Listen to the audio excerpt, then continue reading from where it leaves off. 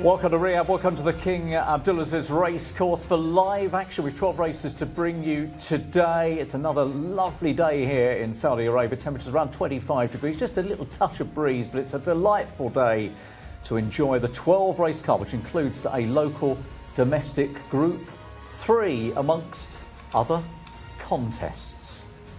Thank you for joining us here. Welcome to the programme here from Saudi Arabia, then here at Riyadh. 12 races today. I was almost thinking, Tom Collins is with me, I was going to use the link Evening All. And the reason I was going to do that, because it may be evening, we were watching anyway, but Scotland Yard, of course, runs. That's the big horse, that's the big draw today, Tom. But we've got to be really patient because that's the last race of the afternoon. This is our final day here of our stint. What a way to go out, though, with Scotland Yard. Absolutely. One of the best horses in Saudi Arabia. Very short price in the international market, but he is the real star on show today. The star on show yesterday, aside from the ponies, which you may talk about in a second, was Ricardo Ferreira. He was excellent yesterday. He had 3 winners. He could win the first today, but I think today's going to be all about Adel Al-Faredi. Of course, he's on Scotland Yard in the last race, but he's got several other chances as well in the card. And it could be Adele's day where he stretches that title lead. OK, yeah, he's had a good second day of the week. And I'm glad you referenced the ponies as well. You may have watched that with us yesterday. If not, you can always catch up, of course, go back and have a look at the YouTube programme from yesterday, or indeed any others that you want to go back and relive again. But yeah, the youngsters did us proud yesterday in the pony races. Now, we want to hear from you today, really do. We want to get your thoughts onto this programme, because this is a platform, not for us. I mean, we're just lucky enough to be here enjoying the racing and talking about the form, etc. But we want to get your thoughts, so please do get in touch. You can do that, of course, on the comments page, and we promise we'll give you a mention, Tom, won't we? Anybody who messages in, absolutely guaranteed. Yes, and of course we've had all sorts of messages coming in, of course. Yeah, it's whether it's selections, whether it's one of the jockeys out there. That was the case yesterday. Whether it's going to come to King Abdulaziz racetrack, anything, we'll read it out, providing it's in English. If it's in Arabic, thank you for commenting, but we can't really translate while on air. Yeah, listen, any information you want about Riyadh, we feel as though we know a lot more. I feel as though I know certainly a lot more than I did 2 weeks ago, and yeah, so please do get in touch. Now, let's say good afternoon to the third member of our team out in the sunshine. It's glorious at the moment. It is, of course, Hannah Baycroft. Hello, afternoon, Hannah. A very good afternoon to you all. Yes, it is a gorgeous day today. It's actually 18 degrees here at King Abdulaziz Racecourse, but I'm sure you can tell by my dress moving, we do have a breeze. It's quite a heavy breeze compared to yesterday, but it's lovely and cool, and we're looking forward to the day ahead. Now, of course, the guys in the studio have already mentioned Scotland Yard, a horse for a bit later on in the card. A huge performance last week, and we're all looking to see him back in action. Now, the horses are in the parade ring, in the pre-parade ring. There's me getting excited already for the day ahead. So let's head over to our race day commentator, Stephen Powell. Yeah, thank you very much, Hannah. Good afternoon to you. Good afternoon, Daryl, Tom and everyone. The first of our 12 races here at Riyadh today is a handicap over 1,200 metres for local bred and imported horses. 3-year-olds and up. 1 Tropical Air, the mount of Abdullah Al Saidi. 2 Monasib is Fahed Al Faredi. 3 Beehive is Mohammed Al Hubail. 4 Maruf and Ricardo Ferreira. 5 Amarillo Gold and Ali Al Mamoni. 6 is Bravado and Tariq Al Mansour. 7 is 7 Drums, who is the mountaineer in this opening contest of Ayed Al Turisi, and 8 High Ovation completes our 8 runners. Tab Al Timias in the saddle for our opening race of the day. So let's rejoin Daryl and Tom.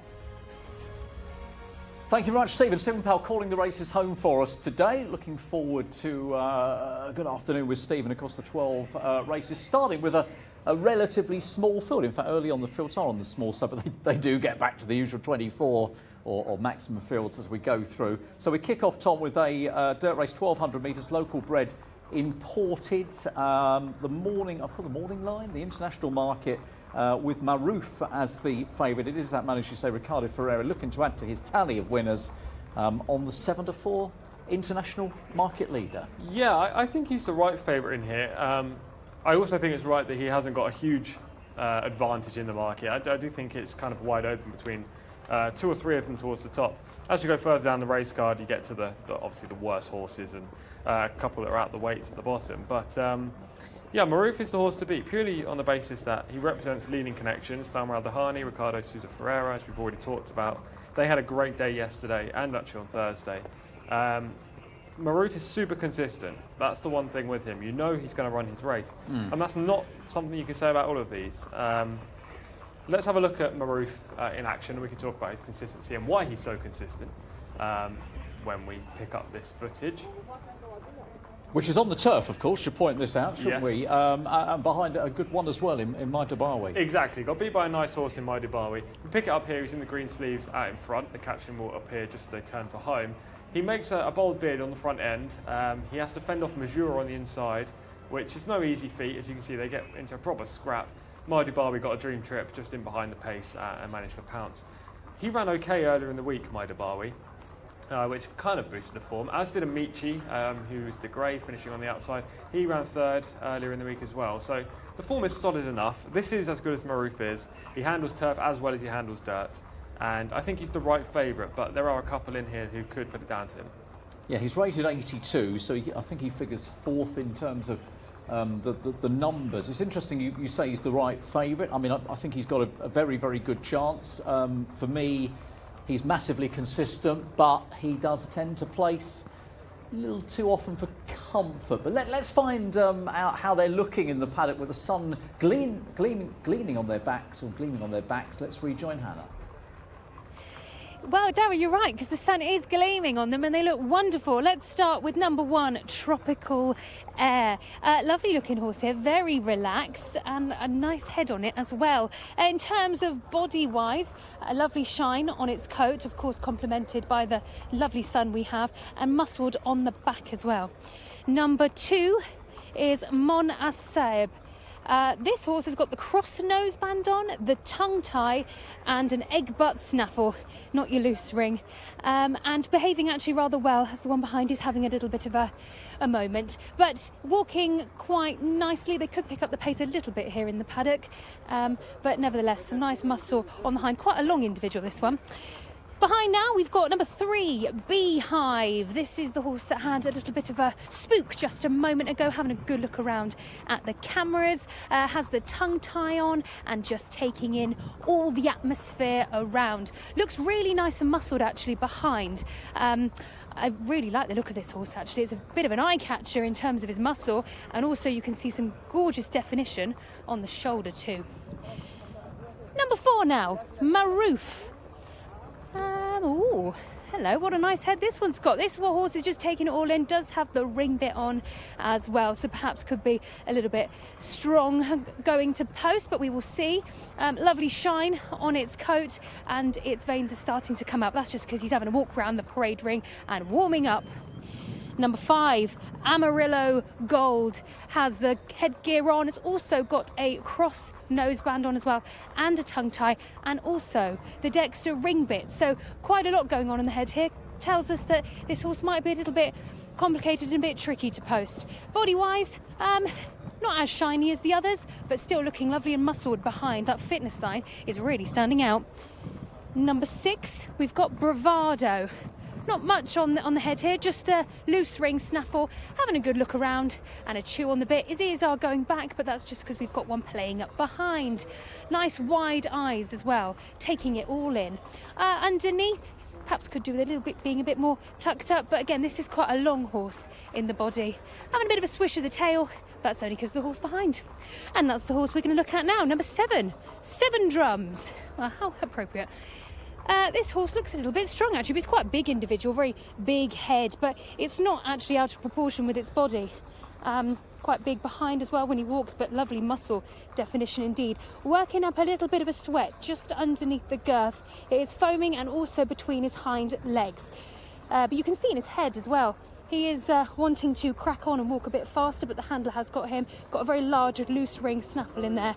I think if the rider gives too much of a pull, the bit could go through his mouth. That's why he's got that in, because he looks a bit of a handful. Lastly, High Ovation, number 8. Got the visor on, the blinkers there, just to keep him looking straight forward. More of a relaxed individual, this one, considering the other horses that are playing up. Taking all in his stride and quite literally walking out quite nicely as well. A nice swing from the hips behind, and the fitness line looks lovely and on show 2, so it looks very muscled. Not as musty as maybe some of the others, but you can still see some great definition there.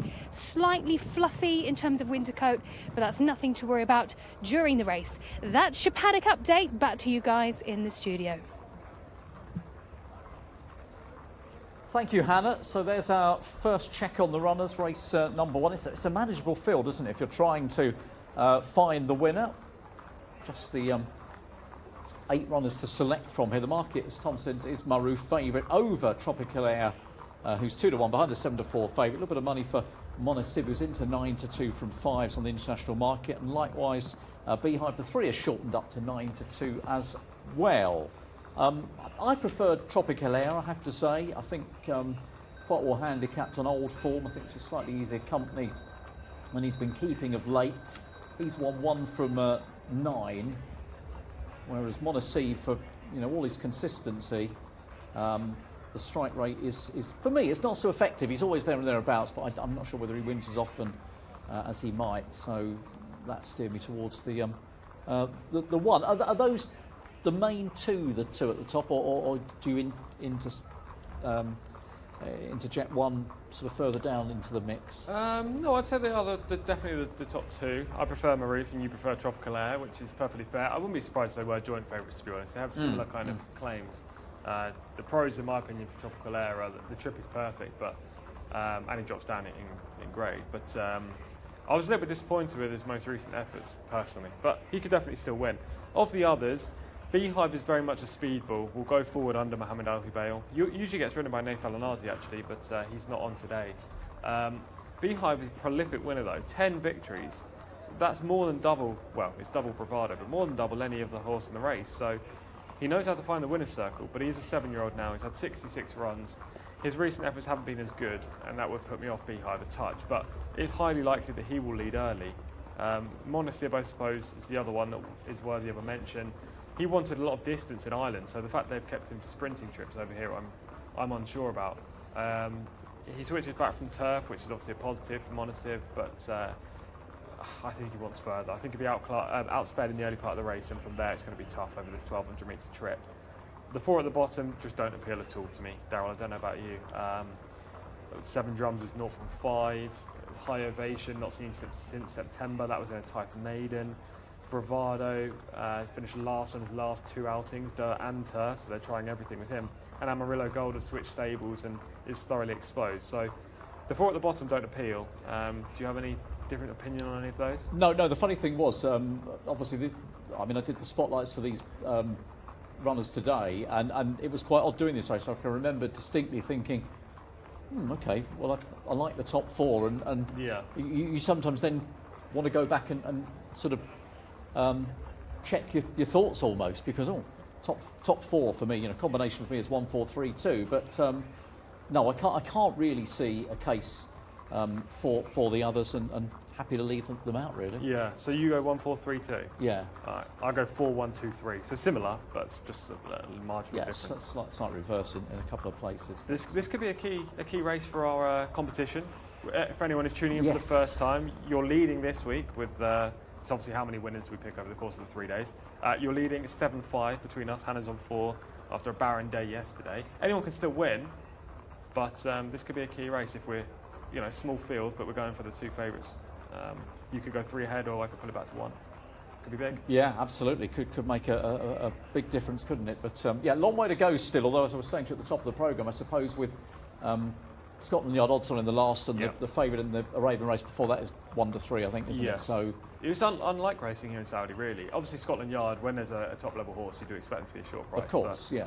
In an Arabian race, you don't really expect to see a 1-3 shot unless it's an open or a proper good cup race. But that's the case today. So the first 10 races are crucial for that competition, and this race, I think, is going to be the deciding factor. To be honest, if you go 3 up, it's going to be very difficult to reel you back in.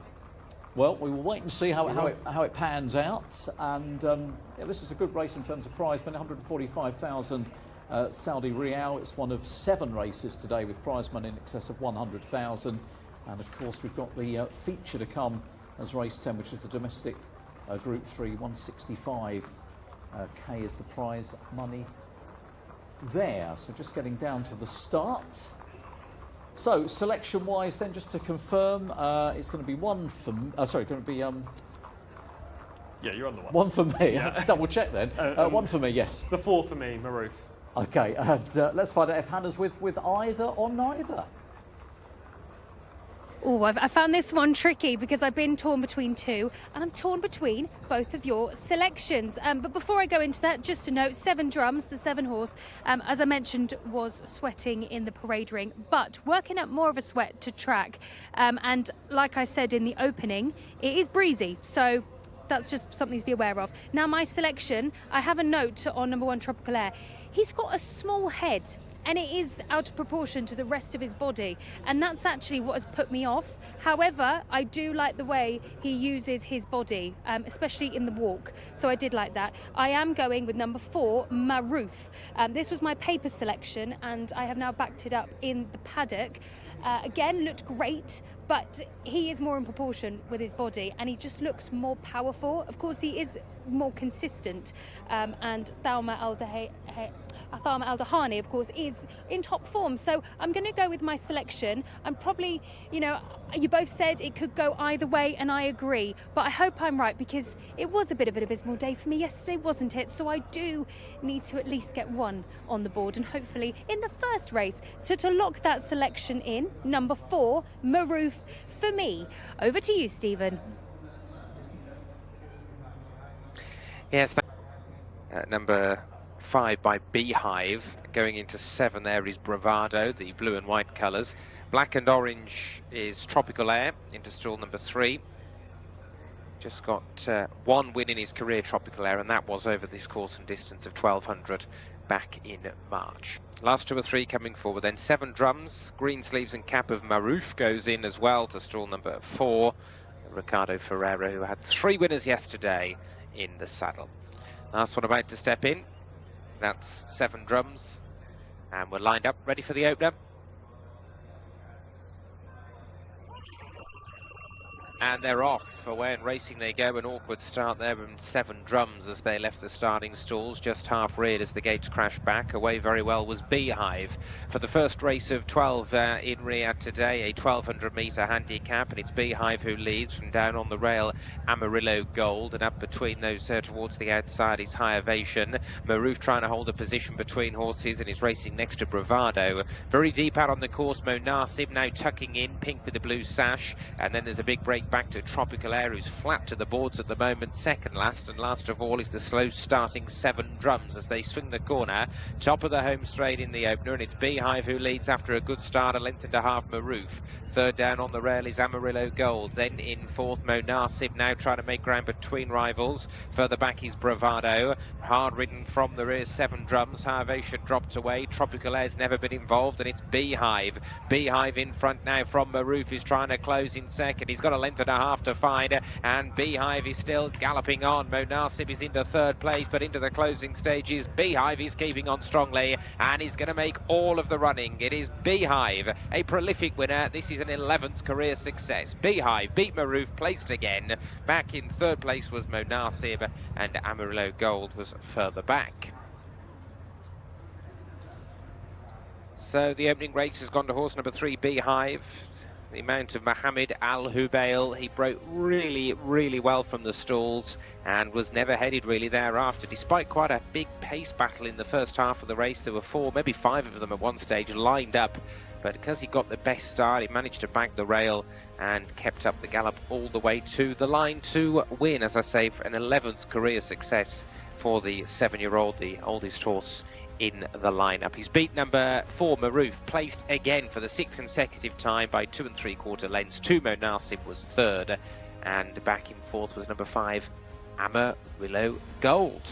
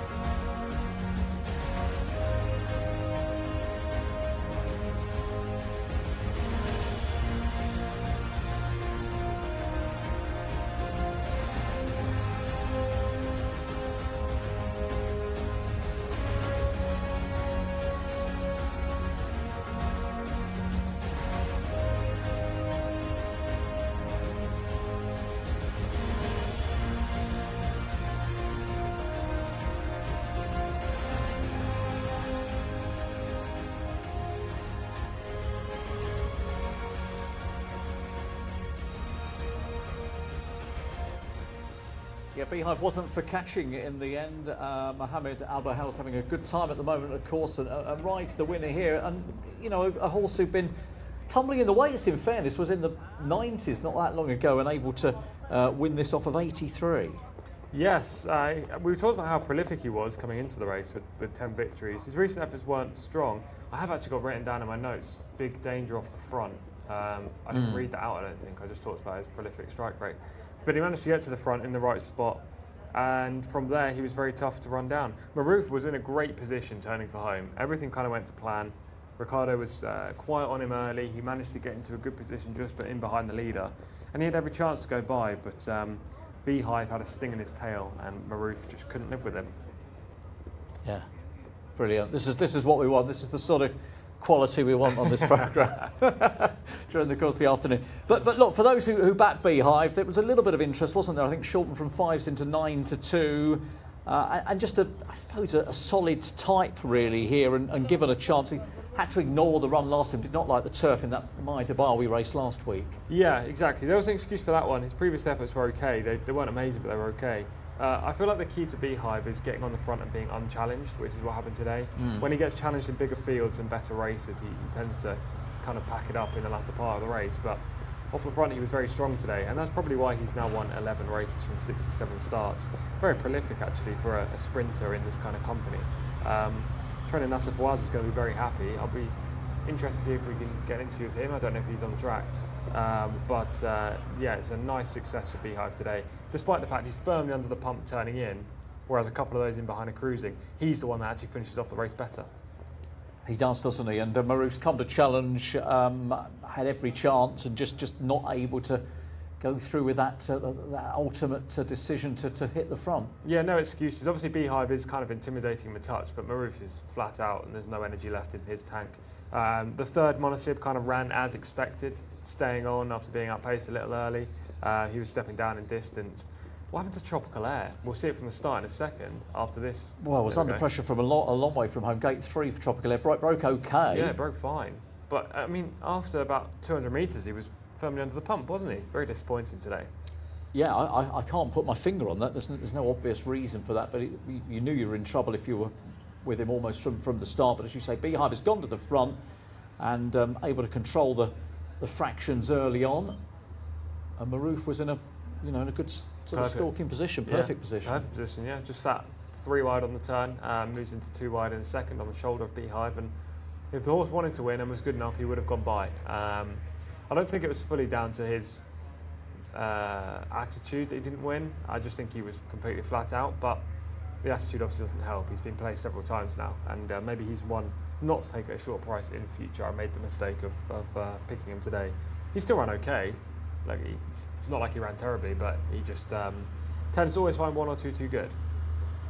Yeah, the numbers kind of sort of steer you that way, but he's always involved, isn't he? He's always there and thereabouts. But look, let's heap plenty of praise on Beehive. Ran second off a 90 here back in October. Look, 3 runs bar the turf race have not been quite as good as that, but you know, you're talking about a horse the handicapper was given a chance to, and again dropped another couple of pounds after the disappointing turf run last week. Yeah, exactly. He was handicapped to win, and as I say, I think it was just due to the fact that there was no pace pressure in the early part of the race. He was able to dictate his fractions and quicken up off the home turn. And he's a strong stayer at the trip when he doesn't face any pace pressure. No excuses for the runner-up. Actually, there were no excuses for any horse in the field except for 7 Drums, who badly missed a kick. But even from there, I don't really think that horse had much of a chance on form anyway. So, yes, he had an excuse of not winning today, but even if he jumped on turns, I'd have been surprised if he made the first 2 or 3. Yeah, he was disappointed in his comeback run last time, and obviously is not back to any form he had previously. But a good result for Mohammed Al Bahal, who has had a pretty good week so far, and he's got himself another winner in this opening contest of the afternoon. So 1 down. If you had some luck wherever you're watching, and again, we always like to know where you're watching, what time of the day it is where you're watching as well. So please do get in touch. Right, we're going to move on. Race number 2, local handicap, Fillies and Mares, and here's Stephen. Thank you, Daryl. Yes, we've got 1,200 metres to cover here. Number 1 is a non-runner, so 2, Al Hashiraya, the mount of Air Al Turisi. 3, Al Rafea and Adel Al Faradi. 4 is Lama Al Zulfi, the mount of Ali Al Mutin. 5, Oral and Nawef Al Mudiani. 6, Abora and Victor Guterres. 7, Amarat Fard and the mount here of Ahmed Al Taya. Number 8 then, that is Bidawar, who's ridden today by Salman Al Rashid. 9 is Ontahad and Ferras Al Suniyatan. 10 is Naya and Wigberto Ramos. 11 is Bouchar and Naif Al Nazi. 12 is Gala Ghazil and Tab Al Timiat. 13, Jasmine Abdul Aziz Al Faradi in the saddle. 14 is Nadarat Al Maidan and Mohammed Al Hubail, and 15 is Jamrat Arab and Osama Al Sharani. So with number 1 not running, 14 of them will for race number 2. So let's rejoin Daryl and Tom. Even so, with the top one out, top mark 72, 3 of them off for the top mark, including number 4 Lama Al Zufi, who is the 9-4 international market favourite as things stand. It's currently a 9-2 bar, which brings another one at the top end of the market. Al Rafia, horse number 3 under Adel Al Faradi, who we think is going to have another good day today, don't we? Yes, I think he's going to get at least 2 or 3. I don't think that's outlandish to state either. I think he's got very good opportunities throughout the course of the day, and this is actually the first one that I like. Okay. I'm going to go early here. Horse number 3, Al Rafia. Adele's, he didn't have a ride in the first, did he? No. Adele's first mount of the day. I quite like him in this, her in this spot. She's a 3-year-old filly. She faces her elders. She doesn't get any weight allowance, which is surprising, I suppose. But you know, she has the talent to win. She's unexposed. She's a 4-time winner already, despite being a 3-year-old, and she's facing a group of horses who have, well, none of them have ever won 4 times. So she's by far the most prolific. Her connections have been in great form so far this season, and definitely this week. And I don't love the draw, but Adele is the one guy that can get across into a nice spot 9 times out of 10 of his horses. So I'm going to go with Arafea. The one caveat I have to that is that 3 of her victories came in type handicaps this summer. Now, she does have to perform equally well at Riyadh, and that's a bit of an unknown. She does have some form here, but her type form is obviously stronger. That's the one problem, but at 9-2, I think that's a fair price, and I'm happy to take her.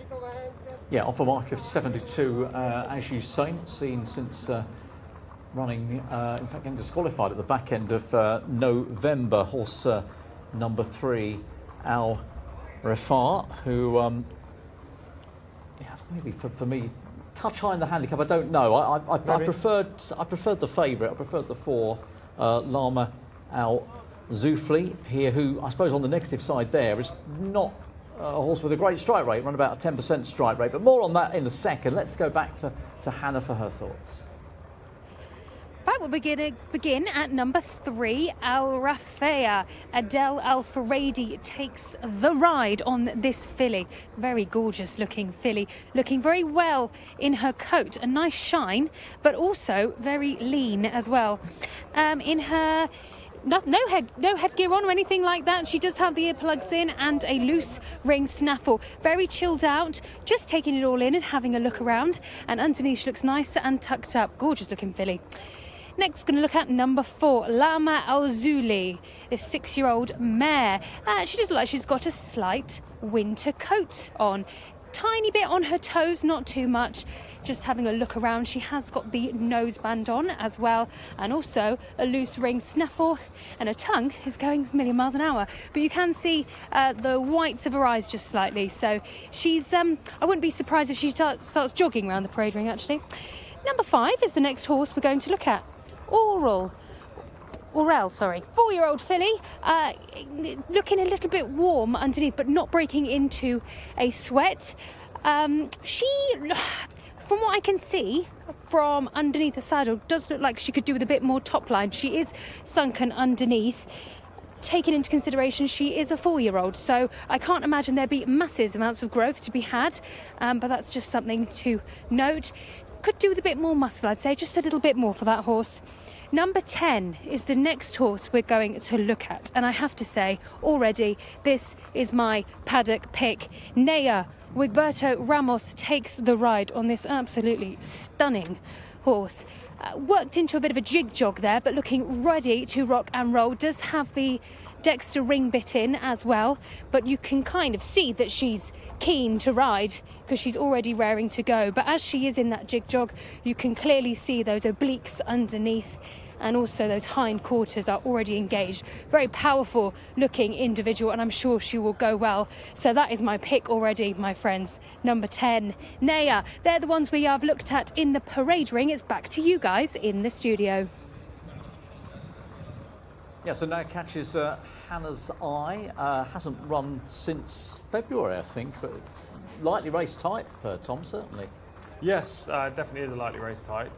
Quite a few of these are actually, but there are the handful that are older, the likes of Al Hashraya, Lama Al Zufi, who you were talking about just before we went to Hannah. Yeah. And a few others. But the further you go down the race card, the more unexposed they get. I have an issue with those towards the bottom of the race card though, because none of them have shown enough to win this race, apart from Jasmine, who's 20-1, but she just doesn't generally win, which is a major issue. She'll be running home well from a good draw. Wouldn't surprise me if Jasmine got a place. But those at the bottom, the likes of Naya, Entahad, Nadira Al Maidan, all of whom have had 10 or fewer starts, I just find it really difficult to make solid cases for them against the more experienced or prolific rivals. The lie on the 3 was that she's a 3-year-old and open to more improvement with Adele on board. And Lama Al Zufi's obviously had more outings than a 6-year-old now, but that doesn't mean to say the 4 can't beat the 3. There's every chance that Lama Al Zufi is just a better horse than Al Rafea. But I'm going to be with the 3. I thought some of the others were very difficult to make a real case for, as I've already said. But the market has indicated that it's not a complete 2-horse race. You know, there are several under 10-1 in Yeah, there. the 7 Amarat Fard was in the same race with the 4 last time, or maybe, I think it was possibly a run before that, but in November, and it's given a chance of turning that form around. The problem is just very, very inconsistent. Yeah. Although has won 2, I think, from 11 here, so it's okay. But it's known whether that horse is going to turn up and run as well as it did in that previous meeting. Yeah, my notes say has a chance on March 2023 form, which is never really strong. Right, that's claim. going back a fair way. Yeah. I'll take the November run as being solid enough, Sure, personally. But sure. I think 15-2 is short enough for a horse that is very inconsistent, though, as you say. Similar situation can apply with Oral, horse 5, who definitely wants further, in my opinion, wants 1600, let alone 1400, and is only running over 1200 today. When she runs over sprints, she generally struggles, but she's 8-1 in the market. If they do go very hard up front, then Oral could play a role under Nawaf Amudiani, but it feels unlikely. And then we get to Entahad, the 9, who, looking at form figures, you're just thinking, well, what's gone wrong with this premium tap filly? Because she looked good early in her career for the White Stable. She's just completely gone off the boil. I've literally got written down rubbish since, and she has been rubbish. But if you go back to her type form in 2023, then she has claims. But that seems to be the profile of all of these, apart from the 2 that we like. yeah, it's you've got to go back, haven't you? The 9 is down in distance today, which possibly will help, Maybe. possibly won't help. Very difficult to know, in fairness. The only moves on the international market so far, the 2 marketers remain as they were. Lama Al Zufi 9-4 and Al Rafea at 9-2. Just into 7s is Amarat Far from 15-2, and the same move for 10 Naya as well. They're next in with N Tedard, who is the 9 at 7s as well. Interesting. A little bit of money there for Naya, you said. Horse 10. Yeah, that's one Hannah liked, wasn't it? Got Just Hannah's eye in the speed. paddock. Isn't she just really regressive? I know she's a 3-year-old, but the recent runs have been poor. I reckon she'll lead the field. That's something. Maybe her and Boishar will be the pace in this race, but yeah, not for me. Roberto Ramos would be good if he had a winner. He had one last week, and we got to see the wiggle, so it'd be good if Yeah, I we could think see did he again. have 2? Or was it May have had one 2. day on Saturday, possibly? Yeah, oh yeah, I could think have one day had a couple. Yeah. But I suppose, look, in Naya's favour, only had 5 runs. The problem again is the absence on the racecourse, which goes back to February. So it's kind of knowing what to expect. And I think all the form has been 1600 really, not 12. So this looks as though it's a run just to kind of see how where we're at the moment. Exactly. It's the same with Oral, horse 5. Both of those have very similar kind of profiles.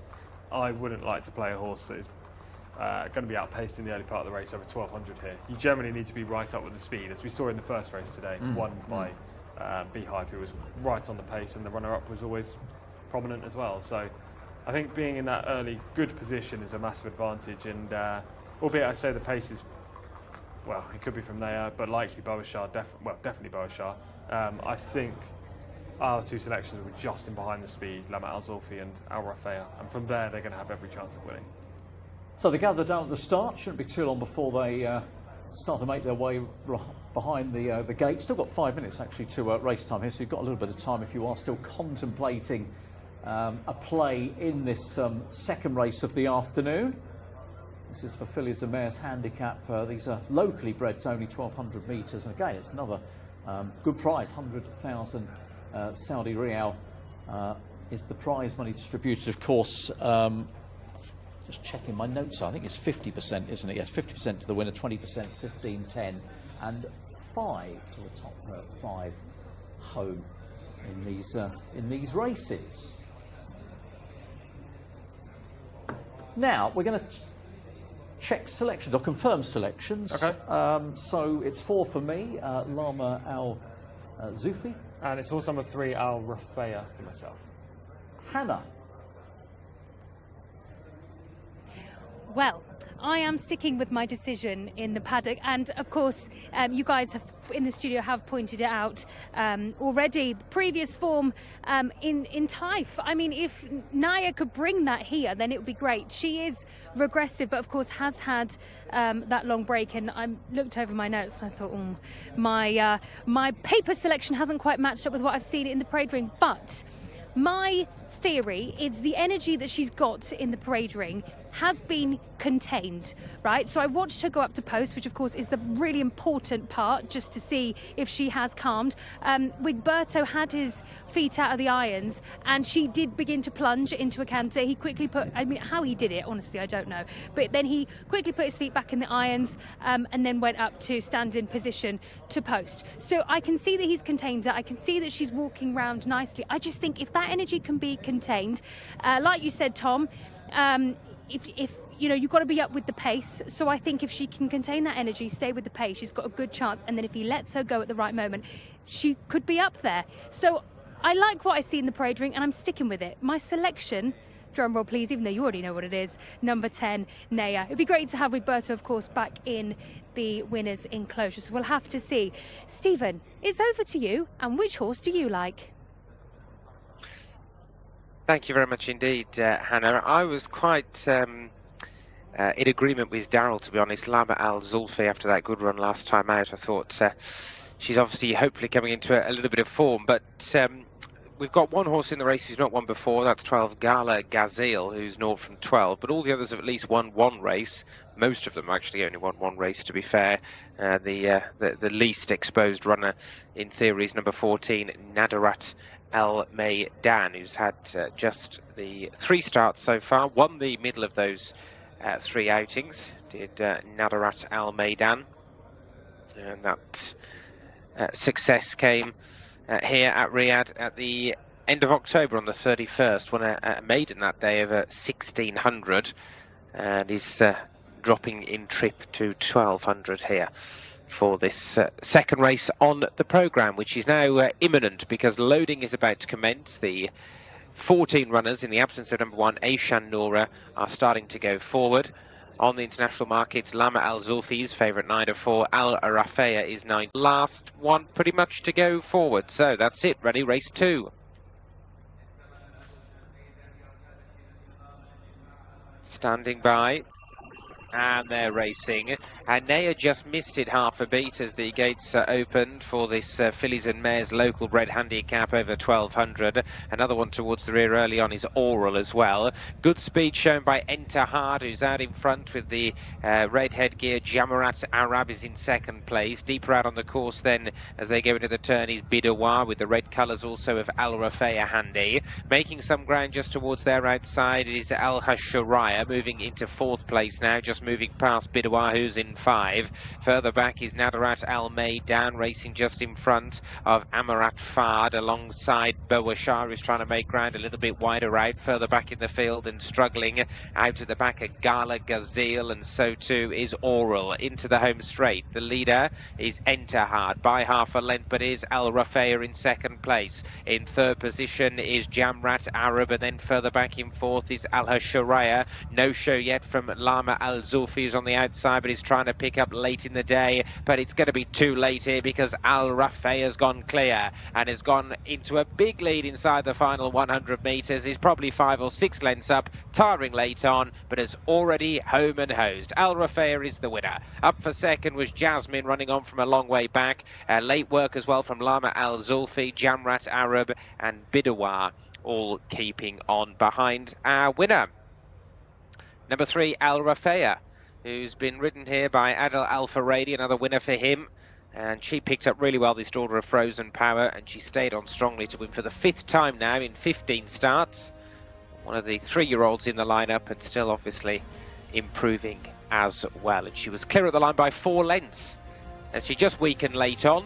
Just got a bit tired, but as we said, the damage was done. She beat 13 Jasmine, 8 Bidawar stayed on to be third, and there was some late energy from Lama Al Zulfi, who was out the back, outpaced, but has ran on to grab 4th at the line. So 3, 13, 8 and 4, the order in race 2.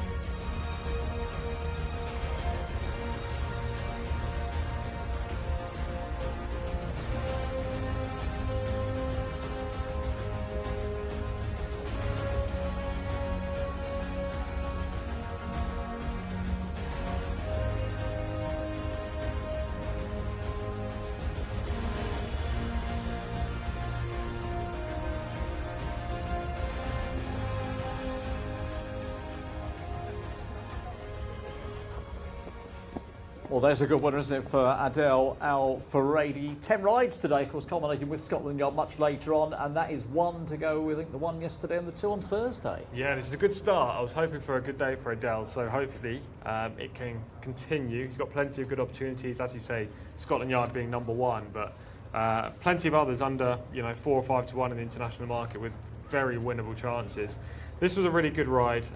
She was the unexposed type in the race, and she kind of proved that she is better than all the others who pretty much finished in a blanket for second. They did. I mean, the race was over as a contest, and it was a case of who will get the minor spot. So that's a good winner for you, Tom, of course, in the competition. And yeah, there'll be a lot of people who would have supported Adele.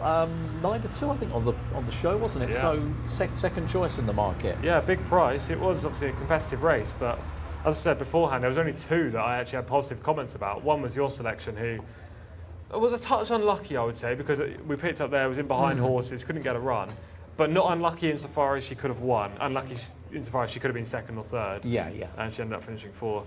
And the other one with positive comments was the winner, who ended up just demolishing this field. She's probably only a 75 to 80 rated run, and Yeah, she is in that pocket. Ali Al-Mutib has to switch out. Once he does, she picks up. But yeah, she's no match for the eventual winner. Maybe there is a handicap in Lama Al Zulfi though, just not today.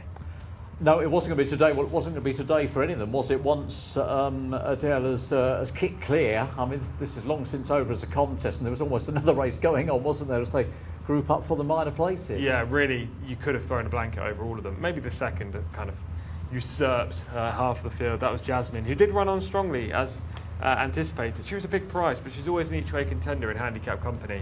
I thought Abdulaziz Al Faredi actually gave that horse a very good ride today.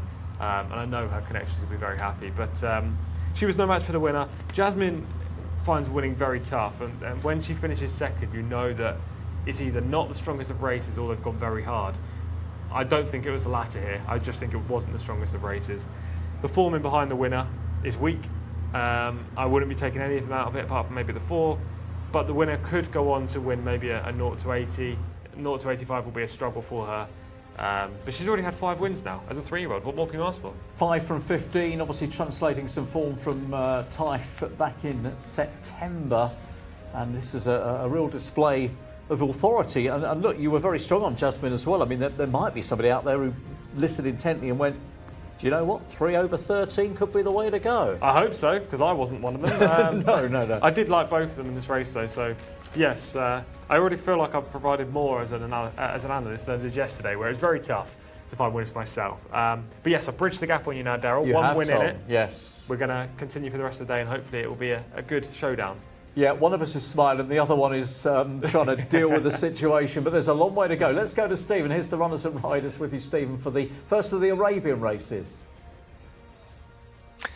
Yeah, we've got a field of 15, Darryl, lining up for this open race for purebred Arabians. 1200 again is the trip. Number 1 is Daigam Al-Khaladia, the mount of Abdullah Al-Lofi.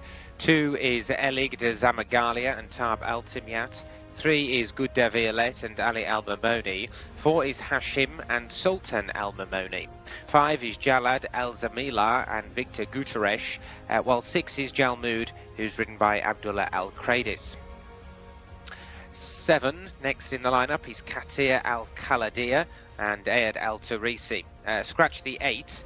9 is Raif Al-Khair and is the mount of Khalid Al-Mamoni. 10 Saab Al-Khaladia and Naif Al-Nazi. 11 is Saloom Al-Khaladia and Adel Al-Faredi. 12 Umran, who is the mounteer of Mr. Al-Mansour in this field, that is Tariq Al-Mansour.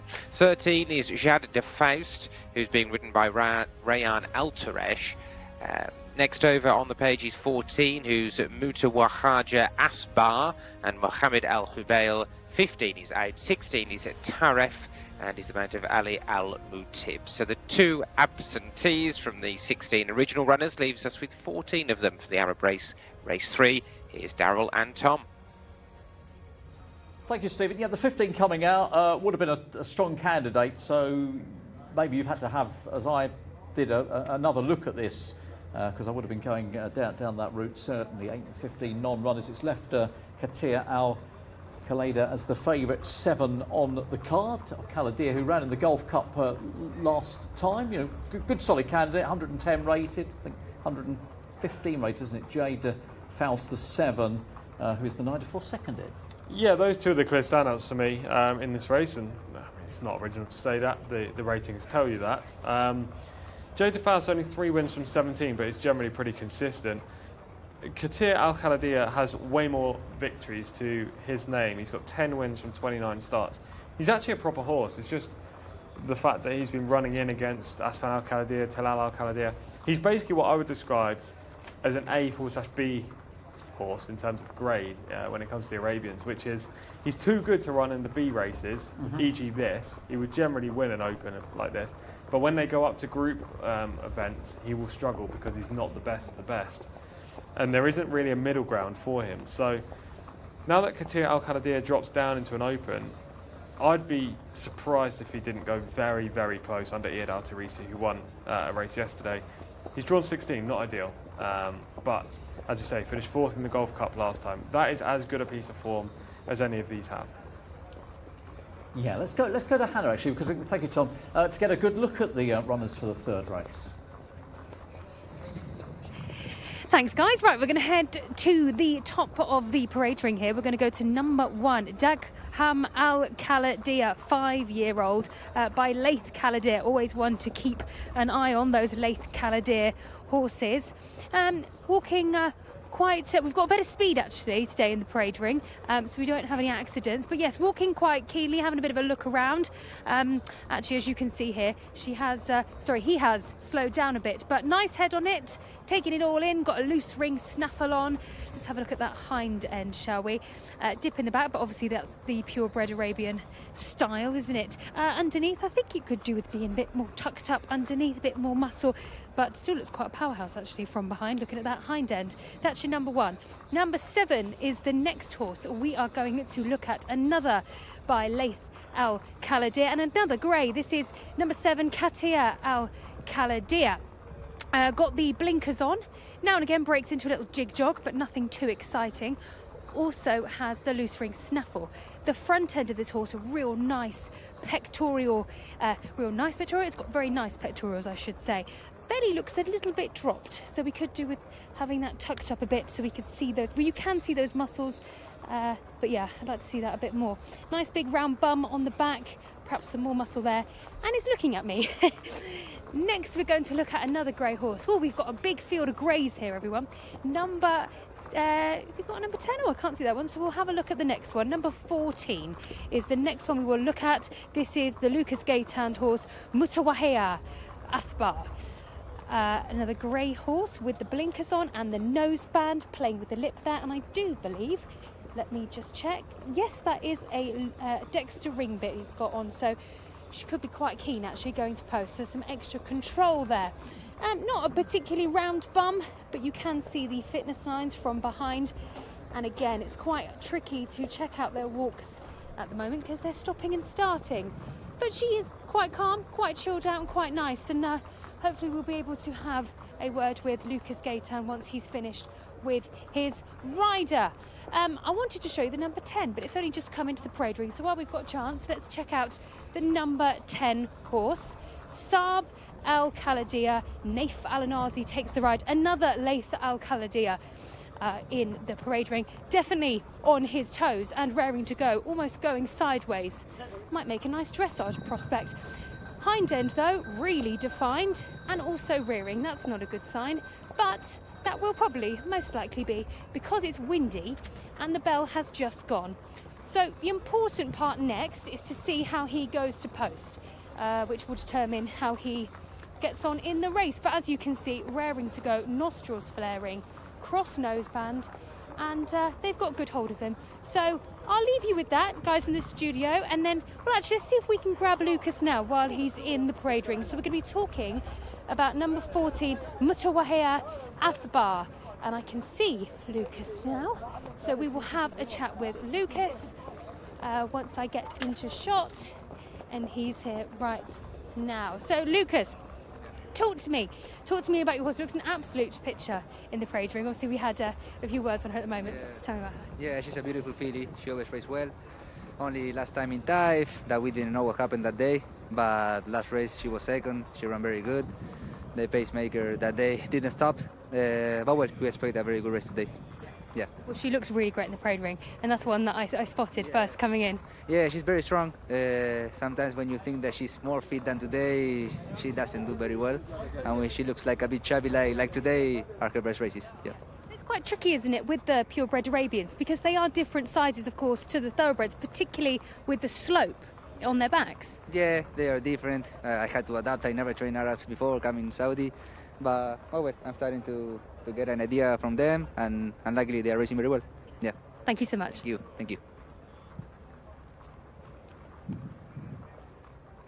Yeah, always good to hear from Lucas, of course. And there is Mutawahia Athbar, who is 9-2 on the international market at the moment. And if you're wondering about that horse, well, we've got some VT to have a look at here. Going to finish second on this occasion, Tom. Yeah, she's a two-time Open winner, so we know she's capable of winning at this level. She's very consistent. This day she ran nicely. You know, she never able to get on terms with the eventual winner, who is a nice sort, but she runs well. She has a lot of headgear on generally when she races, and you can see that in the footage here.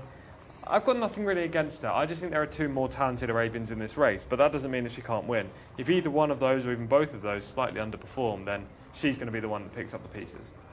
Yeah, she could be there, couldn't she, to take advantage of that situation. She's been runner-up 3 times recently, including in that piece of film. I think 7 out of the top 9 she's been in the frame. So she, you know, she's very, very consistent. She's normally there and thereabouts. Yeah, exactly that. And look, if you take away Jade de Faust and Katia Al-Khalidiyah, she would be a short price in here, purely because the others, in my opinion, aren't up to much. The market doesn't have it that way. The market has Saloum Al-Khalidiyah, horse 11, above Mutwahija Athbar, which I find very strange. And also Saab Al-Khalidiyah is very close in the market. I think that's just due to connections. Obviously Al-Khalidiyah stables dominate over here. Adele is on the 11, so that's a positive, but both the 10 and 11, they don't really strike me as potential winners. I think Saab Al-Khalidiyah, the 10, is going to be ridden as a pacemaker for the 11, Saloum Al-Khalidiyah, who generally comes up short because he doesn't find much off the bridle, but I don't think he's classy enough anyway. Yeah, slightly bigger price, isn't it? As you say, Saloum Al-Khalidiyah, though, a little more fancied in the market. The 11 ran in handicap company last time. First time over a sprint trip for the best part of a year today, which might, we was talking about pace-making angles, could be here for a purpose. Yeah, the Al-Khalidiyah stables love putting a pacemaker in for their Arabians, and yeah, I think that's very much the case. I think Naif Al-Nazi, who's a very aggressive rider, generally rides their pacemakers. The fact he's on board the 9, or is it the 9? The 10. 10. Suggests that the 10 is a pacemaker in here for the 11. But, you know, when you put a pacemaker in a race, it doesn't just suit your horse, it will suit others as well. And I really do think it will suit both the 7 and the 13, Jade de Faust and Katia Al-Khalidiyah. I'm going to be with Katia Al-Khalidiyah. I love the strike rate for him. Arabians don't tend to win too often, and he is an anomaly. 10 wins from 29 starts. If he can just perform as we know he's capable, he's going to prove very tough, despite his draw in 16. Yeah, I've got to be with the same. I mean, I would have been with 15 if it had run, but I think the Gulf Cup form looks the most solid. And yeah, I think he's 2 wins from 8 here as well. He's got plenty going for him. Katia Al-Khalidiyah, horse number 7 on the card, rated 110, second highest here behind Jade de Faust, who's rated 115, and they are arriving at the start. So our third race is not too far away. Love to hear from you today. Please do get in touch. Let us know where you're watching, and if you've been keen on it or keen on any of the horses to come, or maybe you've already had a little bit of an interest, maybe you backed that last winner or supported that last winner. Please do get in touch. Let us know you're out there. And I tell you what, no sooner said than done, although I think these may have come in earlier, to be fair. Lactite TV has been on. Says if Ricardo wins, it will be winner 100 of the year. Nice. Always, yeah, obviously adding in the runs in Spain, the wins in Spain. 51, I'm told. 41 in Saudi. 6 in Portugal, 2 in France. I mean, that's knowledge. It is knowledge. The Portuguese Jockeys Championship. I know nothing. The pressure is on for Ricardo. Just to get that one more winner.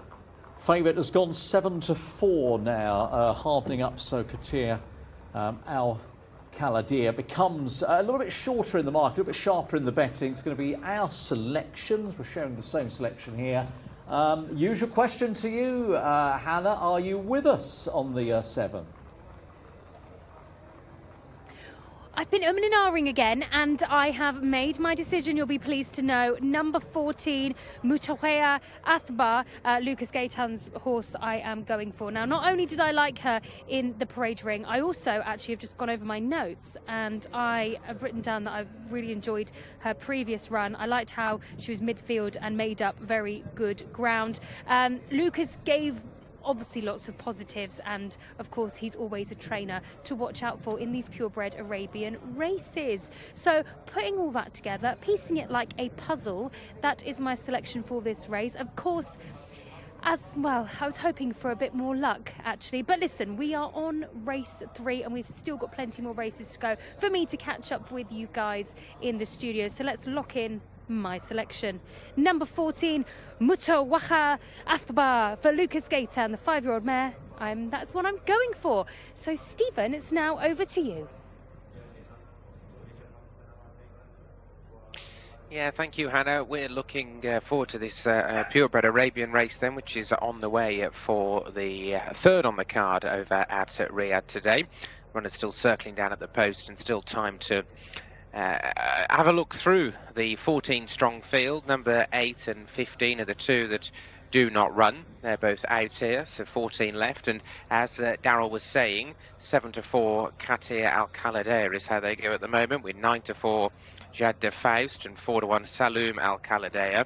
It's 9-2 Mutawaja Athbar, 8-1 Saab Al Khaladea, 12-1 Good de Violette, and 40-1 and bigger the remainder.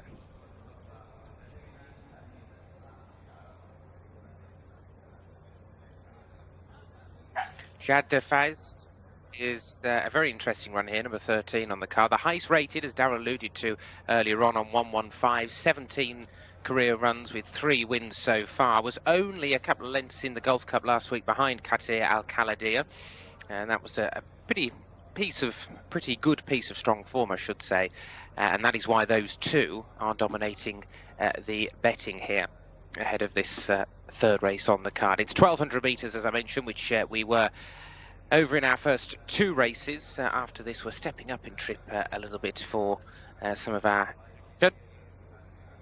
1,400 metres we're moving up to after this Arabian race. But just seeing them circling at the start, it looks as though, boys, Darryl and Tom are all pretty much calm, relaxed, and walking around in a nice, orderly fashion. I feel, thank you, Stephen. I feel we're so efficient on that race that we're ready now. Load the horses, and then you realise actually they're not late. In fact, we're a good couple of minutes away, a minute and a half away from the off time. So they will start to load shortly, Tom. But yeah, just a little bit of sharpening of the price for the horse that we're sharing as a selection here, the 7. Yeah, no surprise there. Katia Al Khaladea is the overwhelming favourite, and from my opinion anyway, and should be the jolly. Jcsa Faust is higher rated, but she isn't as prolific. Jcsa Faust is also drawn in stall 1, which will be interesting. Over the 1,200 metres, if you're drawn in 1, you either need to break and get out, or you need to properly hold up and try to move out before the turn, which is difficult to do on an Arabian. So I'm interested to see what the tactics will be on the 13 Jcsa Faust. It should be a lot easier on Katia Al Khaladea, despite the fact he's drawn way out wide in 16. Iyad Al Tarisi will hopefully manage to get into a midfield spot, not cover too much ground on the turn, and unleash him late. But it should be a good matchup between the two. Maybe Mutawaja Athbar can plug on to cause a little bit of a stir as well. The others, it looks like a tall task. Yeah, plenty of these do appear to be up against it, and with the loading now well underway, here is Stephen once again. Yeah, thank you very much indeed, Darryl. Timekeeping is so good at Riyadh that they were nice and early down at the start, weren't they, for this third race on the programme then, and they are going forward very quickly. The grey there, Saloum Al Khaladea, is just going forward now, and the other white stable runner, Saab Al Khaladea, from the Al Khaladea stables, is a chestnut, so very similar colours for those two, but one, and the most fancied one, Saloum Al Khaladea, one of the greys, of which there are several as well. Last couple going forward, Daegem Al Khaladea is going in, Abdullah Al Lawfi going into stall number 5 will be the last one. Quite good form at the moment, won 2 of his last 3, and he's the last one in, so we are ready to go. Stand by. With the 14 strong field off and racing. Purebred Arabians, 1,200 metres the journey, and they broke in a fairly good line as well. Down on the inside early on is Jcsa Faust, and he's just settling 2/3 of the way back through the field, being rousted along Saab Al Khaladea to go through and lead, and he's now galloping off into the far turn and going on from Mutawaja Athbar in second place. Saloum Al Khaladea is then 2 lengths away third. Daegem Al Khaladea is going to turn him fourth, followed by Aliq de Zamaglia, and then we've got Katia Al Khaladea, red and black jacket, just moving up on the outside, 3 deep at the moment, and racing in front of Aliq de Zamaglia now, and those have gone clear of the rest, who are headed by Taraf, and behind Taraf at this stage is Rayef Al Khair. Into the home straight, now going into the lead is Mutawaja Athbar, and has gone past the pace-setting Saab Al Khaladea. Saloum Al Khaladea is in third and trying to close. Katia Al Khaladea is coming right around the outside and is He's trying to pick up this leader who's being held together. Mutawahaja Athbar and Mohamed El Bail, who's clear by 5 with 200 to go. Running on out of the pack as well, Jad de Faust now into second. Saloum Al Khaladea, Daigam Al Khaladea. Weakening behind them is Katia Al Khaladea. Into the closing stages, Mutawahaja Athbar, Jad de Faust flying home though, and Jad de Faust getting up in time. Jad de Faust the winner from Mutawahaja Athbar. In third place was Saloum Al Khaladea, and Daigam Al Khaladea was back in 4th position. Well, they went off there at a blistering gallop, didn't they? And it is Jad de Faust who's been most suited by that. Was a little bit outpaced in the early stride, settled 2/3 of the way back down the field, but has stayed on strongly in the closing stages. We touched on before, the highest rated runner in the lineup under Rayan Al Taresh, and has stayed on well to run down the one who went clear, 14, Mutawahaja Athbar, who picked it up off in second place, the pace-setting Saab Al Khaladea, and he dropped right away. Saloum Al Khaladea kept on into 3rd in the end, just keeping on at 1 pace, and Daigam Al Khaladea was next. So 13, 14, 11 and 1 was the order. Jad de Faust wins for the 4th time.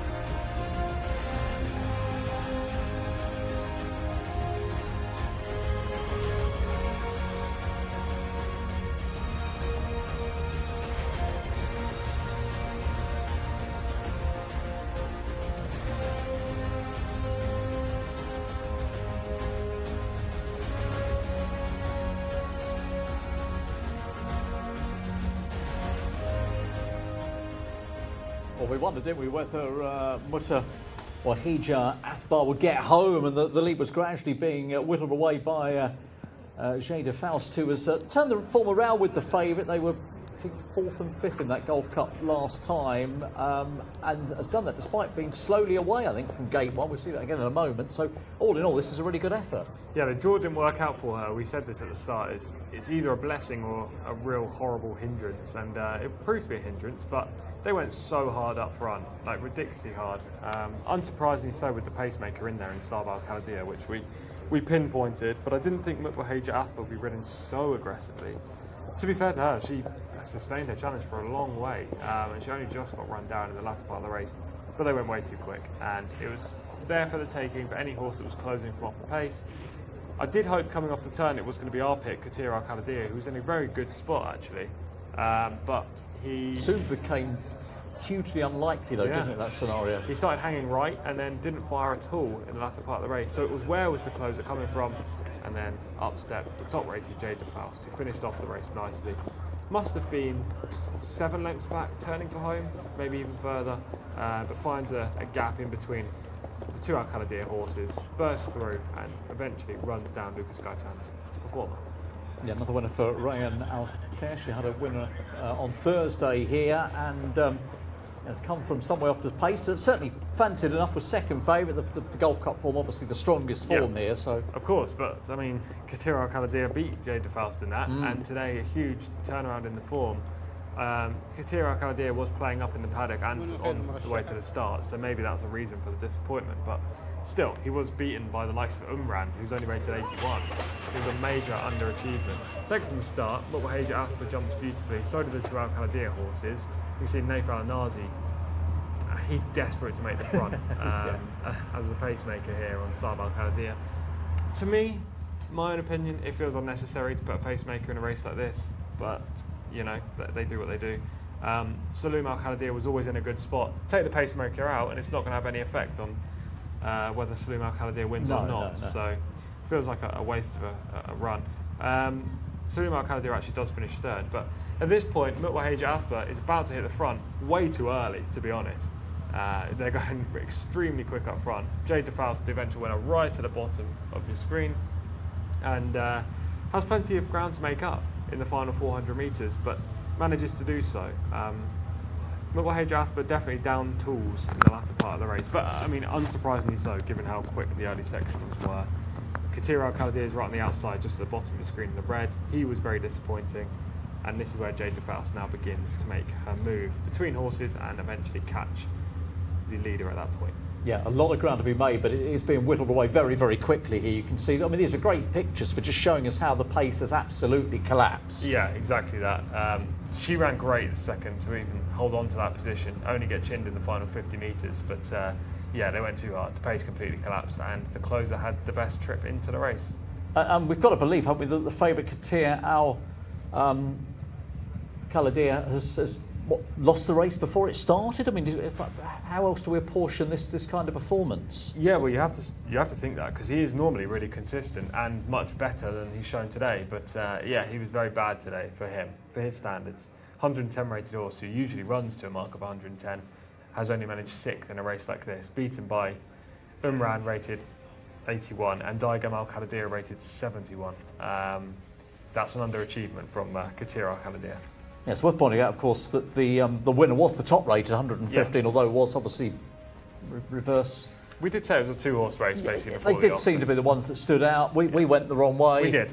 Maybe you played the opposite angle and have had a winner. I hope that was the case anyway. If not, of course, we're very much early days here at Riyadh today. We've got 9 races still to bring you, but that was the third race done and dusted. So lovely to hear from one or two of you watching the programme. Always room for more, so please keep those messages coming in. And we've got race 4 on the way, which is for horses that have won 3 or less races. And here's the full lineup with Stephen Powell. Thank you, Daryl. Yes, 11 is Minhu, who's ridden by Youssef Al Hussein. 12 is Najm Al Din and Salman Al Rashid. 13 is Shadow and Muhaddad Al Nasser. 14 is Thra Najd and Ricardo Ferreira. 15 Wasil Al Salam and Tariq Al Mansour. Scratch the 16, and 17 is Motawalia, who's ridden by Abdullah Al Odeeb. 16 of them then 2-year-olds, and they're in the pre-parade ring, as you can see, for horses who've won less than 2 races or less. And we've got a handful of winners in this field here, Daryl and Tom. Yeah, we have, Stephen, haven't we? Although we've only got one horse, I think, who's won twice, and that is the favourite. That is Saham Al Rayla, the top runner on the card, and Adele looking already for a second winner of the afternoon. Of course, currently 5-2 on the international prices, Tom. Yeah, interesting. So short. I suppose the last run was solid enough behind Taj Bladi, who subsequently gone on to, penultimate run behind Taj Bladi, who subsequently went and won a cup race last week. So the form's there for Saham Al Rayla. The official ratings suggest that he doesn't have much in hand, if any, but at the same time he's got the best rider on board who is worthy of a pound or two advantage. Yeah, I thought this was slightly easier company. I mean, arguably that run behind Ibn Al-Reeb was a tougher race possibly last time out, and maybe can be forgiven a touch there. Has dropped from 75 to 73, but as you say, still joint top in the numbers, isn't it, with Alouaf, who is horse number 8 on the card. He does obviously get weight, of course, because the winner, as I say, of the top horse has won twice. Yes, gets weight, Alouaf. Draws well inside in stall 2. However, He's yet to win a race, which is a negative, and those 3 runs all came in Taif. Now he's coming off the layoff on a different track. He's got the ability, but can he really perform here in Riyadh? That's to be seen. Yes, we'll find out, of course, shortly. And ratings-wise, those two are quite some way above everything else. Look, I'm steering towards the horse's favourite, Saham Al-Rayla, despite having to give away the weight. I think this looks a slightly easier race, very much within his grasp, perhaps. But you can look at the form, of course, or you can look at the horses, which is what we're about to do with Hannah. We are indeed, thanks Daryl. Okay, let's have a look at some of these then. Number 1, Saham Al-Rayla. Adel Al-Faradi takes the ride. Has the noseband on there just to keep his head looking in the right direction, and also got a loose ring snaffle in as well. Lovely coat, slight shine. I know we are out of the sun now, so you can't see, but it does have a nice shine to it. The hind end looks more refined than I thought at first glance. The tummy underneath could do with a bit more tucking up, so perhaps a little bit more for this horse, but nevertheless, of course, it's a fan favourite in the international market. Moving on to number 5, Akko Farwa. Oh, lovely looking horse there with a nice blaze. So this horse is having a definite play around with that bit and a look around. Got the noseband on and also the earplugs in as well. Underneath I can see those obliques looking really great. Nice and fit it looks actually. Looking at its eyes, I can see wrinkles above the eyes. So yeah, I hope this is as far as the playing around as it goes. Just having a look, but I can hear lots of grinding of the teeth with these 2-year-olds. Number 8 is the next horse we're going to look at, Al-Araf. Earplugs in as well, and also cross noseband, loose ring bit.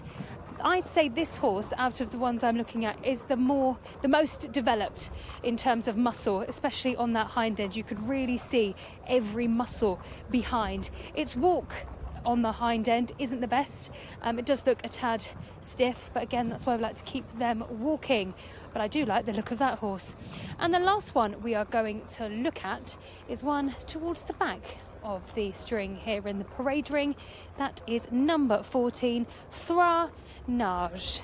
At the very back, oh, not the very back, we do have a gap actually in the parade ring. Okay, this horse has earplugs in and also the cross noseband and a bigger loose ring snaffle to stop it from disappearing the other side of its mouth. Has a nicer walk, a bit more fluid this horse, very tall and leggy as well. Perhaps a little tiny bit more filling out to do. Just look a little bit bum high actually, let's have a look. Yeah, but of course they are all still young, so a bit more growing to do. But again, looks great. And I think this horse will go well. But I think to narrow that down, the 8 horse, Al-Araf, looks the best in terms of development and muscle. Back to you guys in the studio.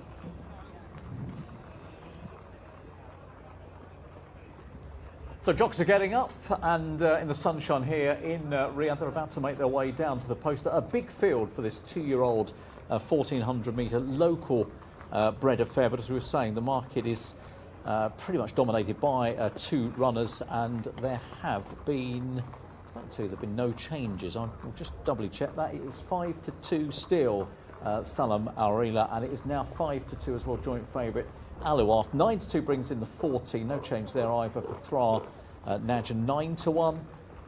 Robot, who was a good winner when we saw last time out, bigger price than everything else. Should we talk about the 14th, Thra Naj? Yeah, I think we should, yeah. I've got that 3rd in. Yeah, it was a debut winner. It was impressive that day as well, actually. But then subsequently came back and was just no match for a really, really good white stable horse last week. She could easily be the joker in the pack here. That wouldn't surprise me at all. And the booking of Ricardo Sousa Ferreira is a huge positive. She's against the boys, which was the only thing that put me off. But I thought Thra Naj was a real live contender. What did you make of her? Definitely, as I say, I've got a bubbling under. I mean, pretty much how the market sees it, to be quite honest. I went 1-4, 14 and 5. But yeah, looks like I think can be forgiven that run last time. As you said, that was a much, much hotter race than this valuable contest. So yeah, it's got to be a play. The maiden win was over 16. This is obviously 14. Did you say 1-4, 14 and 5? What did I say? 1-8, 14 and 5. 1-8. Sorry. I was going to say 4. If there was a loose 4 in there, I was going to say, that was a 4. That was incredible. That was just the wrong number that came from my lips. But no, yeah, 1-8, okay, 14 and 5. Sure. Okay, what about the 5 then? Akko Farwa, 9-1. Why do you like the 5? I understand that He finished a good second on the third outing, but the last two? Highly tried the Thai form. I think this is slightly weaker company. I'd suggest back down in class. Yes, dropping down from cup to a conditions race, I suppose. Let's have a look at some form. Maybe that will help us decipher who to play. Yeah, exactly. We've got the top one, haven't we? Saw our Arela to have a look at first of all. This is going back a bit actually. This is the middle of October run. Yeah, smooth travelling sort. You can see powering off the home turn here, and a similar kind of display to this would make him a leading contender. I think this was an easier race than he tackles today, but I like how he got down and dirty in the last part of the contest to fight off the closer, and those two finished way clear of the remainder. This is a good piece of form footage. Adela Ferrari on board from a wide-ish stall today. Similar kind of performance, as I say, makes him a leading contender here.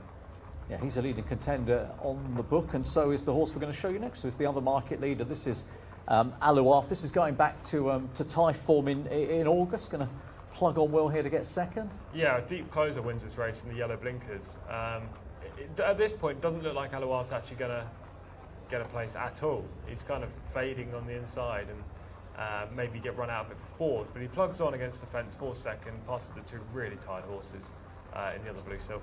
But he gets run down by a more efficiently ridden rival. Can he do this on the slightly easier track in Riyadh, or is he just a plodder? That was my question. Yeah, that is a good point, isn't it? And I mean, it's probably a slightly better race. The market unable to split them at the moment. Look, I mean, if you take into account the weight, getting weight, as I said earlier, from the top horse here, then the 4 kilos could, in theory, play a part as well. So gathering down at the start, non-winners of 3 or winners of 0, 1 and 2. And as we often see, Tom, in these races, of course, you'd imagine that most of these would have won 2 races. That seems logic, but no, only the top horse has won 2, and there's only 2 other horses, 2, 3 and 14 who've won 1. The others are all maidens. Yeah, we do see this quite often. Obviously, you get a higher prize pot for these kind of races than maidens, so they go for it. But it does give the advantage to the horses who have won before. I want to mention 2 more really quickly before these go in. Horse 15, Wasol Al Salam's 4-1 in the international market. I thought this son of command just likes chasing horses, personally. He's only had the 1 outing, so it would be foolish to read too much into it. Which one are you looking at? The 15? I've got 16 to 1. 16 to 1 is the price. I got the price down. So that explains why. I was going to say, 4 to 1. That would be okay, fine. a little crazy. That horse does like just chasing horses anyway. Didn't want to go by on the debut when it was right there to be won. The other horse I wanted to mention is my selection, which is Robot, horse number 3. We saw this horse last week. He went straight to the front. He built up a big lead turning for home and kicked clear and won decisively. The form's worked out nicely. He is returning to the track very quickly, which could be construed as a negative. However, I'm going to say it's a positive. They want to go straight back to the well with him. He's in really good form right now. He's drawn outside, but he's going to make the front, I think, in this race again, showing that early speed. And if he does, then maybe he'll cling on. At 9 to 1, I'm happy to side with Robot. I think that's a very fair price. Yeah, he was really good, wasn't he, the other day? I mean, in a way, I'm kind of not kicking myself that you've selected him, but he'd be one of those, if he won, that you would think, you know, he could, you could see him taking that leap forward. So he's a playable price, isn't he, at 9? He really is, and he's got the running style that is preferred here on this track, especially for 2-year-olds. We're in a big field. They're all going to get in each other's way and behind, and he should get right out in front. He's got a blazing white face. You're never going to miss him in the run. And hopefully, if he can get to the lead, then he's going to prove tough. There might be 1 or 2 better in here, just more talent. Saham Arela could be one. Aluaf, if he transfers his form here. Maybe even Ake Fawa, who does drop down in class. But Robot, we know, is in good form. We know he handles the track, and he's got the right running stance, so I'll take him. Yeah, he's a really interesting runner. You know, if you want to back a horse that's not one of the favourites that you've got a real solid chance with, and I definitely concur with that. Although I'm going to tip Saham Al-Rayla, the top horse. That's how I saw it overall. So one for me, and obviously going to be 3 then for you, Tom. Yeah, the 3 for me, Robot. It'd be interesting to see where Hannah goes here. I think we might have 3 completely different horses. I wonder, Hannah, are we going to get a lone selection from you, or are you going to jump on board one of ours? How are you thinking? Well, wonder no more, Daryl, because I'm going to put your mind at ease. I have been torn between number 1, Saham Al Raya, and number 8, Al Araf, and for different reasons. The one being, I would definitely say this horse looks far more race ready than Al Araf. Leggy type. See, they're different types, so more leggy, but fantastic shine on the coat. Of course, great inside, that means. And as I mentioned, more race fit. Whereas with number 8, Al Araf, does lack in the coat, but is more of a stocky type. There is more in that engine, in that hind end, more defined, and you could really see all those individual muscles as it walked. I think I did mention that the walk wasn't particularly great, but they were the two that I came down on from my paper selection. So imaginary drum roll, please. I will go different. Let's have something different. I'm going to go with number 8, Al Araf. Farouz Al Faradi takes the ride despite the lack in the shiny coat. I like the muscle in their engine, so that is the horse I'm going with. Let's lock that in, please. Number 8, Al Araf. Stephen, what are you going with for this race? Well, it's going to be a four-way split, Hannah, as well, because I'm going to go elsewhere also with number 14, Thra Najd, who made a winning debut here over 1,600 metres. That was 2 starts ago, so only had the 2 runs, one of only 2 fillies in the lineup as well, and she's going to be the one for me coming out of stall number 11, the mount of Ricardo Ferreira, because she's down to 1,400 metres here, but if they go off quick, which they should do, we know she's got a little bit more stamina. There in shot, that's the big white face of number 3, Robot, that Tom alluded to before. Definitely won't miss this son of Force the Pass. Mohammed Al Hubail is riding as we tick round towards post time now. Saham Al Rayla has gone favourite 9-4, and Al Awaf has gone out to 11-4 on the international market. Thra Najd is 9-2, Robot 8-1, Akko Fawa 9-1, Ane Zawi is 10-1 with Motawalia, and it is 16-1 bar those. The 2-year-olds all behaving themselves in the preliminaries here. Daryl mentioned before, it is a non-winners of 3 effectively, and we've just got the 1 dual winner, that's Saham Al Rayla, and the 3 horses who've won 1 race, which is 2 Ane Zawi, 3 Robot, and into the starting stalls at the 1,400 metre mark. And the first 3 or 4 loading up pretty quickly. Motawalia, the 17 nearest the camera, coming out of stall number 1. There's Robot, about to step forward into stall 16, drawn a little bit on the outside, Robot, and moving forward alongside him was the newcomer Najm Al Deen, who goes into stall 14. We are down to the final 3 or 4 runners now for our 4th race in Riyadh today. And just waiting on Robot, who's just playing up. They've had 2 or 3 goes with Robot to go forward and still haven't got him in. Min Hu's going forward next. Is the mount of Youssef Al Hustin, goes into 4.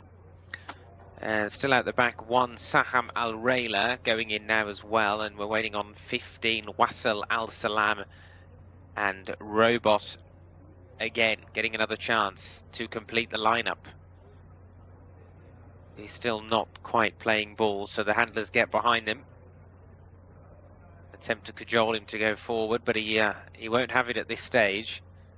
And there's horse number 10 as well, that's Haddark. Now Haddark being led around without rider, Tarbal Timyat, so it looks as though if they get Robot in, which they haven't done yet, as though number 10 Haddark will not be taking any place in the lineup. Robot is in, and so we are ready to go.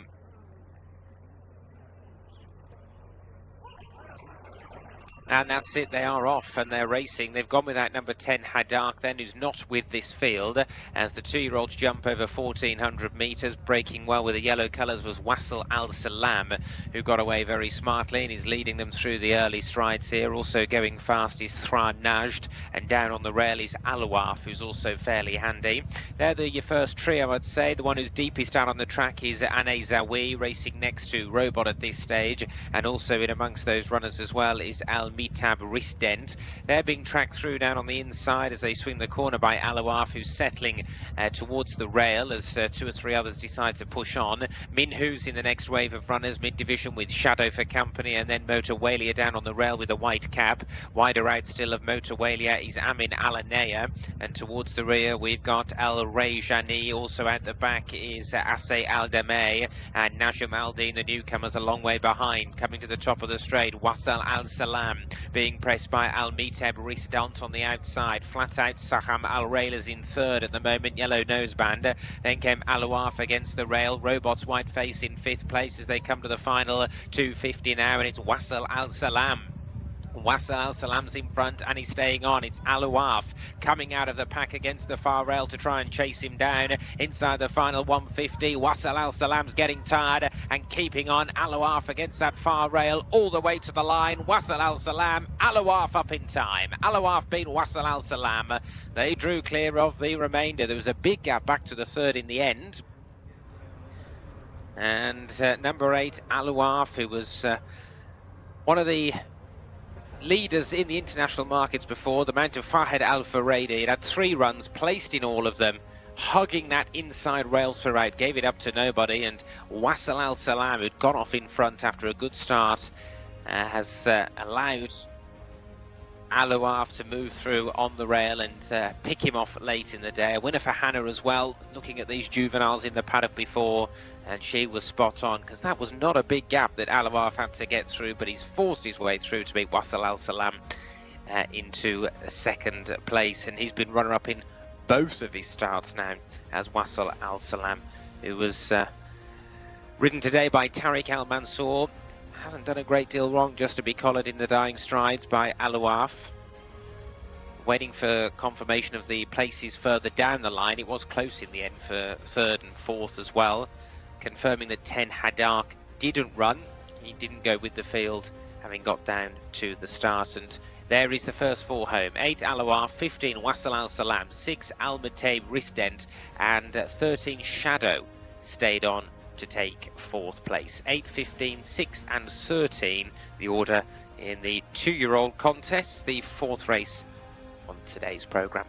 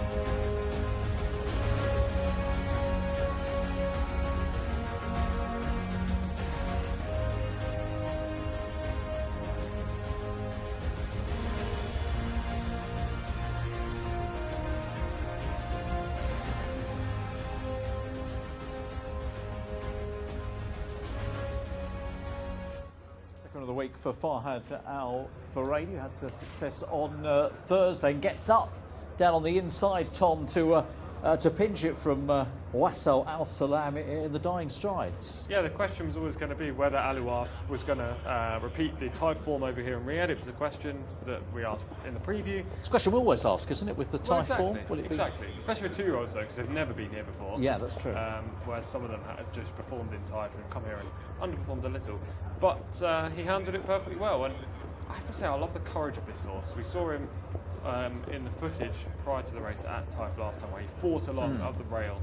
And today, again, up the inside, a couple of horses right close to the rail, and he kind of just barged his way through and got the job done. And 2-year-olds certainly always do that. Yeah, he seems to like that method of attack, doesn't he? Because that, as you say, on the VT, that's exactly what he did last time out as well. And funny after the event that Wassel Al Hassan ran so well, the horse that you thought might have been a fancied horse, it wasn't, but you know, anybody who's backed that horse or got involved each way. Yeah, he was on my shortlist, so I did think 4-time was realistic, but I just turns out I couldn't read my own writing. He was very much a chaser. I didn't think he was capable of winning, just purely because I don't think he likes winning, despite the fact he only had one run. You can kind of see a characteristic. However, they rode him from the front today, which is very key. I think they also agree that maybe he just chases horses. Today from the front, he ran great, and actually when the horse on the inside, the eventual winner Alouaf, came alongside, he did rally, only lost by half a length. There was a lot going on in the early part of the race, wasn't there? Plenty of horses trying to get to the front, and that kind of put paid to some of their chances. Robot, my pick, actually ran really well, considering he was 6 wide in the turn. We can pick it up now, and you'll be able to see that quite a few of these jockeys want to get forward. Right now, it doesn't look like there is going to be a contested speed with Wassel Al Salam getting to the rail with Tariq Al Mansour and going a length clear at this point. But all of those 5 horses on the outside start to move up into the first turn, and from there, as it starts duelling, they all start duelling for the pace. It's always going to set up for a closer, the eventual winner being stuck in that lovely spot just in behind the speed. Yeah, the other favourite was 3 off the fence there, wasn't he? Saham Al Raid. I wonder whether giving away the weights had some sort of bearing on in the end, but you know, he has fought it, and yeah, as you say, Al Taraf is in a good stalking position, just tucked away. What are we, 6th place at the moment? Yeah, always in the best spot on the rail, so not covering too much ground, not getting any kickback because he's far enough up the horse's bums inside, and Farhad's just waiting. He's waiting for that pace to collapse. It partially does on the outside, including Robot, who's actually 5th now and somehow maintains that position. But you can see the leader quickens off the home turn, as does the horse in 2nd at this point, which is Al-Mitab Rizden.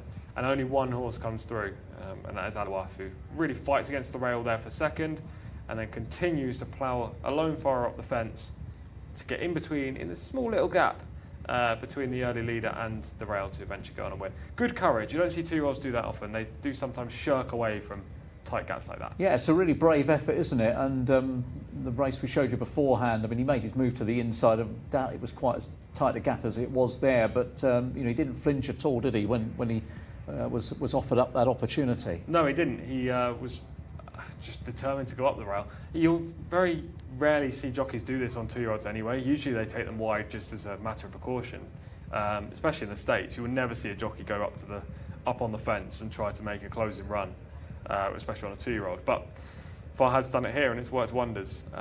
Win at the 4th time of asking. A super consistent horse as well. 2-3, 2-1 form figures, and open to plenty of improvement. Yeah, it was a good race he ran in at Taif. We hadn't seen him for a little while, but he has bounced back. He's confirmed, as Tom said, he can handle the different track. First run in 4 months. It's a good effort as well, and breaks the duck at the 4th time of asking. Alouata Wadada Hannah, who made that her selection. She was weighing up the 2 favourites, certainly went the right way. Yeah, 7.65 now in the competition. It's very close. It is. We've got, as you say, a couple of short price favourites later on to boost, hopefully, our tallies, but the next few races are going to be the determining They factors. are going to sort it out, aren't they? They're going to sort out the order of play for the competition, of course, that probably everybody watching, wherever you are watching today, it's not really that important, but to us, it really is. It is. Well, Tom particularly, but we all want to win. We all want to win, of course we do. Right, we're going to move on to race number 5. This is a local bred maiden coming up. We are sticking, aren't we, with the 2-year-olds. Let's find out who is running and their riders and all the details with Stephen. Yes, Daryl, we are with the 2-year-olds once again, 1,600 metres. Number 1, Abo Radas, does not run here, so We start with number 2, Al Bardoon, who's the mount of Abdullah Al Lawfi. 2 is Al Mataib Sweet and Adel Al Faredi. 4 is Asma Wagali and Tab Al Tibyat. 5 is Bryden, Mohammed Al Hubail. 6 is Garlek and Ayad Al Turisi. 7 Interlark and Abdulaziz Al Faredi. 8 is Khalid Al Joud, Mohammed Saeed. 9 is Me'alik and Jimmy Carrion.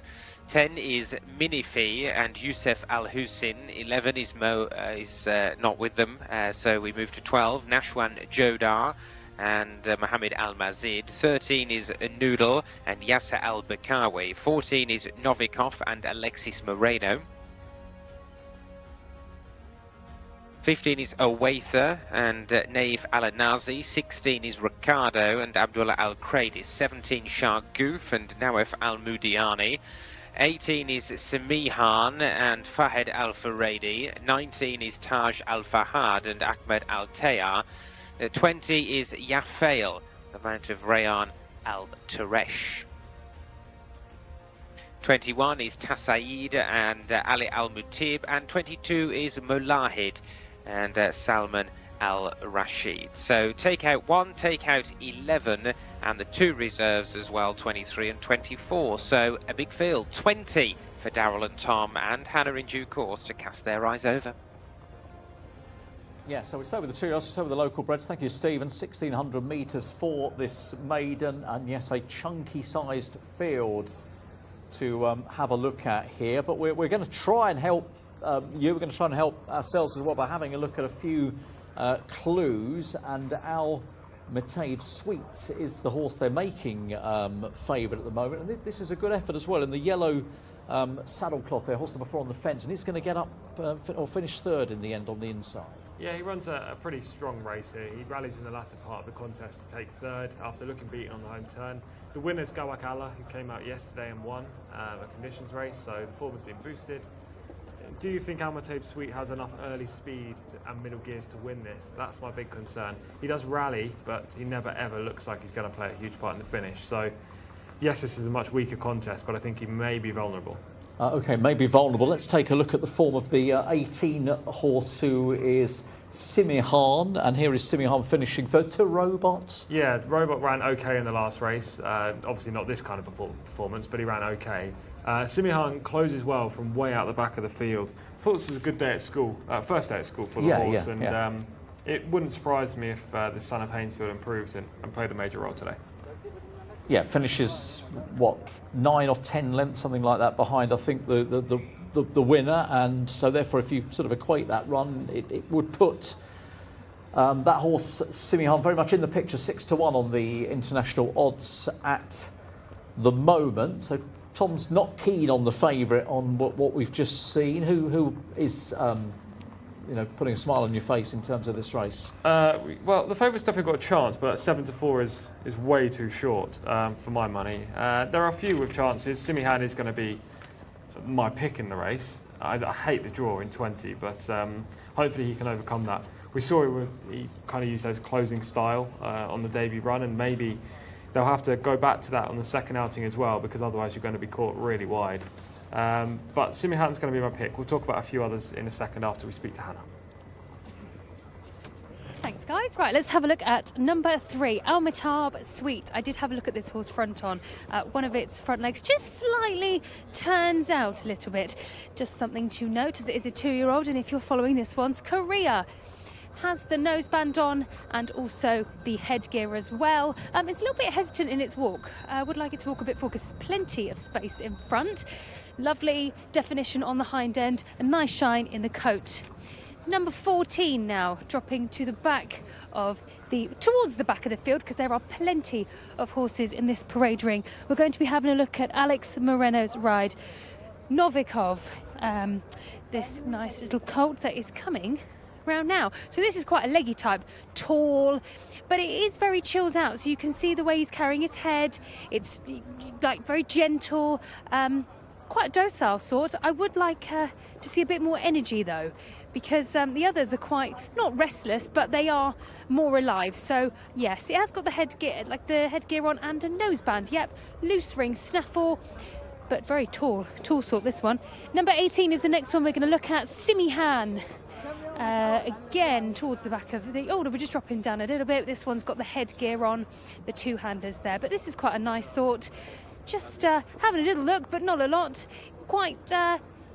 Looks race fit. Yes, it does. I can see some nice definition in the shoulder and also the hind end. And last but not least in my list, one behind this is number 19.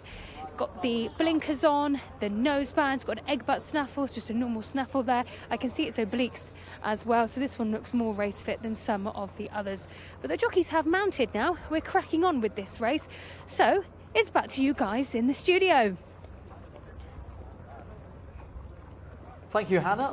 On to lights and the big stand already on here. Local time almost at 5 o'clock. If you've just joined us here, this is the English-speaking service for the Jockey Club of Saudi Arabia, bringing you all the action day. Maybe you're finding us for the first time. Please stick around because we've got some brilliant racing coming up, including the Jcsa Cup to come much later on. But with 2-year-olds here for this maiden, you didn't like our Matei Sweet. I do, and my angle is that although it was a case of plugging on a little bit, and I get that, it was behind a winner who was rated in the mid-60s, and I think that might be good enough, more than good enough to win this race. So I'm not sure whether that necessarily showed Al Matei Sweet in the best possible light. That's how I read it anyway. Yeah, that's fair. He could definitely win. It's the price that mainly kind of puts me off. Yeah. I don't think he's that dominant over some of these. Plus, there are a lot of unexposed types. You know, even the 9 Mayalik for Gaithal. Gaith had just the 1 run. Didn't do much on that start, but it's completely unexposed. It could be anything. The same for the 14 Novikov. He's had 2 outings. Again, not shown much, but with these connections, you can expect some improvement. And then you get down to the bottom of the race card where there are 3 form players. We've talked a lot about Simihan, who will be my pick, the 18. But the 20, the first-time starter for the White Stable, will they strike with a first-time starter? That's the big question. They've not recently, but this horse could easily go in first time if he's got any ability. And the 19, Taj Al-Fahad, who is one of the major form contenders in this race, albeit he's only rated 53. That run last time was a big step forward for him in a sales race. So I'm wondering whether he could play a part. But what's interesting is the majority of these horses that have got a good chance of winning, they're all drawn wide. Every single one of them. Yeah, that's interesting, isn't it? Yeah, 17s and 20s, as you say, and 18 for the favourite as well. So, yeah, maybe that's going to play a bearing on the race, and maybe you're steering away from that. The 19 you mentioned, Taj Al-Fahad. I mean, that was just I don't know. It was a run that was out of kilter with everything else up until now last time. So maybe something has clicked, and we're going to see another big run there as well. And the 20, the White Stable runner, first time. The dam was rated pretty decently, a high mark. I think 80. I scribbled down. I mean, obviously, you know, that was eventually, and these are also much lower level, but. Yeah, an interesting runner as well. So, yes, in terms of the favourite being 7-4, that probably is a little bit on the skinny side. We'll monitor the markets and see how things are moving over the next couple of minutes for the 5th race of the afternoon. It remains 7-4, actually. Just a touch of money for Simihan, 6s into 5s. Yafel the 20 at 5s and 7s. Novikov, Taj Al-Fahad, 14 and 19 and 8 to 1. Bar those. Yeah, I mean, they can be trappy, obviously, these races, Tom, can't they? Because there's not a lot of form. We've got newcomers aplenty here. Yeah, it's basically a guessing game. It is, for want of a better description. It is. Yeah. We've seen maybe once or twice these horses, and sometimes they've improved a great deal, much like your selection, improved a great deal from first to second start. Sometimes they've regressed. The horses that we've seen once, we don't know if that's a true representation of their talent, whether they were not fit or not, whether they were produced better than expected. It's very much a guessing game. You can find angles, which we both have, but at the end of the day, these kind of races are tough, especially when we've got such big fields, and most of the form horses are drawn wide, because again, you never know whether you're going to be situated wide on the turn and that could be game over, or if you're going to get a lovely trip. The one positive for that is that the trip is 1,600 metres, so they come out the chute, as you can see here.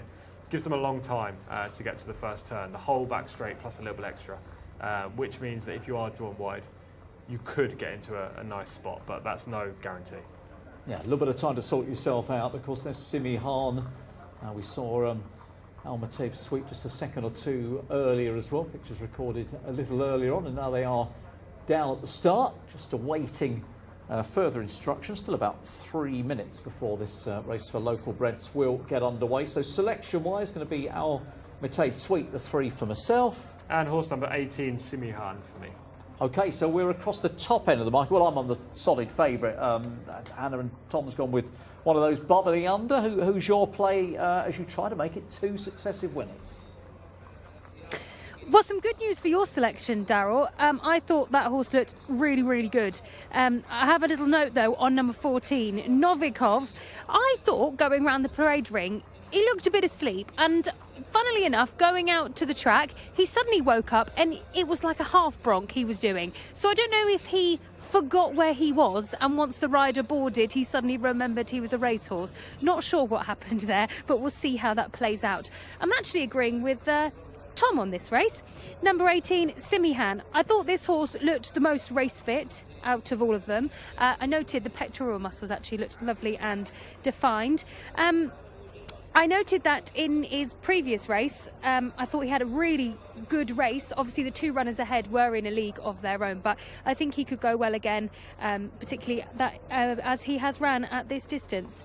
But putting my notes with what I've seen in the paddock, that will be my selection. Number 18, Simi Han. I'm with you, Tom, on this one. Stephen, it's over to you. Yes, thank you very much indeed, Hannah. Big field of 20 runners then down at the start for our second 2-year-old race of the day here. We're over 1,600 metres without one Abo Radas and 11 Mahawet are the absentees. The 2 reserves don't go either, 23 and 24, but 21 Tassayed and 22 Molahad do get in because of the non-runners lower down the card. They are going forward now, first 2 or 3 going in. The international market say 7-4 Al Matej Sweet here, with 5-1 Yafel and Simahan 5-1, Novikov 7-1 with Taj Al Fahad. Mayalik is 8-1 and Al Bardoon is 9-1. It is 14-1 and bigger the remainder. So the field are going in. You can see 14 there, a bit reluctant Novikov, Alexis Moreno riding. We've got 6 newcomers in this field, incidentally, who've not raced before. Number 4, Asmir Wagali, 5, Bryden, 6, Garlek, 8, Khalid Al-Joud, 10, Minifi, and also number 20, Yafel, all racing for the first time, and Yafel, the shortest priced of them, second in the betting at 5-1 at the moment. Last 3 or 4 are about to come in now. The most experienced runner in the race is number 7, Interlark, who's had 6 races. But for one of them, it will be a first career success in our 5th race. There's number 5, Bryden, going in, along with number 10 there, Minifi. And that leaves us with a couple to go in, 18, Simihan, and 20, Yafel. There's 20, Yafel, and the mount of Rayan Altoesh. Going into stall 9. 18 Simihan is also coming in as well. They're in the light blue colours, both waiting for Novikov to be heaved in to stall number 5. The rest of them are all in at the moment, and the starter continuing to issue instructions. They're trying to blindfold now on Novikov, trying to get him to go in, having proved unsuccessful in their attempts before. The blindfold at least ekes out another couple of steps forward.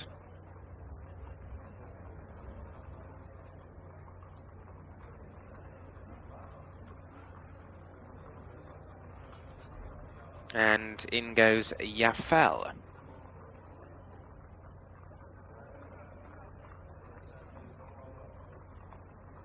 Oh, and Yafel has just backed away there.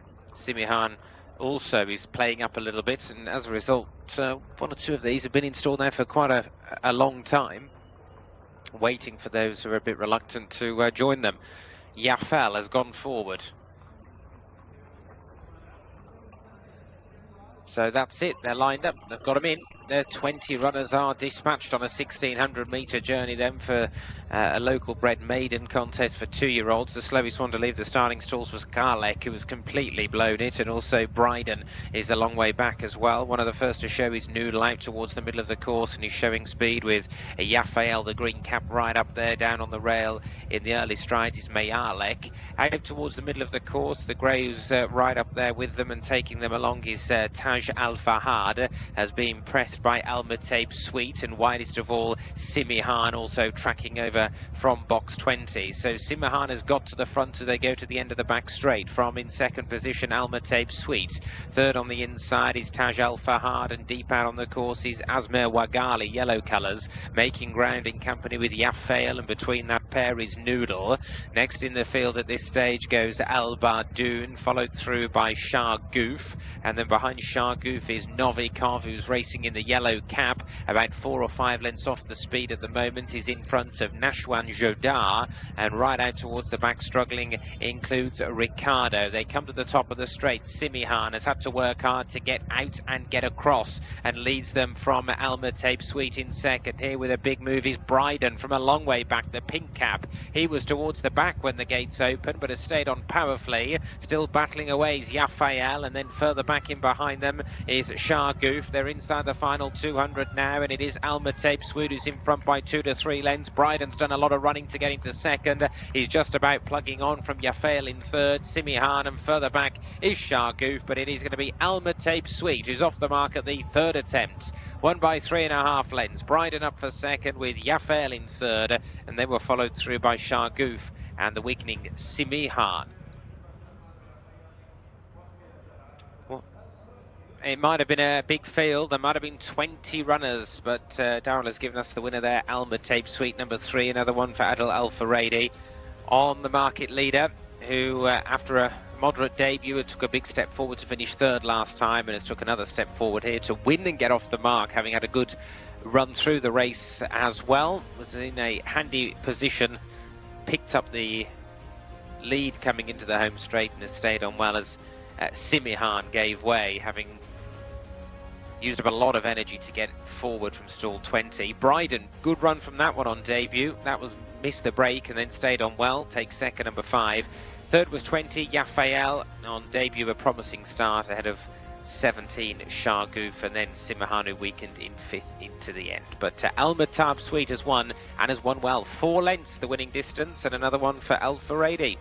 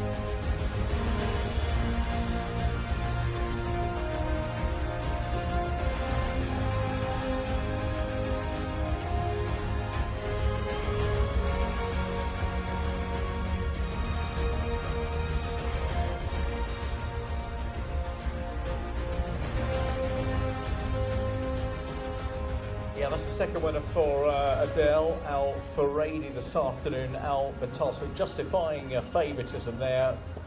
Number 5, Brian got second, and Yafao on racecourse debut, number 20, was back in third. And as you were saying, we'll see this on replay, of course, the principals were all drawn high, and Al-Batas was just able to sort of tack across and get into a good position, and Adele is in flying form. He had a quiet week last week, didn't he? But yes, he did have a very quiet week last week, but he did win a cup race, which kind of set him back on the right trail. Yeah.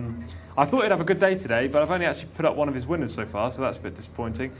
This one, well done for you. That puts you ahead in the competition by 2, so that's looks like an unassailable lead at this point. And Adele's got an unassailable lead, in my opinion, in the title race for the Jockey Championship. This was a good ride.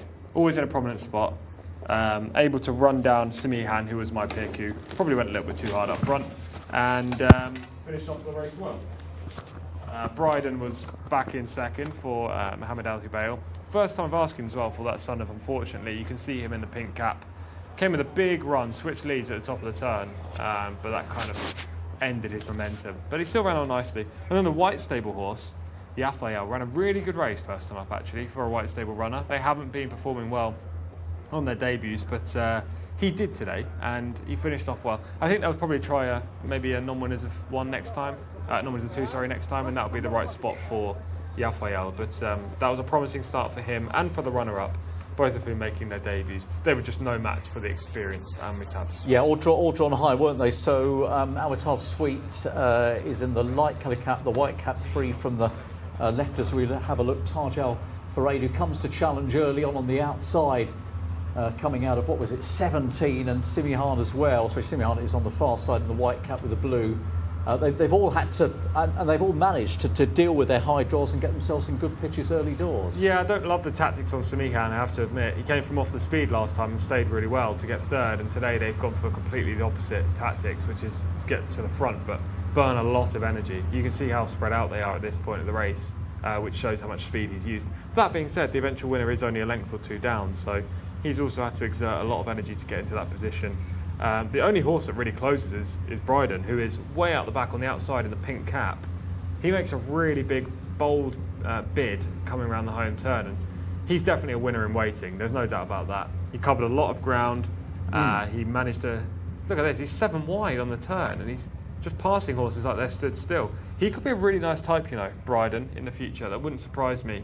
He's so wide on the track, but he's just doing it effortlessly. And if I'm taking one horse out of the race, I would definitely take him. Not the winner, not the third, despite the fact they both ran well, but I would take Bryden. It's a really good effort, isn't it? As you say, first time of asking as well, from a middle draw, but the path round the outside, and you've got to mark that up, haven't you? For Bryden, who had the tongue tie on for the racecourse debut, but Amitabh Sweet to, yeah, look, it run well. We still was plugging on, wasn't he, on the VT we showed you from the debut, but I thought it wasn't bad, all things considered, just because of the quality of horse that he ran against last time, and he's obviously proved it was good enough to get him a victory. Yeah, well, Gawak Allah won yesterday, so the form was boosted already. He was definitely the horse to beat, and yeah, he proved you correct by siding with him. Well done again. Well, he went off favourite, didn't he? He did. But that runner-up, if you are watching maybe for the first time today, or you do follow all the action in Riyadh, put Bryden in your notepad or on some sort of tracker, because I'm pretty sure he'll be a next to mount winner. Yeah, that was a good run, wasn't it, Tom? Absolutely spot on, I think, there. And one to note, whether that will be next week. A lot of these horses do come back quite quickly, don't they? So hopefully not too long to wait. Right, race number 6 is on the way. Handicap company here. 3-year-olds on the dirt. We will get to that race in a moment, which is a valuable prize as well, 135,000 Saudi Riyal. So 2 for Adele so far. Obviously, it would be a shock if Scotland Yard doesn't make it 3. But yes. You say he's got a nice book of rides, and possibly he could have more than the 3 winners today. As I just scramble to try and find who he's actually on. He does have plenty of good opportunities later on. You mentioned Scotland Yard. He also rides Moela in race 8, who I think is probably a good thing at a short enough price. And yeah, I'd be surprised if he doesn't get minimum 3, but probably 4+. Yeah, I mean, it's odd, isn't it, how he had that quiet week last week, and it's hard to quantify that, but I suppose once you get going again, and it was funny on Thursday, wasn't it? Because his two brothers had winners. Yeah. And then I think he had 2 of the last 3. So it took him a while. He's watching his siblings and probably thinking, because he had this thing last week, didn't he, where he was second, wasn't Constantly he? So second. many times. Yeah, hitting the crossbar. And it was affecting him. We saw that after one of the cup races. Yeah, in the big cup race. Yeah, It after the line, he was head down. Yeah. You could tell it was affecting him. So, yeah, look, this guy rides with loads of confidence. I'm sure he's feeling on top of the world now, and he'll forget last week. That doesn't matter. Now he's going to ride some really nice horses later today. He's already had 2 winners on the card. It's going to be a really big day for Adele today. It's going to be a big day for Adele. You heard it here first, and you're about to hear first the runners for race 6 with Stephen. Yeah, thank you very much indeed, Tom and Daryl. And we are on to race number 6, this 3-year-olds and upwards handicap over 1,800 metres. 1 is Talladega, Naif Al-Anazi. 2 is Monsieur Jumbo, Muhammad El Daham.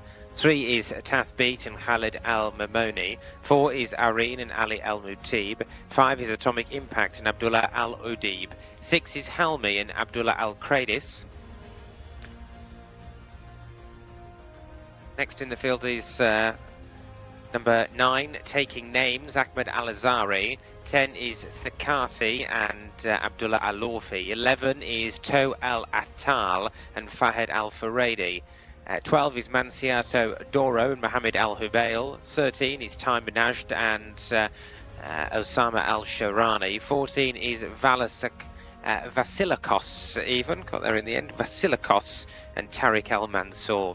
15 is Ifraz Adel Al-Faredi. 16 Anafal and Wigberto Ramos. 17 is Red Kite, who is the mount today of Muhammad Al Nasser. And then we have 18 Wesh Awala Abdulaziz Al Faredi, and 19 is Leopardo, who is the mount of Nawaf Al Mudiani. 20 is Swift Victory, Ricardo Ferreira. 22 is Now and is the mount of Ed Al Tarisi, and 24 Hex Amateur, who is the mount of Alexis Moreno. So another very big field for this handicap over 1,800 metres. They're in the pre-parade ring for this one, and post time, local time 5:35, so in exactly 15 minutes.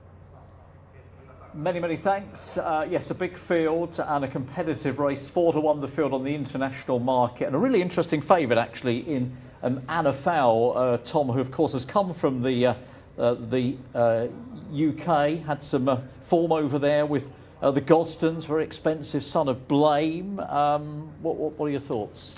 Yes, lovely pedigree for Dirt. As you say, he was an expensive purchase. Didn't really perform actually for the Gosdens. The layoff is the one concern, and obviously acclimatising over here, but he could be the real joker in the pack. He's against his elders, most of whom are pretty exposed, and he's the unexposed horse in here with high potential. I would quite like to see him win, just purely because of his profile, but he's not going to be my pick. I mean, he's 4-1 favourite at the moment. I suppose there's a possibility, isn't there, given that high profile, etc., that 4-1 could be a tempting enough price. I mean, you're screwing your face up, which suggests you don't agree. But could he potentially be that much better? He could be, absolutely. But does that make him a 4-1 favourite? I don't think so. I think you've got to price up on what you've seen, and on 3 defeats so far, I don't think I could have him favourite. That being said, you've got to be a bit tentative with him as a trader in the international market. You can't put him in at 14, 16 to 1 because he could be anything. But equally, he hasn't done enough so far to warrant that short price. So he's not for me. If he was 8 to 1, then maybe I'd have a second look. But no, I'll be looking elsewhere for my pick here. That being said, as a neutral, I would like him to win purely because of that upside. Right, we're going to have a look. We'll get Tom searching. We're going to have a look at some VTs. I think we're going to show you Taking Names first of all. We're going to dig back to the 23rd of November. So this is a couple of runs back, and is establishing an advantage. About to finish second though, because it's going to get run down here late on. Gets tipped off in the closing stages. He does. He's got lots of early speed, Taking Names, and he should be up in the vanguard again today. Look, at this point you're thinking, how on earth has Taking Names been beaten? He's 3 lengths clear, 4 lengths clear, with 200 metres to run, but he does get run down right on the jam stick. And yeah, it was a heartbreaking defeat for him and Connections. He is vulnerable late, often vulnerable late. Last week he was a bit disappointing. I have questions for him, but he's back at a realistic level. This is Tathbeat, isn't it?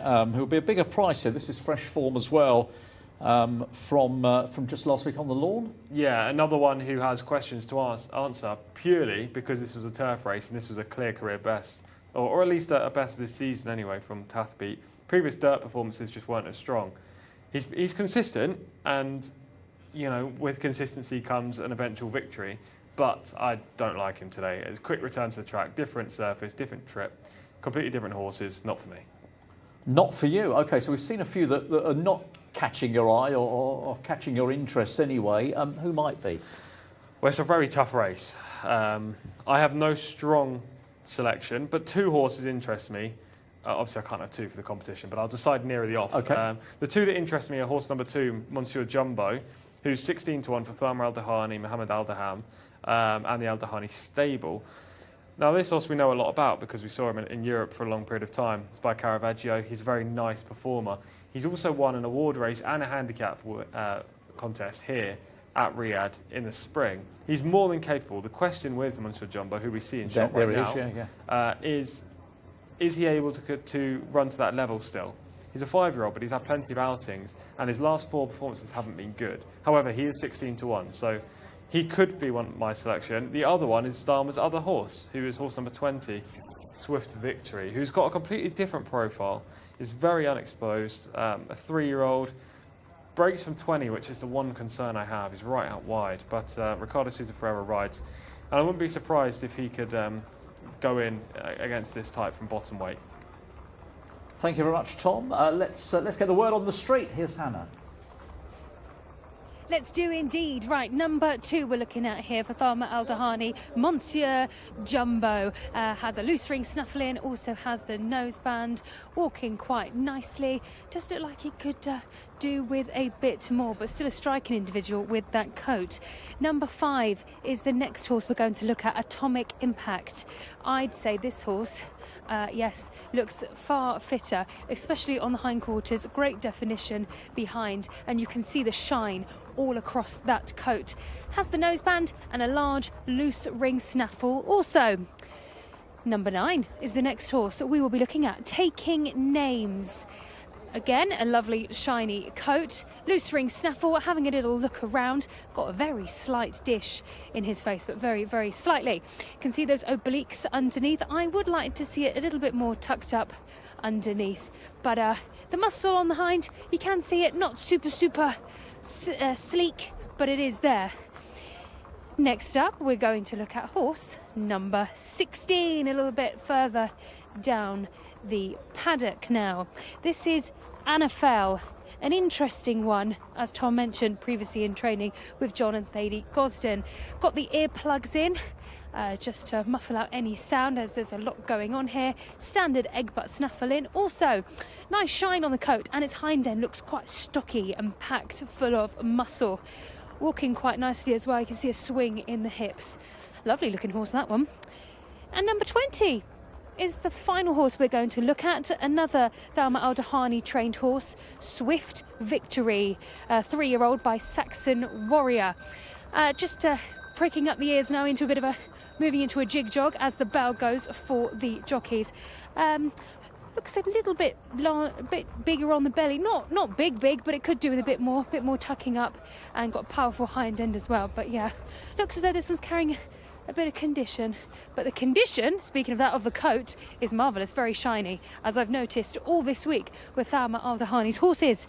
That's a little look in the parade ring. Jockeys are mounting. Back to you guys in the studio.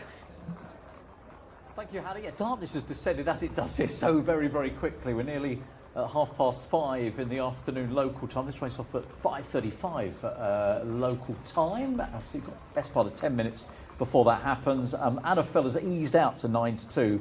The ex-Gosden runner from 4-1 at the head of the market. In fact, joint favourites now with Taking Names, and then 9-1 bar. I'm going to be with Taking Names. So that run we showed you, obviously finishing second.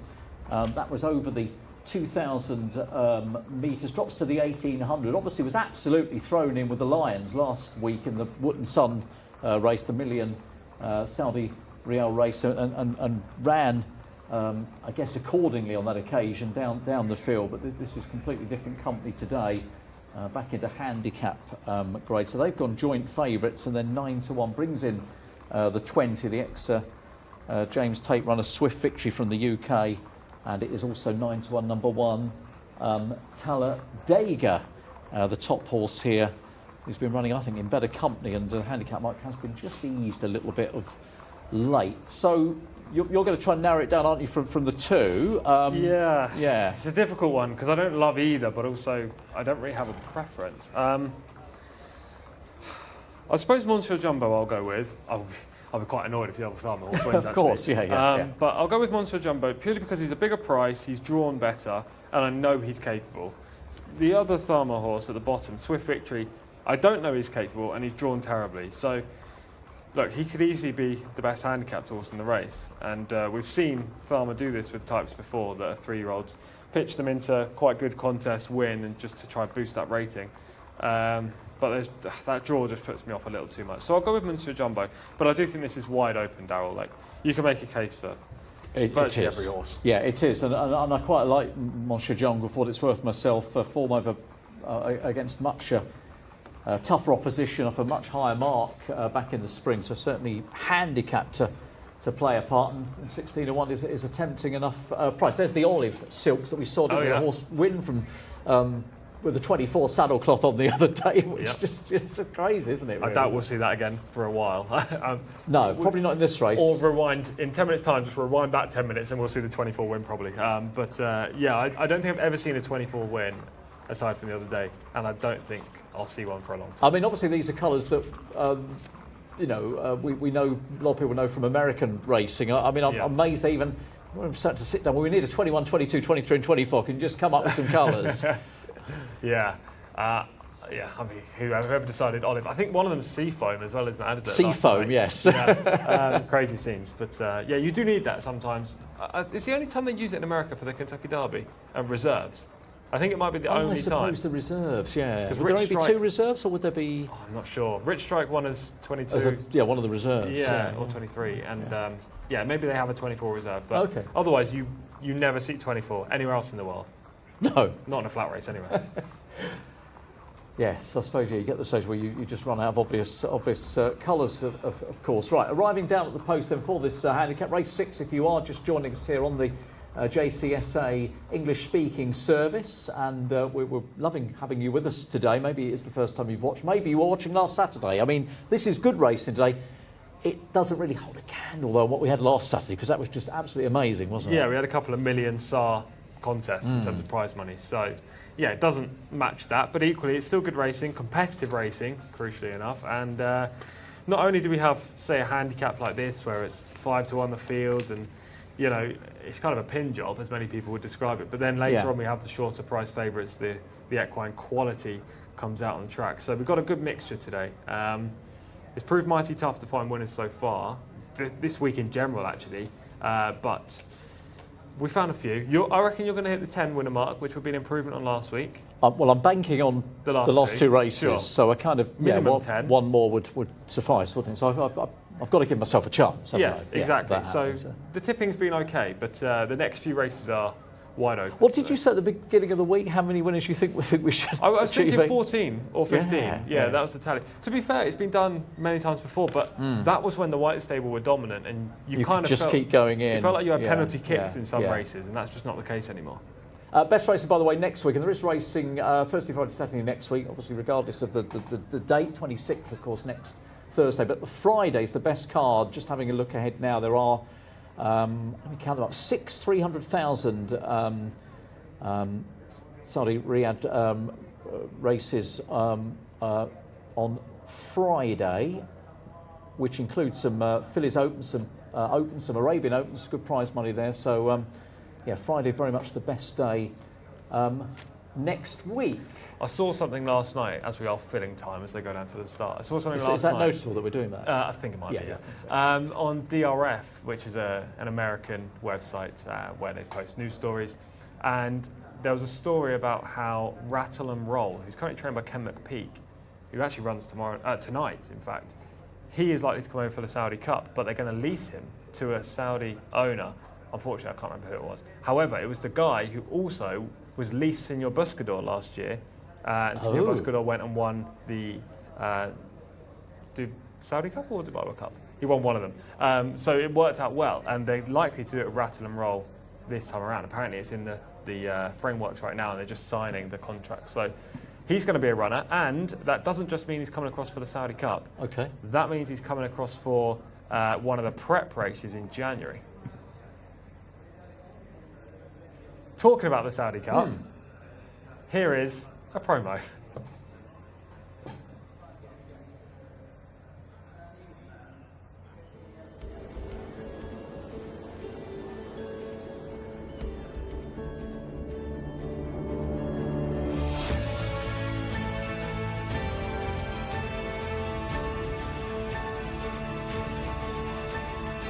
Senor Buscador, the lead is taken by Esposito, but right on the line, Senor Buscador might have tipped him out.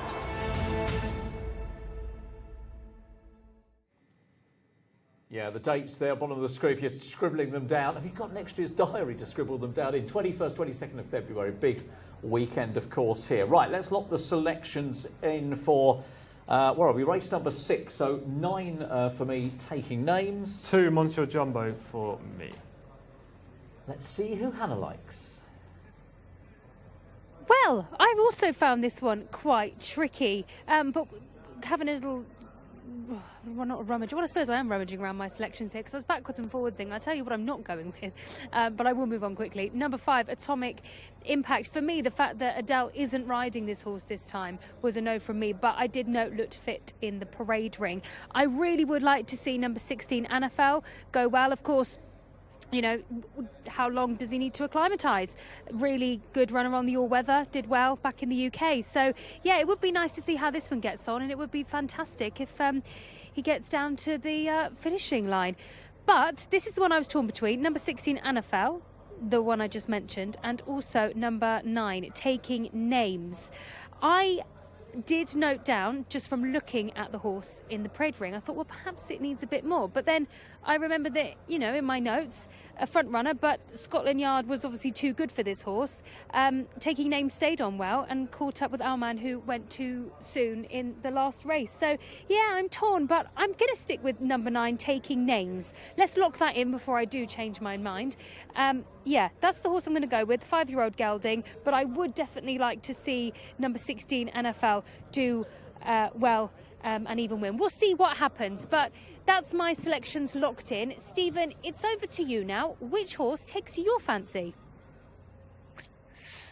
Yeah, thank you very much indeed, Hannah. It's a tricky old race, isn't it? And listening to the sort of thoughts of yourself and from Daryl and from Tom, I was trying to help hone my list of horses for this really competitive 1800 metre handicap. And in the end, I did settle on number 16, NFL, having ran well in 3 starts so far. Wigberto Ramos, of course, takes the ride. I'm hoping that he's got a little bit more still to come, a little bit more still to offer NFL after those 3 runs in Britain, at Chelmsford twice and at Wolverhampton. Has been off the course for a year, first run on dirt, but I just hope that that bit of form from the UK is good enough in this field here.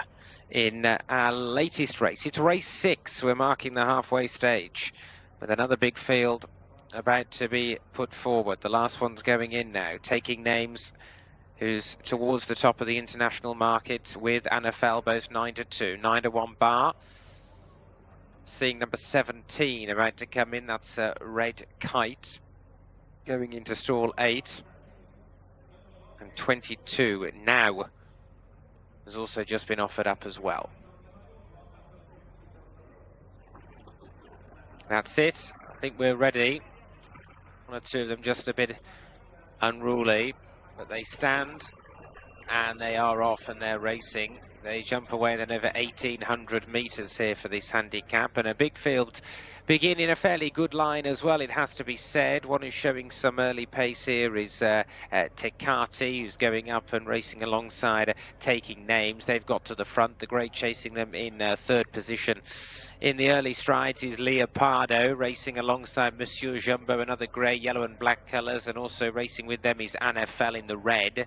Tracking over from a slightly wider draw then is Vasilikos, and racing alongside Vasilikos in the yellow jacket is Helmi.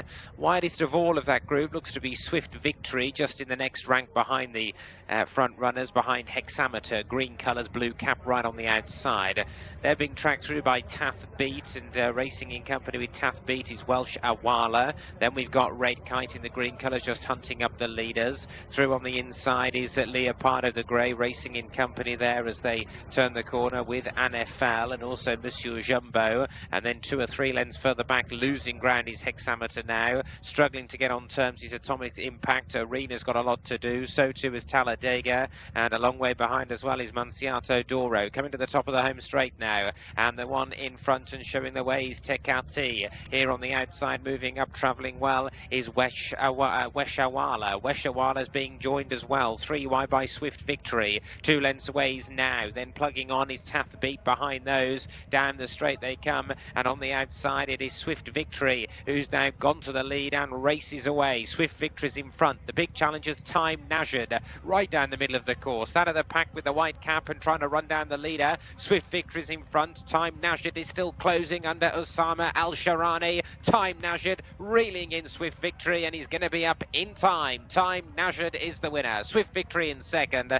Third was Red Kite on the inside of Now, and they were followed home by Helmi and Taff Beat.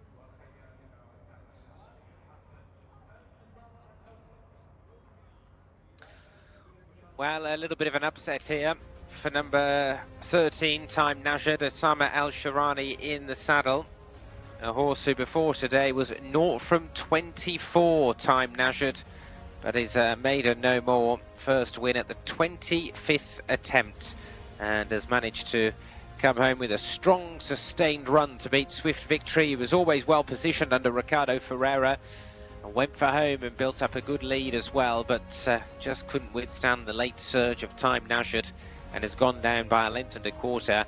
17, Red Kite, back in third place. A very consistent horse, and he's made the frame again, just getting the better of number 22 Now, who was back in fourth. So the bottom half of the weights dominating in this handicap. 13, Time Najad wins the 25th time of asking, beating 20 Swift Victory, 17 Red Kite, and 22 Now, who was back in fourth place.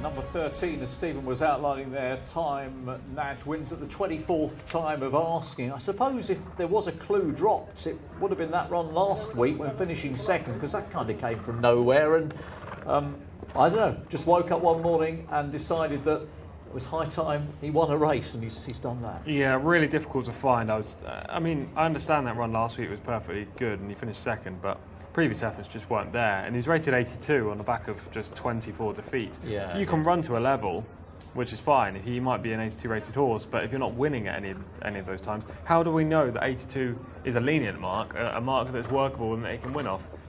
Just very hard to find, to be honest. But he's a strong stayer over the trip, and he manages to run down Tharman's horse Swift Victory, who, to be fair, if he won, I'd have been extremely gutted. So I'm quite happy with the result personally. Yeah, I sometimes in these situations I want to try and dissect and work out why a horse has suddenly come good, and the two pieces of evidence I suppose you could offer is a good run last week, but why was that such a good run? Well, he was stepped up to 2,000. He'd been running ever much shorter. This was 1,800 today, so maybe he's needed this sort of distance. It's taken a long time for them to realise. Well, yeah, exactly. That's taken a really long time. But he does hit the line powerfully.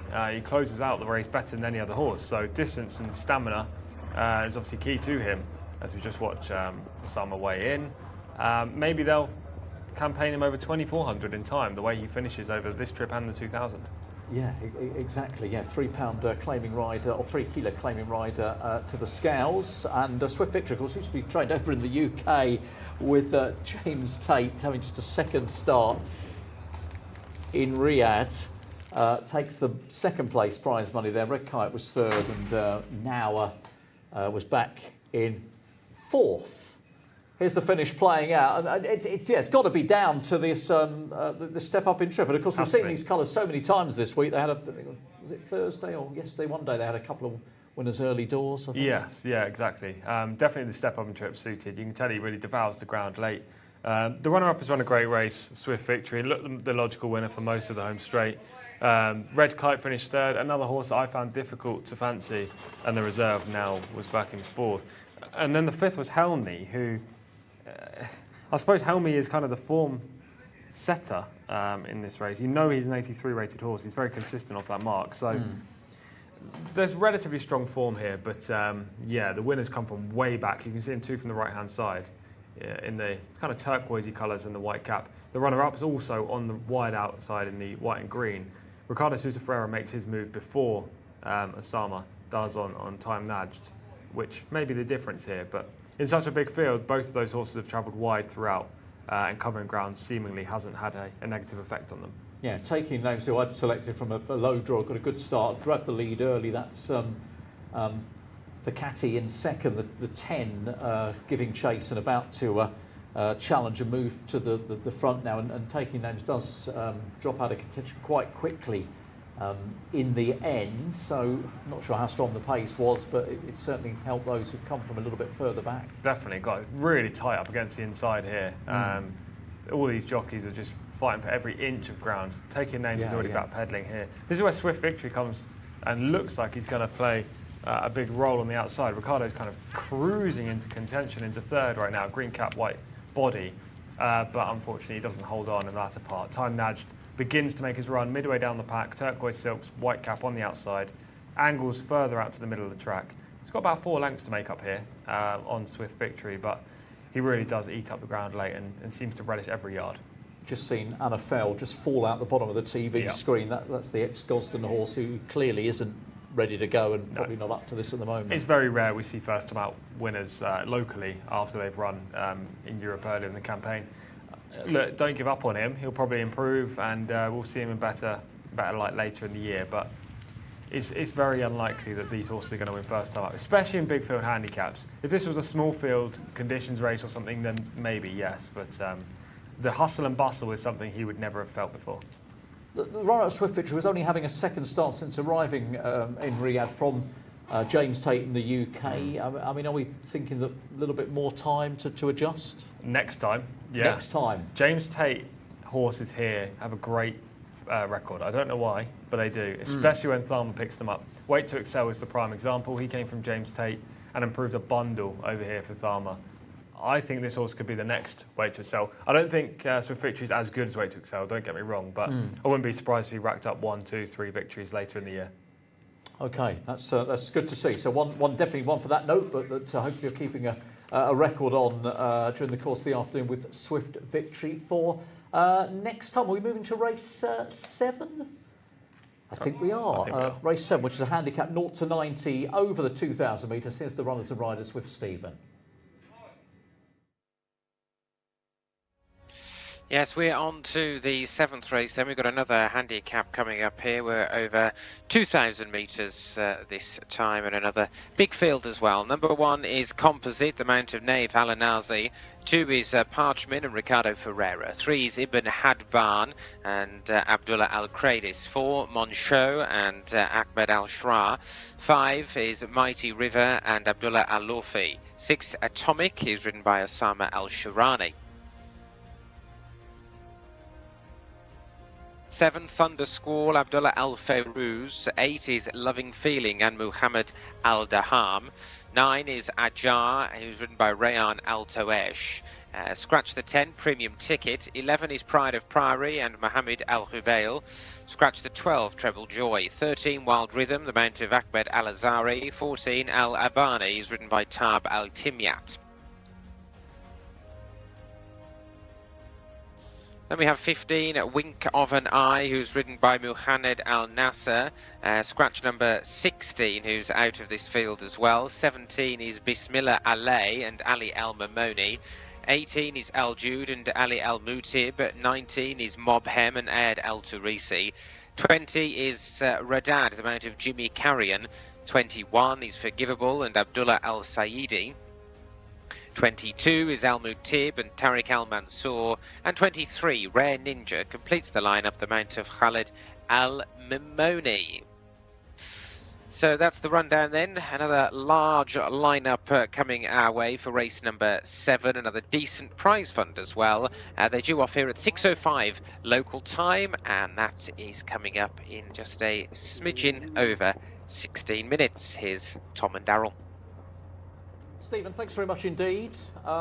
We get back to Hannah. We must ask her how the temperatures are holding up, because I think the feeling is that they might be dropping a little bit quicker today than they were yesterday. So let's see if we get an affirmative or otherwise from Hannah when we get back to her. Handicappers, as Stephen says here, with the top mark being 90 in this particular contest. It is Monchoir, who is the favourite 4 on the card on the international odds, the red stable colours for the Jerkins yard at 9-4 in the betting at the moment. Where are you factoring this favourite in, Tom? A definite player. Really good effort behind Dahi last time, and that was just last week. Needs to kind of prove the stamina today, but yeah, I think Monchoir is a leading player in this race. The amount of scratches kind of helps Monchoir, despite the fact that reserves get in. The draw's nice, just needs to break well, get into a prominent position, and then we'll know whether he's got a winning chance or not. He doesn't need to stay, because there are some very strong stayers over the 2000 in this contest, and the final 100 metres may decide the winner and the second here. I don't think we'll see like a deciding move on the home turn. I think this will be a scrap to the line. Yeah, I'm going to have him on top, I've got to say, because I thought the form was solid enough. I think he's handicapped close to his form at Taif back in the early part of the autumn, and he ran well in a better race than this to be third over the 1800 last time. So I'm sure we're going to get a good look at him and one or two of the others. There's the camera, in fact, on Pashaman at the moment as we rejoin Hannah. Is it getting colder, Hannah? It is, Darryl. Let me tell you now, it's very chilly and I've popped a blazer on. It's very cold. But anyway, back to the horses.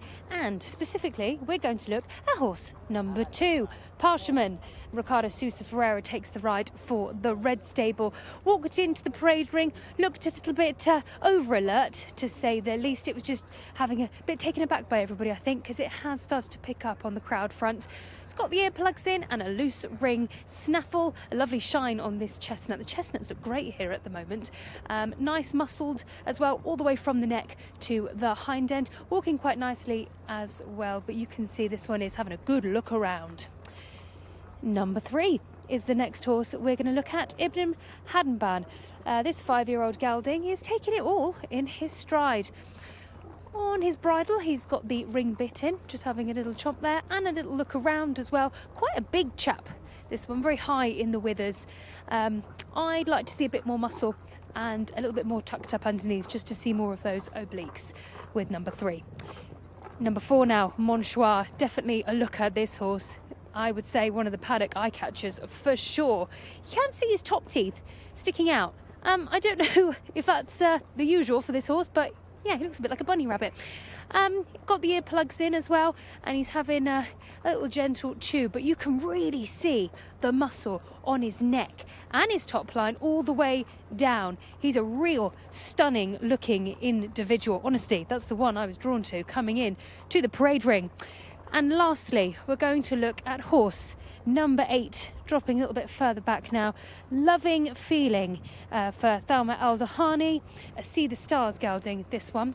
Got the noseband on, and it's got something on the front of its bridle just to support it and keep it in place. You can't really can't say much about the walk because he has been tossing his head around. He has stopped it mostly. Well, as I say that. But yes, lovely shine on the coat and more... yes, muscly hind as well. Looks quite nice, this horse. Chomping away, I can hear the grinding of the teeth, but it's walking out quite well.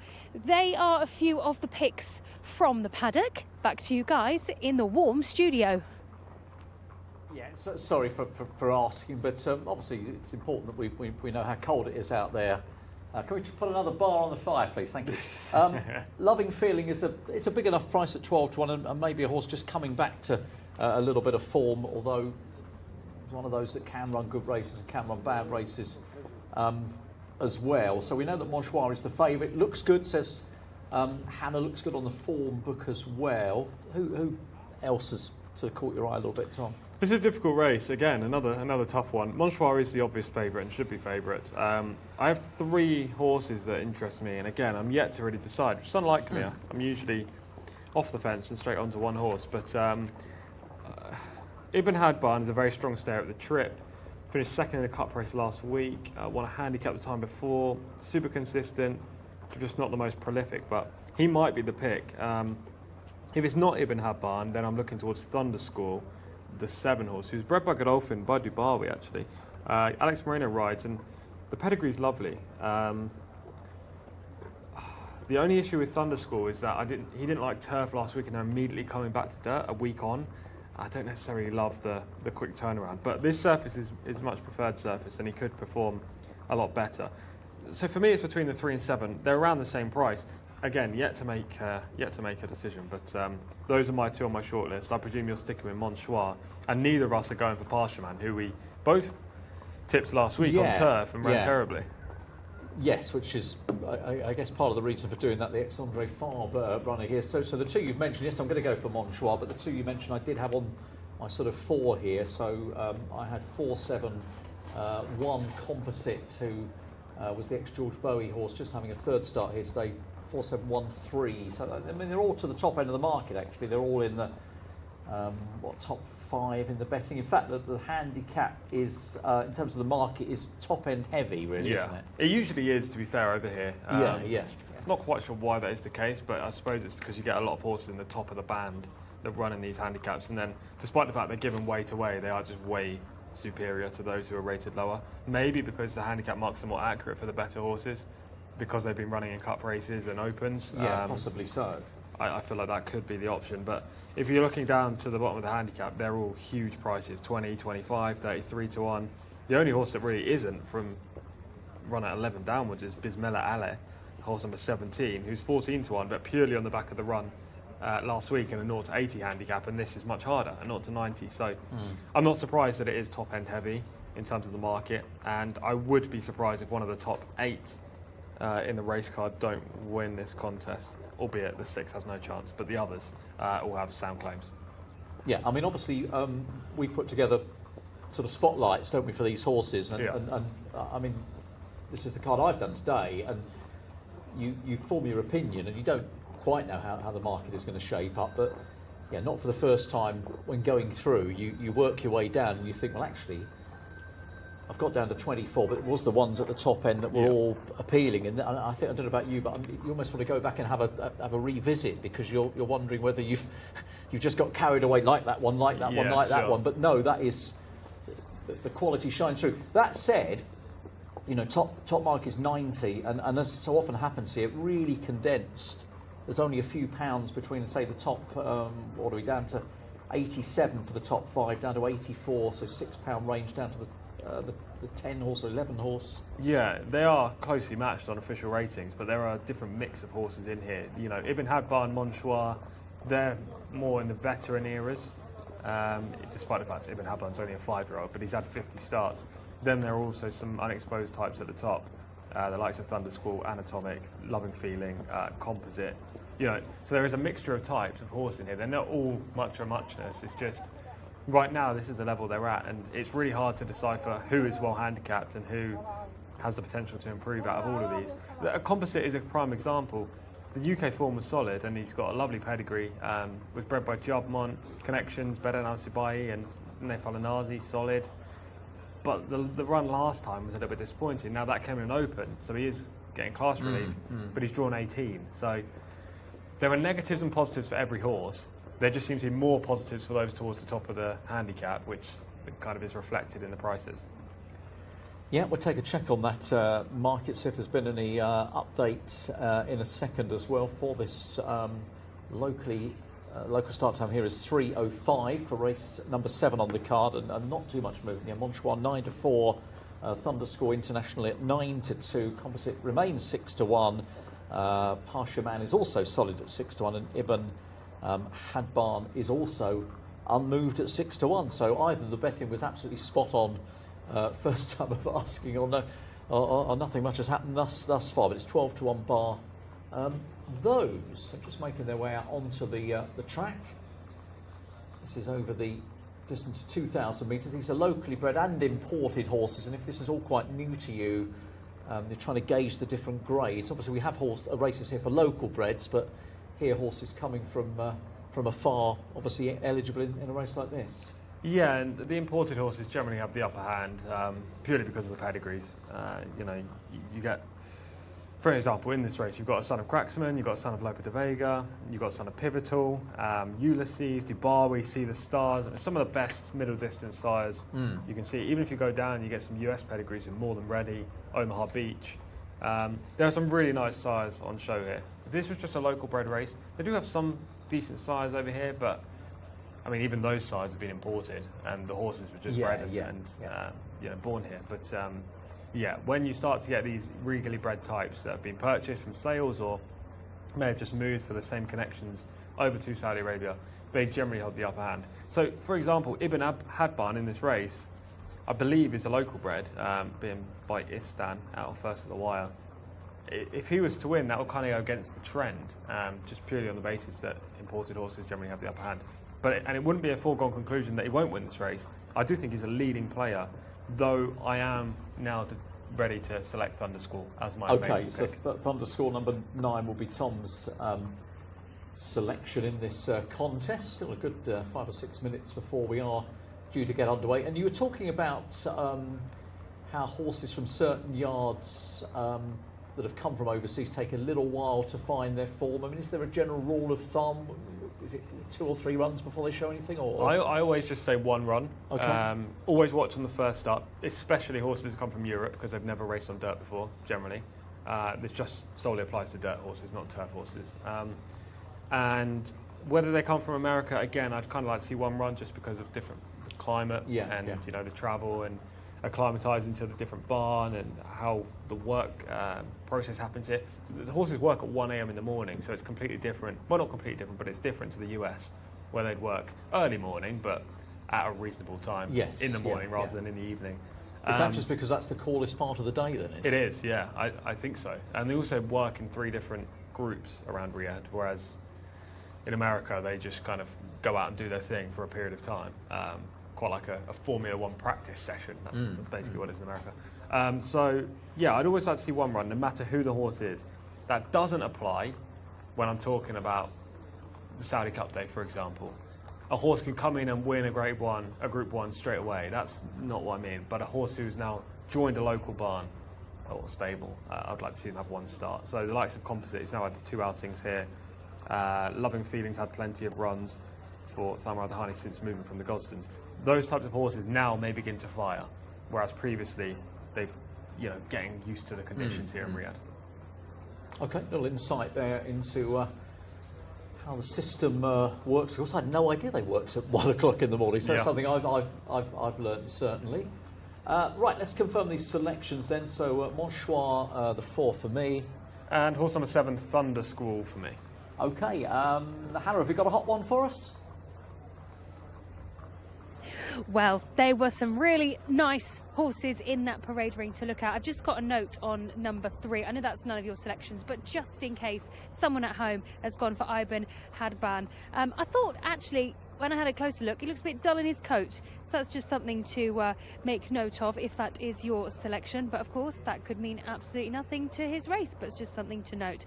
Of course, I said in the parade ring, Monchois looked absolutely incredible. Definitely a paddock eye catcher. But my selection for this race is going to be number 8, Loving Feeling, for Thama Al Dahani, the See the Stars gelding. I thought it looked great in the parade ring, and I noted down that this horse has better form here as opposed to in Taif. Now, I know this horse has had a break. I was hoping to perhaps catch Thama Al Dahani before the horses went out, but unfortunately I couldn't see him, so perhaps we can, well, listen, if the horse wins, we can have a good catch up with him, can't we? But if not, perhaps we can see him a bit later on or another day. So to lock in my selection before we head over to Stephen, I'm going to go with number 8, Loving Feeling.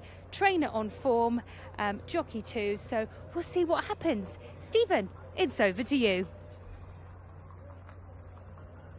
Yeah, 3 different choices from our 3 members of the team then here ahead of the 7th race. Darrell with 4, Monchois, 7 Thundersquall, Tom's choice, and 8 Loving Feeling, as we heard there for Hannah. Monchois is the clear favourite, 5-2. There is support though for Thundersquall, down into 7-2 now from 9-2 on the international markets. Parshman also number 2 being supported, 5-1 from 6-1. Number 1 Composite and 3 Ibn Hadban about 6-1, and it's 12-1 and bigger the remainder. So the runners circling down at the post. So we are a minute or so here from the scheduled off time. Just seeing one of the runners there having been dismounted. That's 18, I think, Al Jude, who's ridden by Ali Al Mutib. Just having some tack adjustments. A couple of others also actually briefly without rider. 21 Forgivable, and also number 4 Monchois, Ahmed Al Shrar has just jumped off. Monchois, who wears a white cap incidentally to distinguish him from his stable companion number 2 Parshman. There's the scene of the back straight here. Got a good long run from this 2,000 metre shoot before they link up with the course proper. Just a one turn 2,000 metres for them to cover as well. Now they're loading underway. First 3 or 4 starting to go forward. Just going in there is Loving Feeling. Gone in alongside Ibn Hadban. Next to be offered up here is number 14, that's Al Abani. And 9 Ajar, along with 18 Al Jude also coming in. 19 Mobhem being offered up. And just about to come forward there. That's 2 on the left of picture. Parshman in the red colours with the red cap. Turning in front of us is 4 Monchois in the red colours with the white cap. And with a field of pretty experienced handicappers here, it's not taking long at all to load them. Right on the outside, Bismir Alay. And also drawn out wide is 1 Composite. And 13 Wild Rhythm. I think we are ready as well. So here we go. Race 7.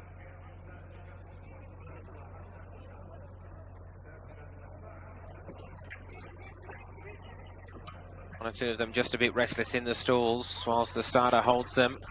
But that is it, they're away, racing over 2,000 metres here then for this handicap for 3-year-olds and upwards. They're spread right across the course in the early strides.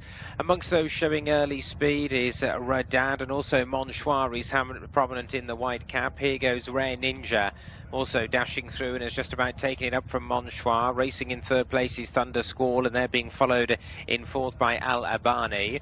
Out deep on the track then, we've got Bismillah Alaya in the blue and yellow colours, and the grey Just racing a little bit wider out in behind them is Anatomic, as they now join up with the course proper on the completion of their first near 600 metres. And it's Rare Ninja, Monchois 1-2, 3 Bismillah Alea, and 4 is Thunder Squall. These have got a break of 3 lengths then on Al Abani, who's in 5th place, followed by Composite. Then comes Radad just in behind them, racing in company with Mob Hem. And then comes Parsh Man, who's followed through by Al Mutib as they go into the corner. Wink of an eye, Green Jacket down on the inside rail, is racing then in advance of Mighty River, who's racing next to Ajar. Wider out of Ajar at this stage, he's Loving Feeling. He's caught out probably deepest of all. And then further back to Wild Rhythm, and in company with Wild Rhythm is Pride of Priory, and the rest have got a lot to do. Top of the home straight, Thunder Squall has moved up and gone on half a length to the rail running Monchois. Bismillah Alea's racing in 3rd place. Then came Anatomic the Grey in 4th. In 5th position is Composite with the beige sleeves and cap, moving well and making some progress now is Mob Hem towards the outside. Thunder Squall has gone for home, kicked on from Anatomic. Monchois given way. Pride of Priory, orange colours, black cap right down the outside, finishing with a flourish as well. And it's Thunder Squall, Anatomic running on still is down the outside, Mob Hem, and also Pride of Priory. Pride of Priory got to Anatomic and has now headed Thunder Squall. Mob Hem's back in 4th. They're well clear then of Forgivable in 5th place. Pride of Priory's got to the front. He's just about going to do enough here, I reckon, as they come to the line. Pride of Priory has got there. 3-way go for second. Maybe just Mob Hem, who was on the outside then of Anatomic and Thunder Squall, and they were clear. Well, another winner on the card for Mohammed Al Hubail. Horse number 11, Pride of Priory, has won this Son of Pivotal, a 6th career win, and he stayed on strongly, having hit the front inside the 200. The next 3 home, particularly the 3rd and 4th, were prominent throughout, Anatomic and Thunder Squall. That had a good battle for the duration of the home straight pretty much. Also involved there on the outside with him was 19 Mob Hem, and he has been confirmed in 2nd place, ahead of Anatomic in 3rd. Thunder Squall was back in 4th there on the inside rail. So 11, 19, 6 and 7, they were clear of number 21, Forgivable, and best of the rest was Ajar in our 7th race on the programme. And there's a close-up of Mohammed Al Hubail. I'm sure he's very happy, having ridden his 2nd winner on today's programme. Number 11, Pride of Priory, who's won in the colours of Eid Humaid Motlaq Al Shamai.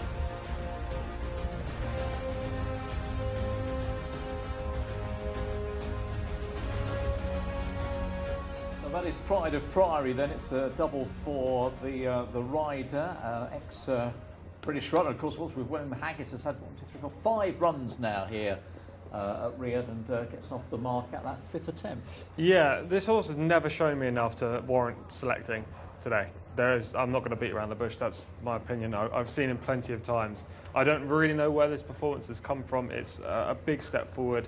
He wasn't even very good for William Haggis. He had one good summer, but that was in 2022. where he racked up 3 consecutive victories, I think, going from a mark of 82 to 92. Since he's been over, well, since that day, even in the UK in 2023, he was very disappointing. And since he's been over here, he's also been disappointing. But there's always a race for a horse, and today's the day for Pride of Priory, seemingly. Yeah, it certainly was. I mean, you know, dropping a few pounds slowly, down to 84 from 90, but as you say, probably not enough seen so far to make you want to necessarily be with Pride of Priory ahead of this race. George was on, he was on Monchoir, obviously my selection, George, and yeah, came under a lot of pressure quite early on and fought us in the closing stages. But let's have a look at this finish, because they got quite tight, didn't they? Very tight. Just about now, you can see. Well, it's actually not anything to do with Pride of Priory. It's also the inside and the red cap that veers out anatomic. So, yeah, there won't be a steward's inquiry there. I thought it would be, if we could see it from the drone angle, which I'm sure we will in a second, it looked worse than the head-on just there. Mobham got completely mobbed, I guess, in the latter part of the race. We'll take it from the start and we'll talk about that incident near the end. One horse was slowly away. That was the one in green, Wink of an Eye, horse 15. All the others broke well. The early lead came from the reserve, which was Rare Ninja, who had no chance on form, but absolutely zero chance once he was ridden like this. He went so quick up front. Pushed Monchoir, didn't help him out at all. Those two got into a bit of a pace duel. Thunderscore, my selection, who actually ran really well to finish 4th in the end, he was close to the speed. And you can definitely mark up his effort because he's done way the best of those who were forwardly placed. The only other horse that's actually any part of, well, in the shot right now that plays part is Anatomic, who's just about to drop out the shot at the bottom, the grey horse. So, yeah, the front, they were going too quick. I mean, that toes us, doesn't it? Ferocious pace there, and yeah, that's obviously why Monchoir has come under the pump and pressure very, very quickly indeed. And where's the winner, Tom, in the quarter colours? Is it to the inside? Yeah, to the inside, I think. Just one off the rails, yeah. 3/4 of the way down. So a long way back. It looks. I think that's the one, isn't it? We are dealing with a small monitor here in the studio, hence why we're trying no, to I would say right at the bottom. That's just come in. Oh, no, it's that one, isn't it? Yeah, just come in. Checked silks, orange and purple, orange and blue. Just come in at the bottom. So way off the pace, way off the speed, and has closed them out. Maybe that's what Pride of Priory needs. Fast gallop up front, complete pace collapse, and to come through the Big Lake Challenge. Starting to make a move now, widest on the track in the orange silks coming around the turn. We've still got about 5, 6 lengths to make up on Thunderscore at this point, but does so readily. We're about to come up to where the interference occurs. Now watch the grey horse in second. He veers slightly to the right. Mobham is the horse in third right now, about to be 4th. He gets mobbed by the one inside and out, but it is actually Anatomic that causes. There we go. Yeah, it's Anatomic that causes the problem. So there'll be no change because Mobham does actually pass Anatomic as they come to the line and get second. Yeah, so that settles that particular dilemma. And yeah, look, Pride of Priory, I don't know, dropping a few pounds here and there. I mean, I think the handicap has certainly been fair enough with Pride of Priory, but whether we saw this coming, I don't think so, even with 4 runs under the belt over here. I mean, up against some good horses, in fairness. Final Destination Scotland Yard have won races that he's contested recently, but he's been at the wrong end of the field in those. So. Yeah, exactly that. Yeah, he's just been very hard to like in this contest. And actually, he's been hard to like in most races over here. But today's his day, and maybe now he can kick on from this and you know, improve and get better. He needs a fast gallop in 2,000 metres. I wouldn't be surprised if they went up to 2,400, but then you kind of have to hope they go quick, which isn't a foregone conclusion over the longest trip here. But anyway, he's got a victory on the board, and it's 2 for the jockey. He's having a really good day today. Yeah, Mohammed Al-Bahal then gets his second winner of the afternoon, and we've still got 5 more races to come, so he may have more success. We will check out his later rides in due course here. Pride of Priory went off a big price, didn't it? 16-1, I think, in the end. Thunderscore was 9-2, and Anatomic, the grey there, back in third at 33-1. But we were saying, weren't we, the top end of the handicap seemed to be where the quality horses were. I guess Thunderscore would have certainly been in that mix. Anatomic, top of the handicap at 33-1, has made the frame. Pride of Priory at 16s, a bit further down, has won the race. Yeah, I couldn't have found Pride of Priory. I couldn't have found Mobham either. But, you know, these handicaps are notoriously difficult. And I think Thunderschool's actually run the best race, and I'm not saying that as a biased person who picked him, but as we've already talked about, he was very close to the fast speed. The other three have all come from way off of it. He's maintained his gallop, whereas all the other pace horses have gone back through the pack. And he's probably one for next time. However, when a horse runs so big like that and they're basically choke out from start to finish, they can take a while to get over the exertion. So just keep an eye out for the layoff with Thunderschool. And if he's given maybe 3 or 4 weeks, then he can definitely win next time and make amends. Okay, listen, lovely to hear from you watching, wherever you're watching. So not quite sure where George is watching, but George was on Monchoir. So yeah, as we've just dissected there, he knew his fate, didn't he? Part of that speed battle early on. Yeah, no chance. Which didn't help. From and I think it's Ricky has been on, who says 11 in my box. That's got to be an exacta box, doesn't it? Surely a 1-2. So I presume so. That was the winner. I don't know. I'm guessing he didn't have the other one in the box to get the result. Right. But yeah, you're hitting the crossbar. You're hitting the crossbar, Ricky. So hopefully things will go right for you, and you'll be on a winner. Maybe a winning exacta in due course. Now, we got one of the features coming up here. This is the Rashid bin Al Zanadi Award race, which is race number 8. It is on the way next. It's 3-year-olds. It's 1,200 metres. They are local breds, and this is the lineup. Yes, thank you very much, Daryl. The runners and riders then for race number 8 on the programme. Number 1 is Besht Al Hakem, the mountaineer of Abdullah Al Khamis. 2 is Mo Ayla and Adel Al Furedi. Scratch 3, scratch 4. 5 is Ibn Al Mohib, the mount of Abdullah Aziz Al Furedi. 6 is Kilastife, ridden by Jose Rodriguez. 7, Mohammadi and Abdullah Al Fayruz. And 8 is Tej Tahom and Anthony Campos. Over the page, number 9 is Ala Al-Badi and Salman Al-Rashid. 10 is Ayat Al-Muhammadiyah and Tariq Al-Mansour. 11, Awa Alanaya and Alexis Moreno. 12 is Jardoun, Ricardo Ferreira. 13 is Kaseb Al-Maidan, the mountaineer of Ryan Al-Teresh. 14 is Ru Al-Saudia, who's ridden by Abdullah Al-Alofi. Down onto the next page, we see 15, Sateh Alanaya and Mohammed Al-Hubail. 16 is Ekta Sassi and Ayed Al-Tarusi. 17 is Garshamar, who's ridden by Asil Al-Sahani. 18 is To Al-Noor and Khaled Al-Mamoni.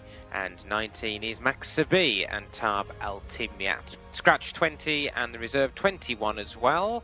So that will give us here a field of 17 for Tom and Daryl to give us their thoughts about with the runners in the pre-parade ring ahead of race number 8.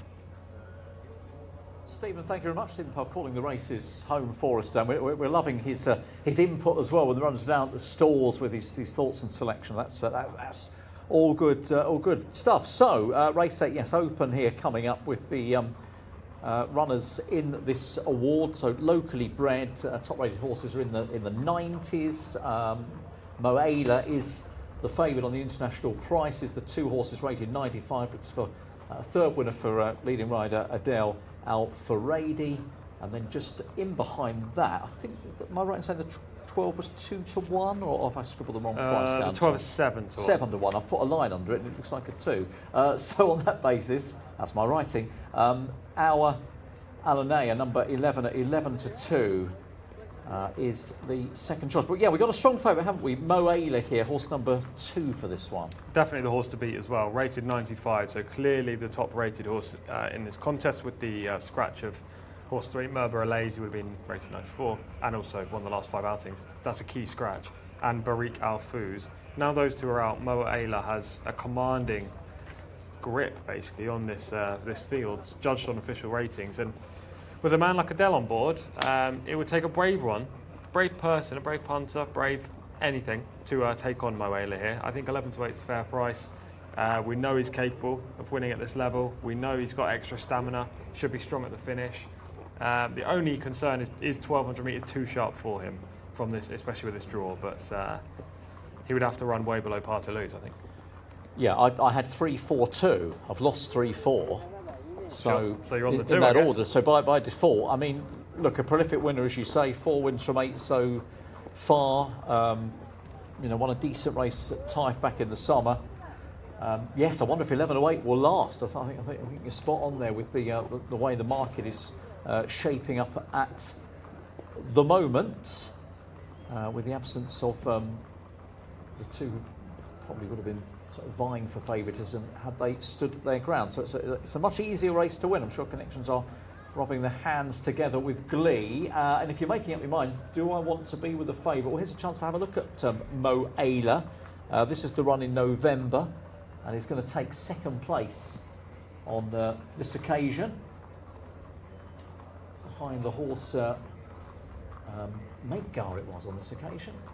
Yeah, this is a good effort. You can just see him in behind this stage, trying to angle out. He does take a while, really, to get onto his right lead and get on an even kilter. He's still hanging in, which is the one concern, I suppose. But look, Adele's a very strong rider. I think he'll be able to steer this horse. And yeah, he's beaten by a nice winner who's won decisively, but he does hold off all the closers. This is a solid effort. It's in an equally good race as today, maybe even a weaker race, a stronger race, sorry, than today. And a similar performance would make him pretty tough.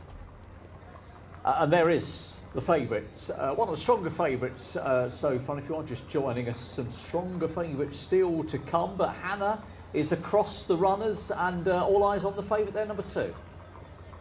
Oh yes, all eyes in the parade ring, and our eyes right now on number 2, Mo Ayla. Adele El-Farady takes the ride. Very well turned out, looking very, very shiny, but I don't think these are products. I think this is just showing how well this horse does look. Lovely quarter mark patterns on the hind as well. Good job from the grooms there.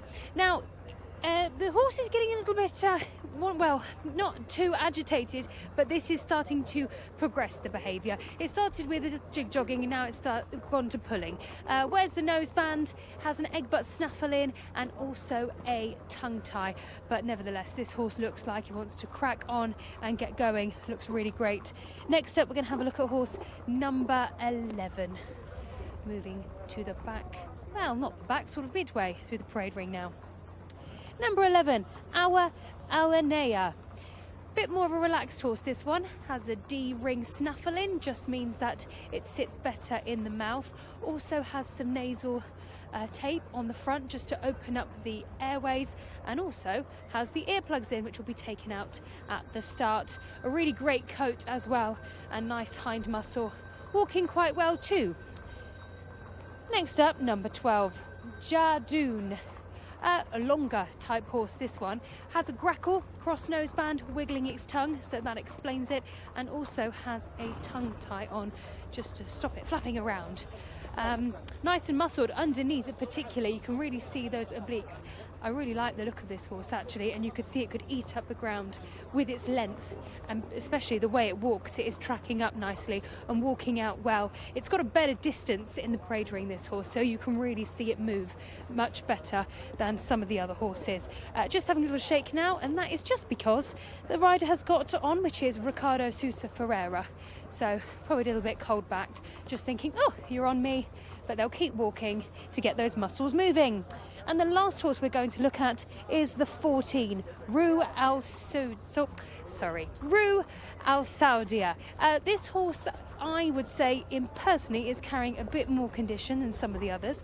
Equipment-wise, it has a egg butt snaffle in and a noseband. It's having a look around. It has calmed down a bit. It was behaving, well, not behaving terribly, but was shaking the handlers off earlier. So it has calmed down a bit, but nevertheless, something to keep an eye on, and we shall keep an eye on this one as they head up to the stalls.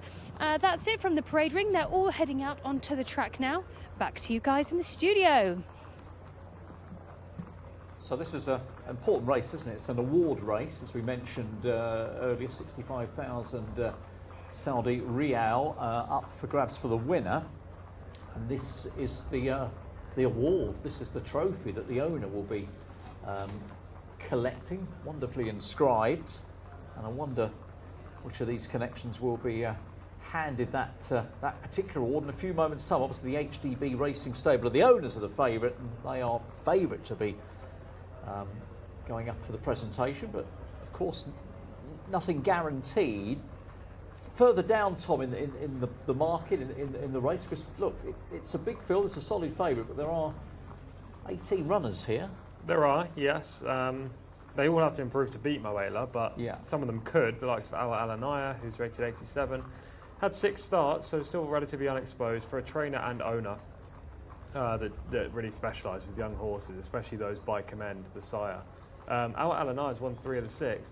The 2 of those defeats actually came behind Tabor Fail, who was arguably the best 2-year-old around last season for the White Stable. So you can kind of mark up our Alanaya's performances, considering she was against a really, really strong type. She has to prove that she can beat her elders. Well, not elders, but like more experienced rivals, should I say. That's the one question. She's also drawn wide in 16, and I'm pretty sure she's going to go forward. Now, that also presents a problem for Moela, who's drawn in 15. Will Adele just try and track her through, maybe, and sit second or third behind the speed? That could be an option. But you don't want to be obviously carried across the track by the front runner who's going to try and make a beeline for the inside.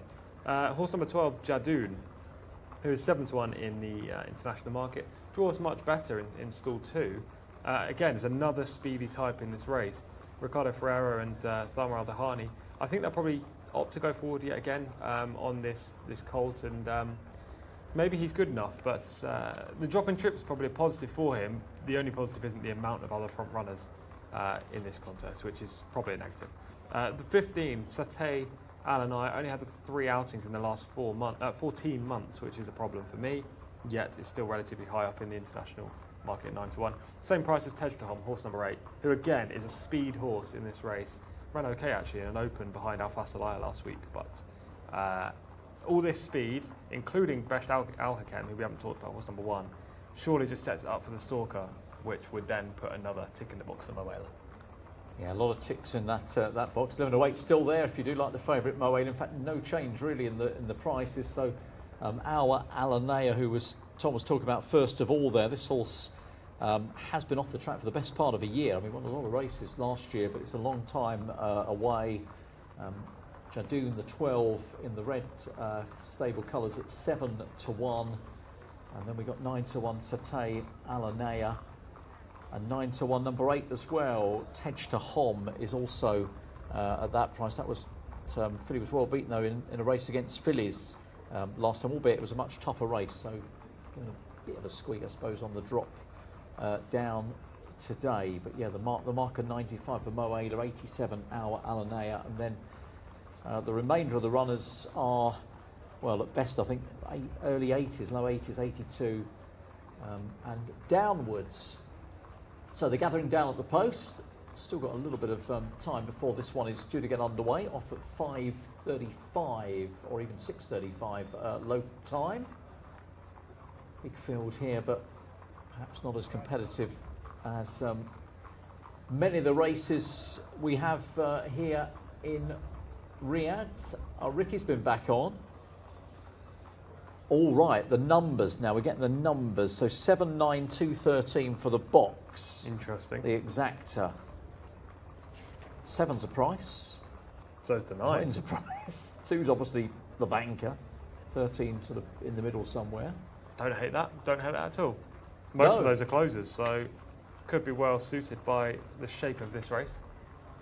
Yeah, absolutely. Listen, it's a I suppose it's one way to include the favourite. You don't want to back the favourite, but you want to put the favourite in there. You play the forecast. Yep. And you don't put all your eggs in one basket. Put them in 4 instead.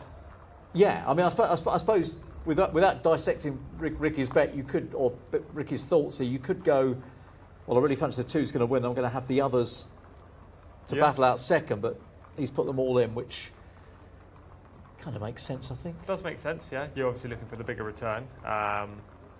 In a race like this, it's all about the angle. And as I say, if you don't like the pace, then why wouldn't you pick 4 closers? That's a good option. We've already seen in one race today, actually the last race, when the pace completely collapsed, the closers came through. So it's probably likely to happen here. Whether it be those 4, 2 of those 4 filling out the frame, I don't know. But yeah, I kind of like the angle there.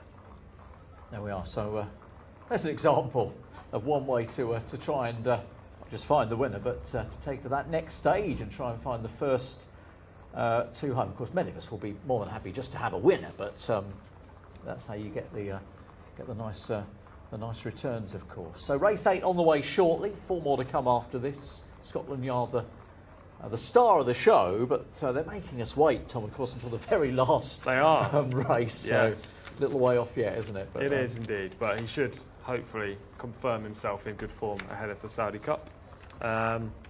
Nicolas Bachelard has not had many runners since we've been here either. I think he's only had like 2 or 3. But he's obviously unleashing his stable star in the finale tonight, 8:20 p.m. local time, just under 2 hours away. Yes, if you can stick around for that, you will see hopefully something very, very special indeed. Right, they are down at the start, so let's confirm the selections. To Moela. Yep, to Moela for me. To Moela, double for Moela. Will it be a treble?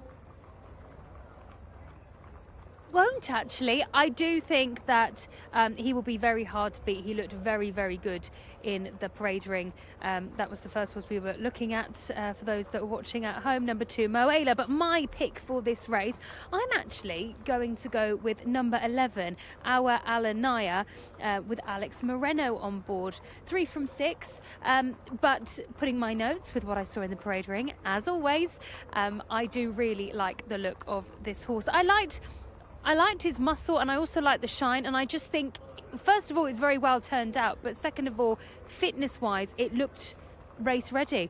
And yeah, back to its ideal trip. So I think with Alex Moreno on board, we've got a lot of positives, a huge contender. I think, as I mentioned, your pick, number 2, Moela, will be hard to beat, but I do think number 11, Our Alanaya, which is my pick, will go well. So that's mine, locked in, no turning back.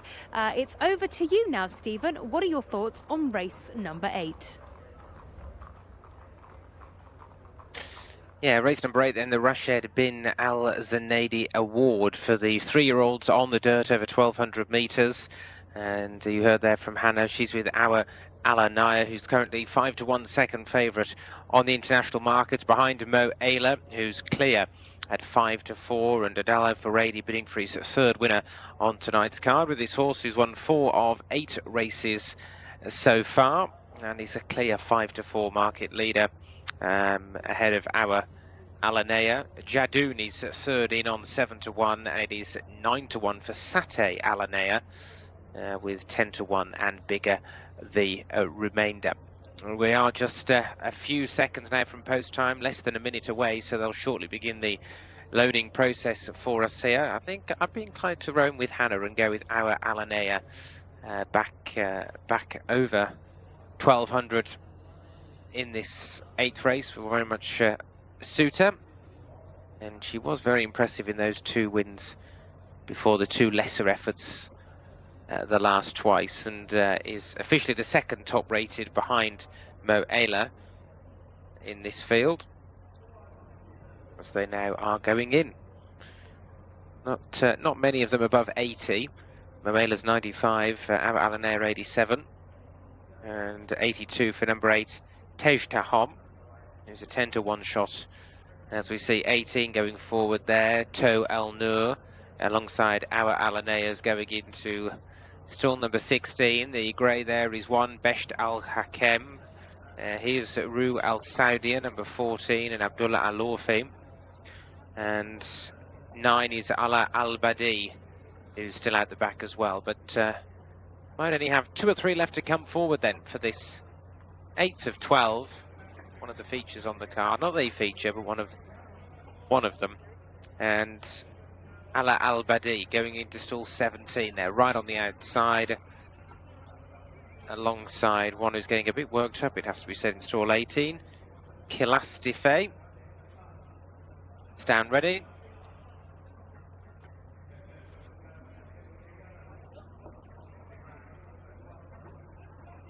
Just seeing one of the riders getting some assistance from the handlers there. It's number 18, To El Nur, who's actually been backed out as well. So 18 is out. Rider's still in the gate. And so we wait for the starting team and the vets just to maybe check him over. Khaled Al-Mamoni, the rider, still inside stall number 8 and waiting for his mount to join him. So the reins may well have snapped there, actually. Just got over the horse's head at the very least. It looks as though now that they've been sorted, yeah, they've just got over his head a little bit. So they've put them back and they're going to offer him up again. Here goes Khaled to get back aboard. This horse is yet to win in 6 races, To Al Noor. Currently priced at 40 to 1. And he is reinstalled to box number 8 to complete the line. Ready to go again. Take 2.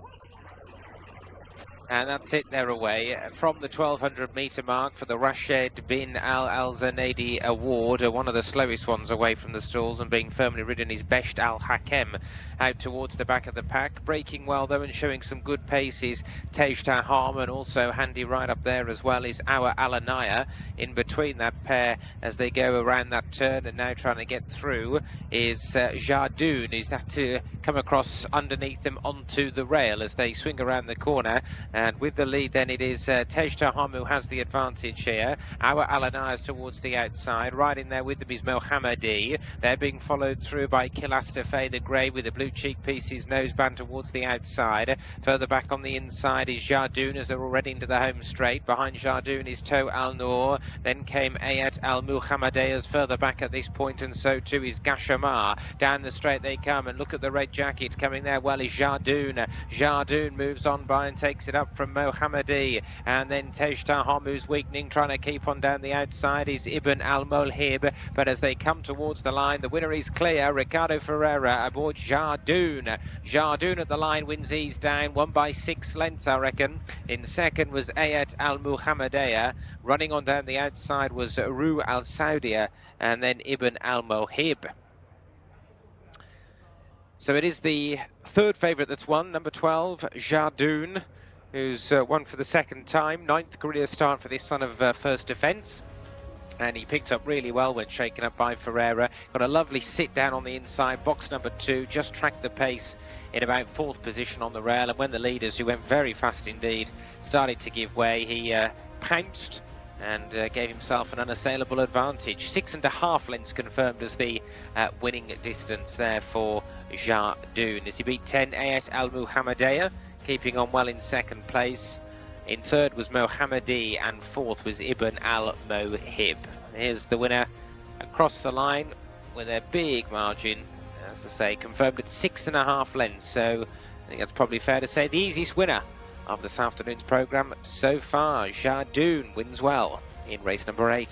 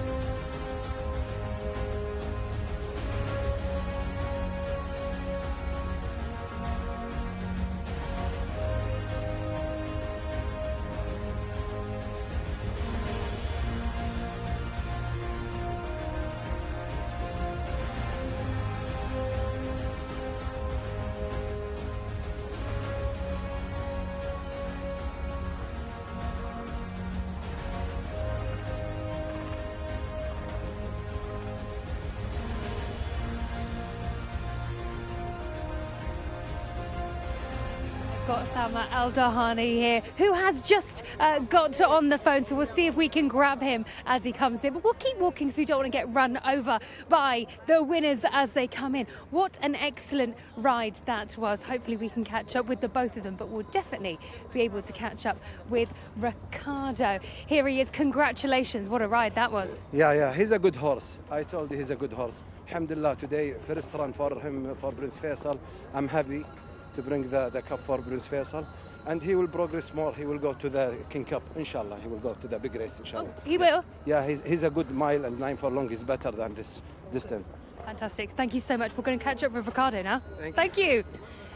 Well, how great is that? Let's head over here. You can get a good glimpse of this horse. He looks beautiful. It's something that I noted actually in the parade ring, how long in the body this horse was. But that's always something I think is a real great positive, because they can really eat up the ground as they go. The atmosphere on course actually has started to pick up. It's quite nice. They're on. And he never looked like playing a part. He was very disappointing. He didn't run to his mark at all, and I don't think Adele gave him the best of rides, but that definitely wasn't the difference between first and last. He was just bitterly disappointing today. Yeah, there's the presentation. Then the Rashid bin Al Zanadi Award. It's a lovely prize to take away, of course, and well, Connections will be thinking that they hopefully have got a nice progressive sort, as you say, Tom. Just the 9th run today, the 2nd victory. Did have a bit of time off between the end of the Taif season in August and now, after sort of mixed bag of results, but definitely going the right way. And Ricardo, just to confirm, that is 100. I mean, that is 100. We heard, didn't we, from one of our messages earlier, dissecting the makeup with the wins in Spain, a few in Portugal as well, I think. And, yeah, very good season for him. There's Tharma as well, holding up the trophy. Obviously means a lot to him. He likes this horse. I can kind of read between the lines, and this partnership is blooming right now. It is. It's so good to see as well, and they're both absolutely flying. And yeah, you saw that meant so much to Ricardo when he crossed the line. You know, it was a significant win numerically, but it was also a win on a horse who seems to be heading in the right direction. Yeah, I like him. I think he's going to be pretty useful. He'll be seen in plenty of cup races, I'm sure, from now on. I highly doubt they'll be dipping down to this. Although it's an award race, it was more of a conditions event if you're looking at the ratings of the horses. It was a good race to go for, wasn't it? Because you know, he's one of those towards the top end. Random, I think, has been. Brandon, sorry, the years are going. Our Alanea, that was Hannah's selection as well, but you were on as well. So keep those messages coming in. We thank you very much for getting in touch. Right, we've got race 9 on the way. This is winners of between 0 and 2, and Stephen can tell us more. Thank you, Darryl. Yes, race number 9 is indeed for winners of a maximum of 2 races, and we've got 2-year-olds over 1,400 metres. Number 1, Alabraz, the mount of Abdulaziz Al Furedi. 2 is Ez Al Yusa and Ayad Al Turisi. 3, Meklad, the mount of Ricardo Ferreira. 4 is Riyadh Angel and Adel Al Furedi. 5, Saudi King, Mohammed Al Hubail, with 6, Sinan and Alex Moreno. Over the page to 7, who is Abrik Al Kail and Khaled Al Mamoni. Scratch number 8. Number 9, Al Sail, is Tab Al Timyat. 10, Al Salam, is Ali Al Mutib. 11 is Bin Ferran and Jose Rodriguez. Scratch 12.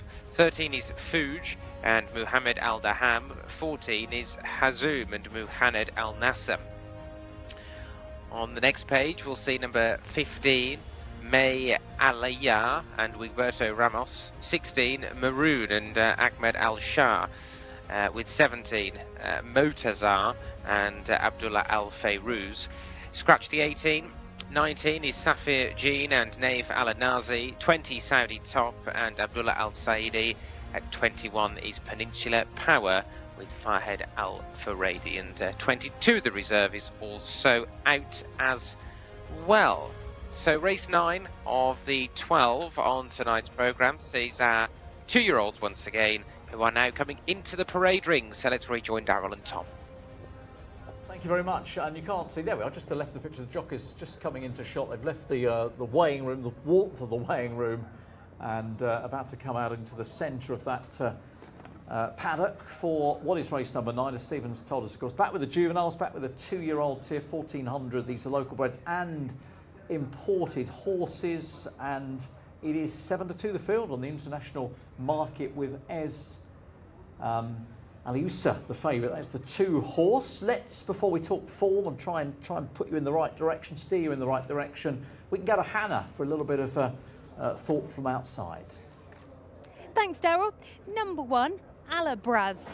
wears the earplugs, which will be taken out beforehand, has the noseband in, and also a tongue tie. Looks very well in its coat, lovely muscle on the hind end, and was walking quite well. Yes, back to walking quite well now. Nice horse, this one. Dropping back now, number 2, Jcsa.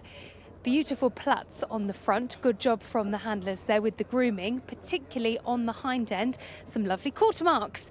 Another one that looks really good in the coat. Again, I can see the obliques underneath. It's looking nice and tucked up, and it's walking quite well too. Dropping back, number 4, Riyadh Angel. This one has also got earplugs in. Moment on the long price shots there. Abrik Alkail, around about a 50 to 1 chance if he's siding with that particular runner. So just about to leave the parade ring and make their way down to the start for race number 9. Horses that have, well, the eligibility range here is to have won less than 3. We've actually got no winners of 2, so in theory this is a 0-1 race as opposed to a 0-2. It is. To be fair, I mean, I do like Meckled. There is a chance I could do a late switch, which is unlike me. But I remember the victory of Riyadh Angel. I was here for that, and it was a really nice display that day. Came through the pack and finished off powerfully. He's a lovely-looking horse, Riyadh Angel. He was subsequently raised into Group 3 company, and he just wasn't good enough in that race. But today he drops down in class, gets a Del Alfaredi, draws inside. In hindsight, I feel Riyadh Angel is probably the most logical winner for me.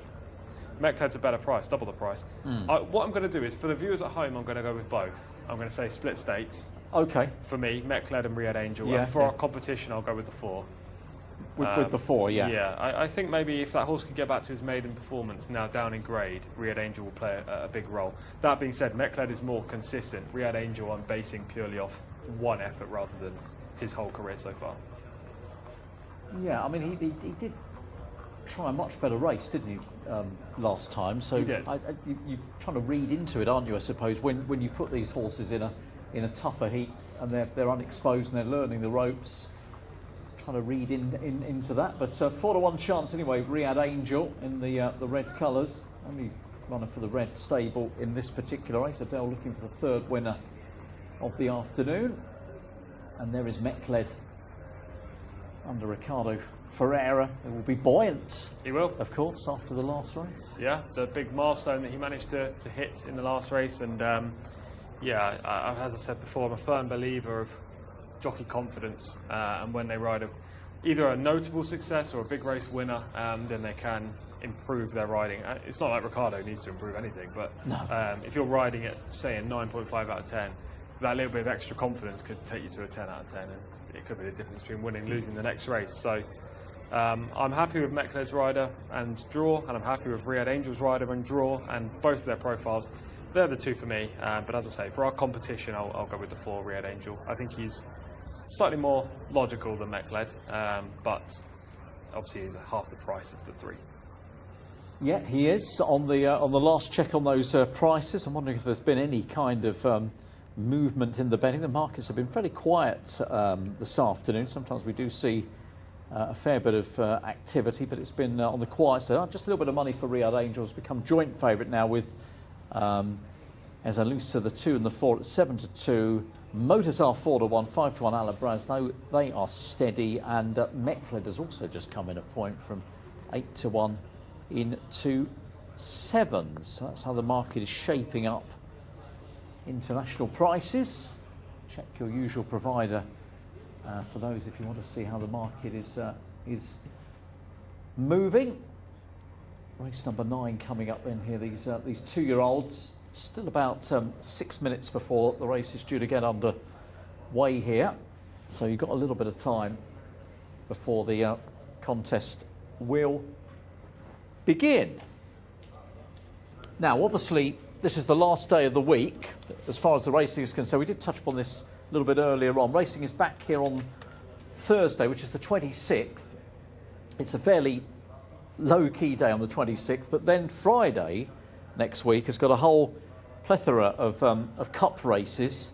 There are no fewer than 3 cup races, and then some other very, very good opens as well, all for 300,000 Saudi Riyal. So some very good racing. 3 turf races on Friday as well. And then next Saturday, the Ministry of Sports Cup, I think is one of the feature races there. But if you're going to sort of pick and choose your racing to watch next week, Friday is most definitely the best.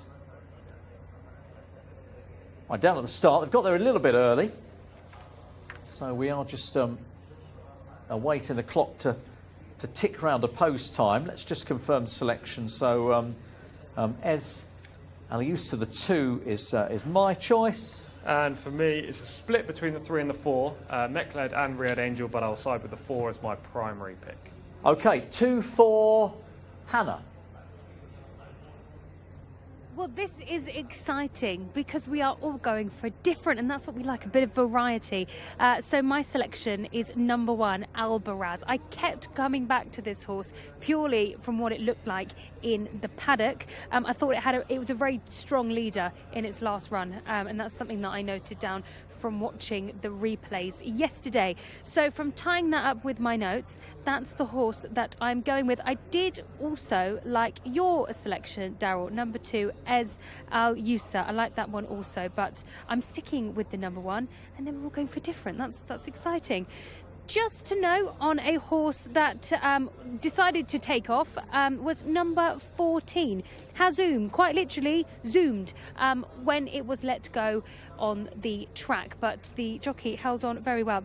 Honestly, I said this before and I'll say it again, you have to give so much credit to them for the balance and the control they have with these horses. And I mean, when you see it up close, you can really see how tight they're holding on, but also how much muscle that they have to hold them. So for anyone following that horse, that's something just to be aware of. But from looking at the big screen and seeing them all walk around, most of them, bar one that I can't actually see from where I am, they all look to be walking around nice and calm, which is what you like to see. That's the 3 there, looking to have a bit of a jig jog. That's Mechled, Ricardo Sousa Ferreira on board that one. But you see how they're walking around here. This is the important part. If they are calm here, that's a good start towards the race.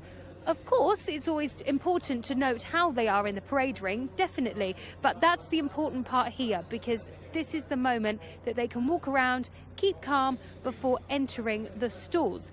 Now, some of them in the centre, for those of you that may be watching with us here for the first time, you see they're in the centre of the circle. They could be having girth checks, perhaps they just need some tack adjustments. So this is an important part as well. But there are plenty of people up at the start to check the horses over and check everything is where it should be. Girths, though, on that note, is a good one to check, especially if you've never ridden a horse. Some of the horses will tend to blow out when you get on them. So you think your girth is tight, and then actually when you get going you might have realized that there is plenty of room there, and this is the time that you would have the girth done up. So moments like this before the race are very, very important. And I believe that there's a white tape there, and that's, if they are past that white tape, that's a moment for either the vets to check them, or if there needs a close up to have a look in case something is wrong. But they seem to be starting to load now. So before we head over to Steve, I will just confirm my selection. I am going with number 1, Albaraz. That's my selection for race number 9. Stephen, it's over to you. Thank you, Hannah. Yes, runners are loading up quickly then. We're going in these 2-year-olds over 1,400 metres for race 9 in a fairly orderly fashion. And for what it's worth, they're going forward is number 17. That's my choice, Moatazar, the only filly in the lineup. She won a debut here over this trip in the middle of November. 1 run, 1 win. As the final pair will be Fouge and Hazoom there to complete the line. Once number 2, Jcsa, who's just preceding them, has had 1 or 2 more shoves. Now Fouge has got a white cap to distinguish from number 3, Mechled, both of whom are owned by Sheikh Abdullah Hamoud Al Malek Al Sabah. There goes Fouge, Mohammed Al Daham, and Hazoom goes in with Muhannad Al Nasser. And race 9, they're locked, loaded, ready, set. and running. Off they go for this two-year-old contest over 1,400 metres. Away very well indeed on leaving the stalls was Bin Feiran, who's showing plenty of early dash. So too is May Aliyah, who's also up there, and these two are being joined as well in the early. We did make cases for plenty. Yeah. May Aliyah wasn't one of them that we came down on, but he's obviously a very nice type, and I loved his grit in the finish. He fended off your selection as Jcsa, who ran well. And then Mechled came with a late run, one of my picks. I think we had a photo for second there, you just came out on top. But neither could get involved with the winner, who won by 3 lengths at the line. The big disappointments were Riyadh Angel and Muatazar, both 4-1 in the international markets, both of whom ran very poor races. Yeah, there is the winner. It's just the third start, and as I say, on the back of a run in much better grade last time out. Let's indulge in the Wigberto wiggle. Indeed, there we are. We've had the wiggle. We'll just wait for Wigberto to weigh in, and then we will have a quick word from him. I'm sure he's going to give us another wiggle. And it's all done. Yep, it's all done. So he's going to hand back his saddle or throw it on the floor and wiggle instead. Look at that. Congratulations, Wigberto. What a run that was. Yeah, they look tough in the paper to my horse, because my horse is amazing, running with two winners. But I saw the first 2 races, and they show speed. I trust these people. They very good thoroughbred people. I said, okay, let's give it a chance. He took the lead today. He relaxed, and the 300 I think I got a chance to win. And runner-up last time out, and of course this is a 2-year-old, so plenty more to come from this horse. Yeah, I think he got a good feature. The big race is coming in the sprint distance, so he got a big chance. He's only the 3rd race for him. So. Thank you very much. Okay, thanks. Yeah, Wigberto, always entertaining. Of course, that's to the value when he rides a winner, and he might be on a potentially improving salt there. Who knows how good he might be. But let's watch the finishing, because he's in front, and those on Jcsa in the yellow cap, you know, we're thinking that maybe we could run this leader down, but it was just never coming that way. No, he was very gritty and gutsy in the finish. Wiggy actually lost his rein there, but didn't make any difference in the line. He's managed to win decisively, and looks a nice type. They put a hood and a noseband on him. Maybe the noseband is just aesthetics, because he has a lovely head carriage. Hood, he must be keen in the early part of the race, and let's have a look if that was the case today from the start. We'll see him break. He's in the purple and whitish silks. Yeah, still 5, wasn't he, towards the inside. Mm-hmm. Immediately to the front. I mean, he's not keen, he's just showing early speed. I don't know necessarily if that hood is worthwhile using. It depends what he's like without the hood, I guess, if he's even fiercer. But he immediately goes to the front, as we see today that it is generally an advantage to be on the lead. We have seen a couple of closers come out on top, but if you can control the pace and not duel, then it can be the deciding factor. I think that's been the difference, hasn't it? When they've gone off crazy, then that's obviously invited others to come in. When they've gone at reasonable fractions. And obviously the favourite, as Jcsa, is sat there in a good position in 2nd place, just well, I'm sure at this stage the rider would have been fairly happy. Yeah, it's sat in a great spot just on the shoulder. Probably looked the most logical winner turning in, actually. From this point, it's half a length down. All he's got to do is negotiate the bend and then kick on by. But it wasn't to be the case for Iyad Al Tarisi and Ez Al Jcsa. Wiggy just had too much left in this horse, and I think he wants further, to be honest. The way he battled and fended off the rival and then kicked clear in the latter part of the race signified a longer trip. I also think 1,600 metres will be suitable for Mechled, who's the horse that's staying on down the outside, to challenge for 2nd place, cause a photo, but eventually finish 3rd. He's staying on as well as anything, better than anything, in fact, and he's only really got going in the final 200 metres. If you look where he is right now, he's in around 9th place, green cap, green sleeves, white body, Mechled, white bridle. Just looking for a gap, Ricardo Sousa Ferreira, between horses. He gets it there. He's got around maybe 7-8 lengths to make up on the leader and closes right up to 3 by the line. So he's one for next time over a longer trip. I definitely wouldn't give up on him. And at the same time, the other Thelma Al Dahani horse, Fouge, needs to be dropped down in trip to 1,200. He didn't get home.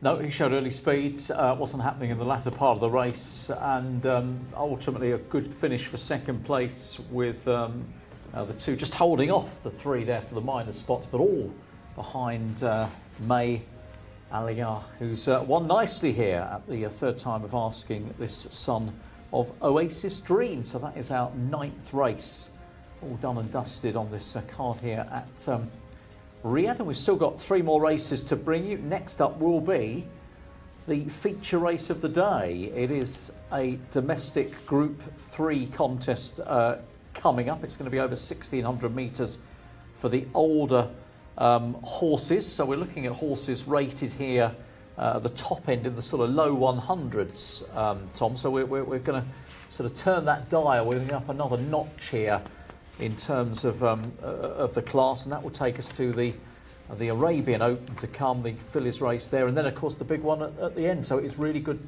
racing to come still. Yeah, really nice end to the card. This is like the glittering disco ball, let's say, of Riyadh this week. You know, we finished with 3 top quality events, 2 very short price favourites, which from a betting perspective may not be interesting, but they are in terms of how good these horses could be or are in terms of Scotland Yard. And this Group 3 is super competitive and a nice race. Okay, shall we wait no longer? Let's have a look at the runners and the riders. Race 10 then is today's feature race, the Jockey Club Cup, a domestic Group 3. It's over 1,600 metres on the dirt. Number 1 is Brook, the mount of Khaled Al Mamoni. 2 is High Connection and Wigberto Ramos. 3 is Ibn Toulon and Fahed Al Furedi. 4, Path of Thunder, Abdullah Al Lufi. And 5 is Tabaretta, ridden by Ahmed Al Shraa. 6, Arabian Pleasure, Adel Al Furedi. And the final 3 to complete our lineup are 7, Arpenteur, who will be ridden by Ricardo Ferreira, as we look over the page. With 8, Waktuk and Alex Moreno, and 9, Yadar. And the rider is Muhammad Al Daham. So a select field of 9 for the big race of the day. Here are the thoughts of Daryl and Tom. Thank you, Stephen. So, yes, we've got a manageable field, haven't we, in race number 10, as we get our first look at the runners. As you can see in the parade ring, it is a Group 3 race. It's a domestic Group 3. So, yeah, the top end is in the low hundreds. It is number 3, Ibn Toulon, who is the 104 mark, top rated here. 101 is Tabaretta, and 101 is Arpenteur.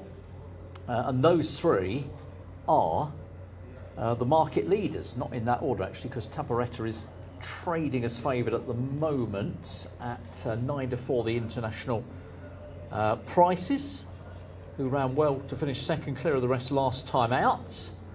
How are you rating these, ordering these, I suppose? Well, I suppose Tabaretta has to be favourite, just judged by that finish behind power of numbers, because if you put power of numbers in this race, he would be long odds on.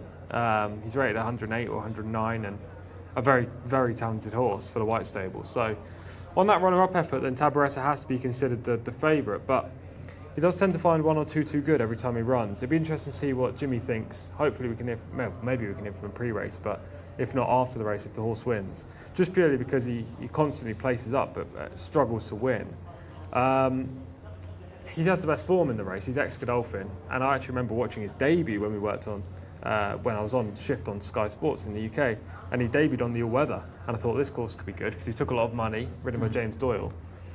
He's obviously improved and developed into a nice type, but I don't know, he places too often for me. Very consistent. Ibn Toulon was the biggest danger, and the market's kind of agreed with me, and he's going to be my pick, the 3 in here. He doesn't race very often, but he won a Group 1 last year. Posted a mediocre comeback, but he was wide throughout that day and willing to put a line through it. I think with any kind of improvement, he can throw it down to Tabaretta. Okay, the camera's on Tabaretta, and it is all eyes on number 5 with Hannah.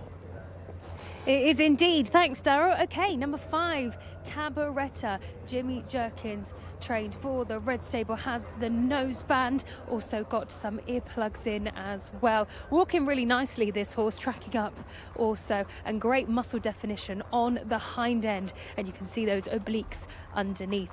And last to note is that shiny coat. That chestnut is looking gorgeous.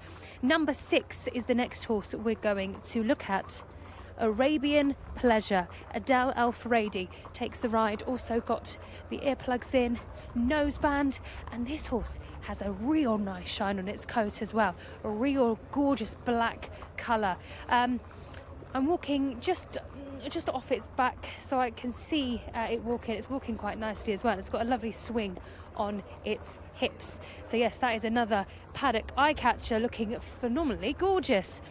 We're now going to drop back to number 7. We've got a bit of a gap in the parade ring, but of course we have got a smaller field for this next race.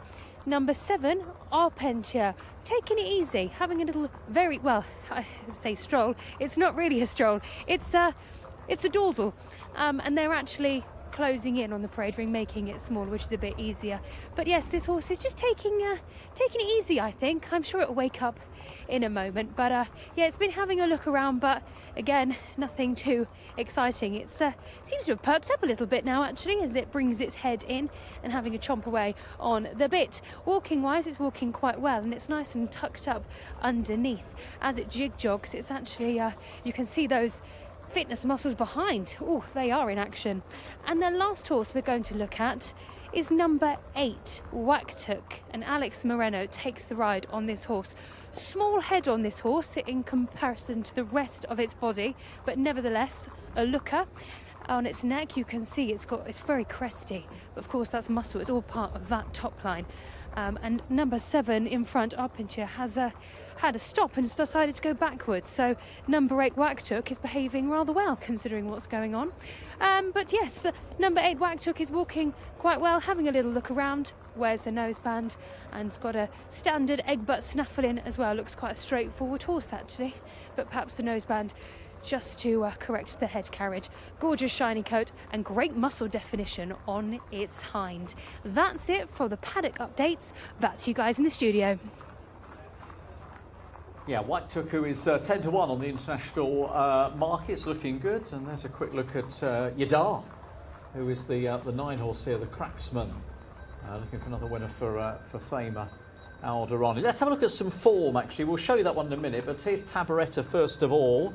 The back end of November. This is the Power in Numbers race, isn't it? Yeah, Power in Numbers just dominated this on the comeback. He's a very, very good horse. Another ex-US horse that now races for the White Stable over here. Tabaretta stays on powerfully for second. It wasn't much of a race in behind in terms of the quality, but you can't take anything away from Tabaretta. He smashed the remainder of the field, and this was probably a career best from him. Yeah, that's a nice effort there to finish second.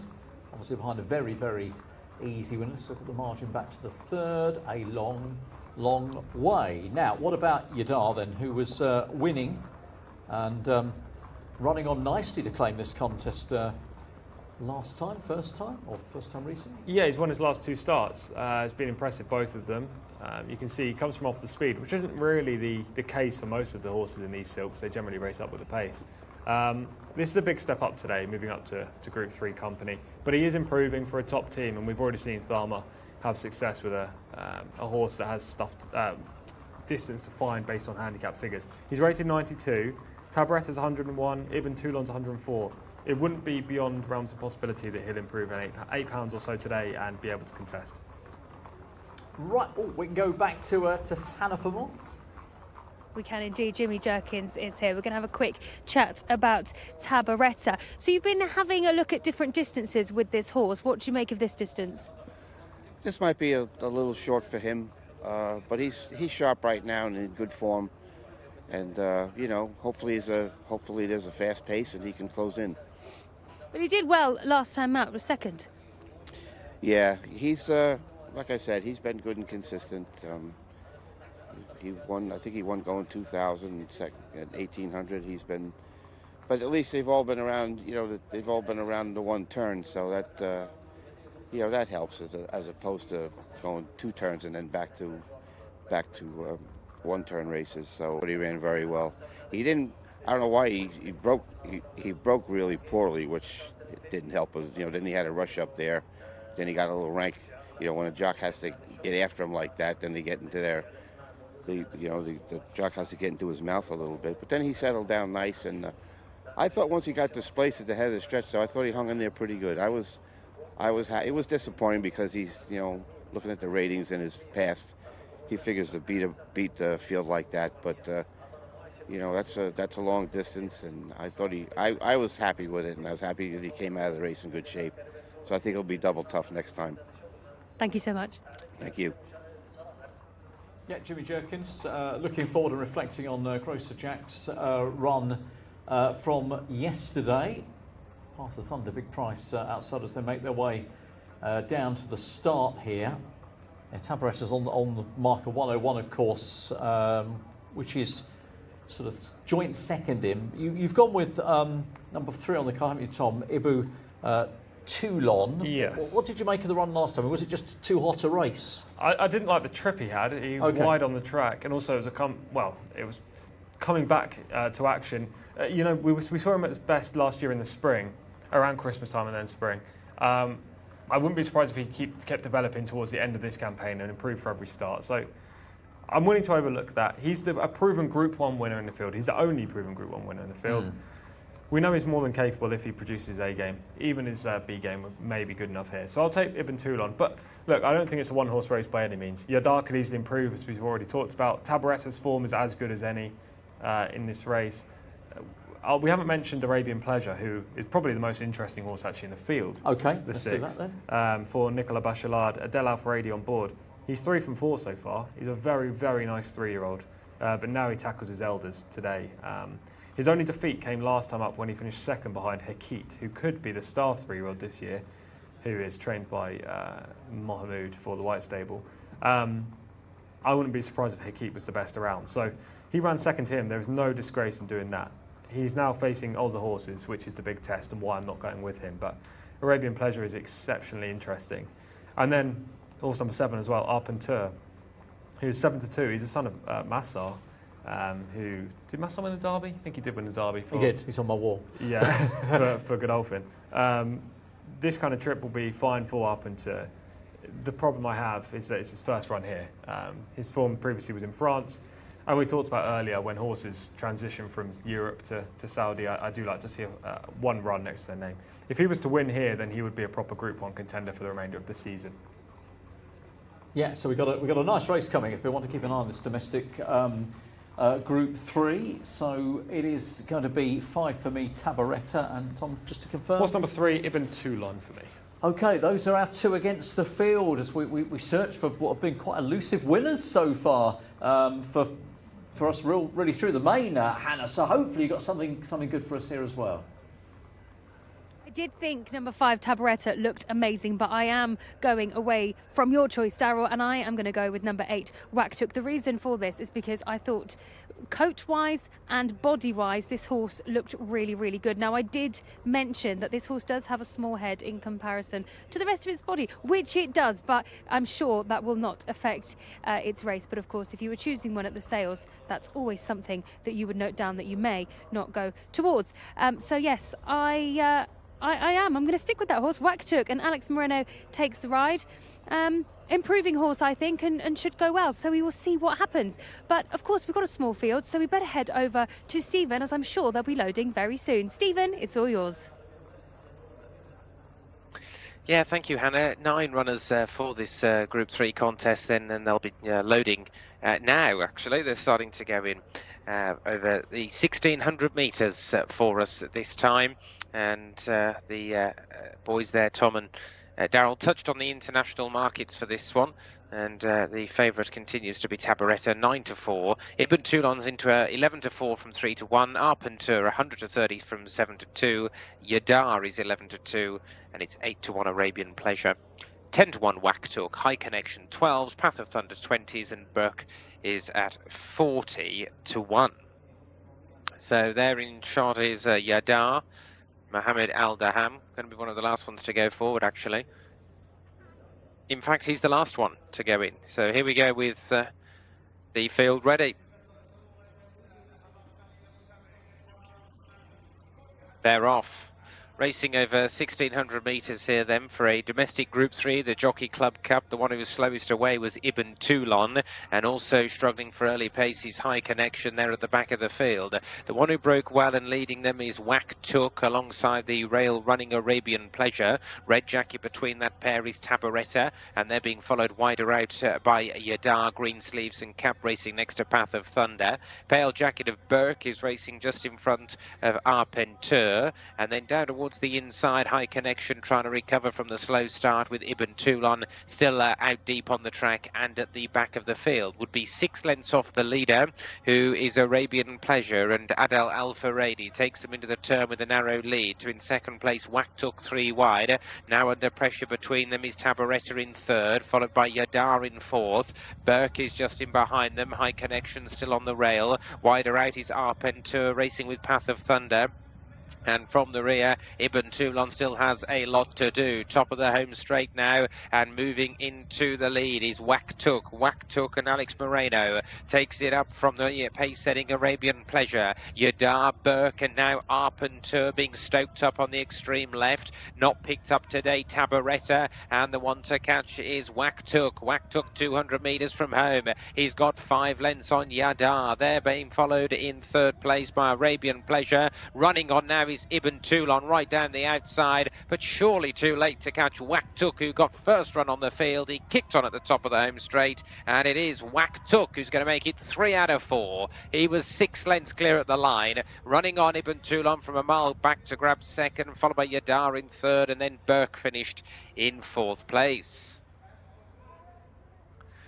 So a win here then in the feature Jockey Club Cup for number 8, Whack Took. Alex Moreno riding this son of Not This Time, and it's another one for Hannah as well. Another winner on the day for her. She gave the horse a good shout from the parade ring, apart from the fact she commented on the small head, but it hasn't stopped him winning, which she also said that it wouldn't, and she was quite right. He's a 6-length winner, Whack Took, of this Group 3. Beat Ibn Toulon, who missed the break, was out the back being shoved along and has stormed home to grab second from Yadar.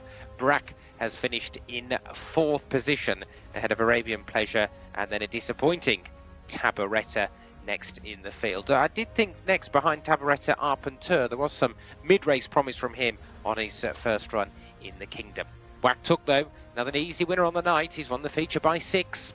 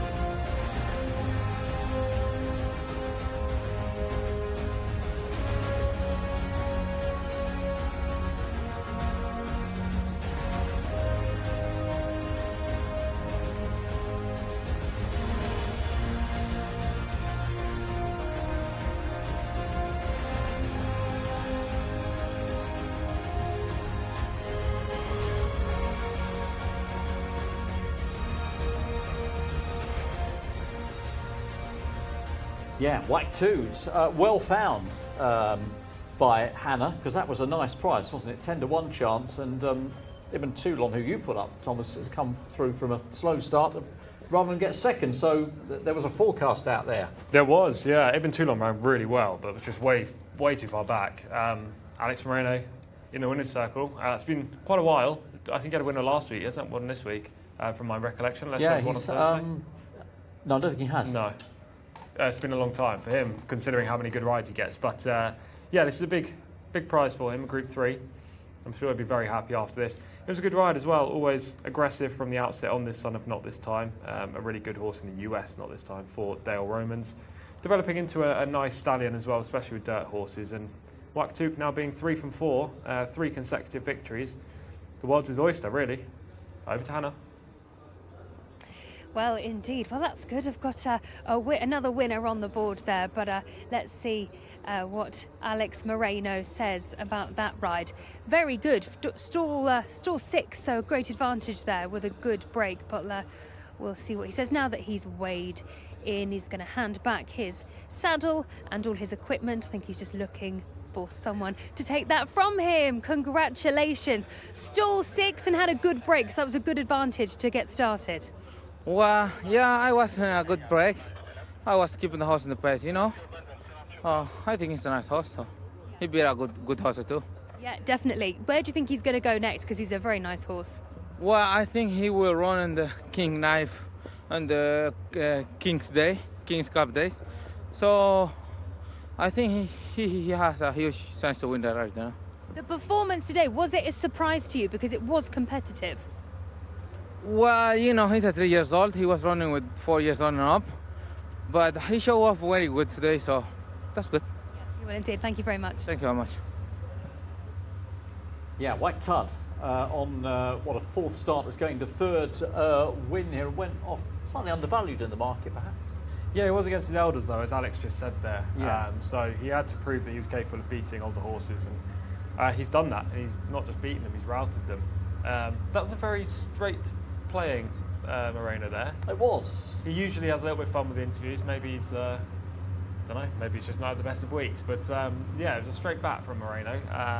Obviously, he was happy to get this victory on the board, and he's still got a chance in the last race to come as well. Yeah, he was drawn in the middle and still number 6 amongst the back markers early was your selection. The grey slowly away, even Toulon High Connection also slowly out of the gates. Yeah, no real excuses. They were slowly away, but they missed like half a length. They obviously had to race towards the back of the field because you lose a little bit of momentum as well. Ibn Toulon, I didn't love the ride, I have to admit. There's no reason to be wide here on the track. Even going into the bend, there's no reason to be wide. You can save ground at the inside. That being said, he would never have caught the winner. He lost by 6 lengths at the wire. And it was a step forward from Ibn Toulon. It's better than what we saw last time. He can easily, get back to the level he was in last year, where he won a Group 1. So I wouldn't give up on him. But if the rider far had just saved a little bit of ground there at the inside, it would have helped him out rather than being 4 wide for no reason on the bend at the back. The 3rd place horse was Yadar, who at this stage of the race is in 4th, but he just runs this consistent race time and time again, doesn't he? He always turns up in a similar kind of vein of form. And then you have to look back to Brock, and back in 5th was Arabian Pleasure, who was a little bit disappointing, as was Tabaretta in 6th. Yeah, Tabaretta was in the front rank with the other 2 early doors and soon drops away. Yeah, we showed you Yadar, of course, on the VT earlier, running on and doing the same down the outside there to sort of get into the picture for a battle for minor honours. But yeah, this is all about Waktuk here, and yeah, I guess proving that he's learning fast. Well, he was only rated 84. He was off the same weight today as Arpentou, who's rated 101, getting half a kilo from Tabaretta, rated 101. Ibn Toulon rated 104, only getting half a kilo from him. It's a big effort, isn't it? It's either a big effort or the rating was wrong, or both. And maybe both is the answer there. Yeah, only time will tell, of course, but nicely done in the end. And yeah, Alex Moreno, who, as you say, has had a quiet week this week. Not been like that in recent weeks, but he's got himself a winner on the score sheet here. Star contender, the Covercore Scotland Yard Inside Al Majed Cup, which will be the final race on the day. Before we do that, though, we've got our second of the Arabian horses race. This one for fillies only, Stephen. Yes, thank you, Darryl. 3-year-old fillies only over 2,000 metres for race number 11. And here are the runners and riders. Number 1 is Fadiat Al-Khaladia, the mount of Adel Al-Faradi. 2 is J.H. Renad and Nawaf Al-Mudiani. 3, Lady de Violette and Naif Al-Anazi. 4 is Mubashirat Al-Hassin, who's ridden by Abdullah Al-Rashed. 5, Rihanna and Abdullah Al-Khamis. 6 is Shatert Al-Karnain and Mohammed Al-Hubail. Over the next page, the final 2 are 7 Shibla Muhaya, who's ridden here by Khaled Al-Mamoni, and 8 is Shoar Derar and Abdullah Al-Sayedi. 8 runners then for this 3-year-old fillies race for purebred Arabians, and we can go to the pre-parade ring now and find Hannah. Thanks, Stephen. Yes, we're in the pre-parade ring. I just want to show you the scenes happening here. So the temperatures have dropped, and as you can see, there is a heater and everyone is gathered around it, and that will be me soon. Let me tell you that it is chilly here. But I want to show you some of the horses. So of course we have got a smaller field, only 8 runners. So come with me, let's have a look at some of them. We've only got 8 to pick from, as I said, so let's have a look at this one. This is number 1.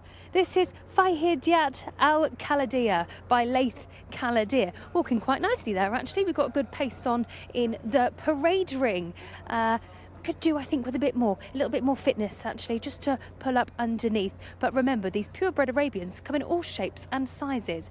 And this horse behind, number 3, is a good example of that. Completely different shape altogether. This is Lady de Valete. Got the visor on, the noseband, and also a cross noseband, and a nasal strip to open up those airways. Very lean looking one, this horse, and nice muscles on the behind as well. Having a little look at the handler there also. We've got number 4 behind with the earplugs in and a loose ring snaffle, and also the noseband. Beautiful coat. This is number 4, Mubashirat Al-Hassin. Looking rather lovely, this horse. And we're going to drop back again. We've got a grey behind, number 5, Rihanna. Got the earplugs in and the noseband. Another different type of purebred Arabian here, leaner and actually bum high as well. So a little bit more to grow from this one, being a 3-year-old. And then number 6 is behind, a lighter grey horse. Having a chomp on the bit towards the handler there. A bigger loose ring snaffle. Again, remember, that's just so the bit doesn't slide through the horse's mouth. Nice walk. You can really tell the difference with horses and their active walk. You need to see horses walking out properly, and that's what we like to see. And purebred Arabians have that in the bag. Dropping back now, horse number 7, Shibla Muhaya. Got the noseband on, having a little look at the camera there. I think it's a little superstar. Bit more muscle I think this one needs behind. It's not so defined, and it's very small, to confirm.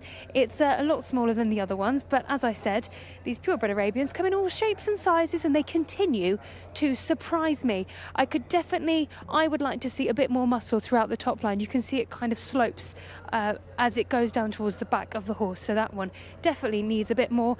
And to finish the string off, we've got number 8, Shoar Derar, another grey horse. So if you like grey horses, this race is for you. Back to you guys in the studio.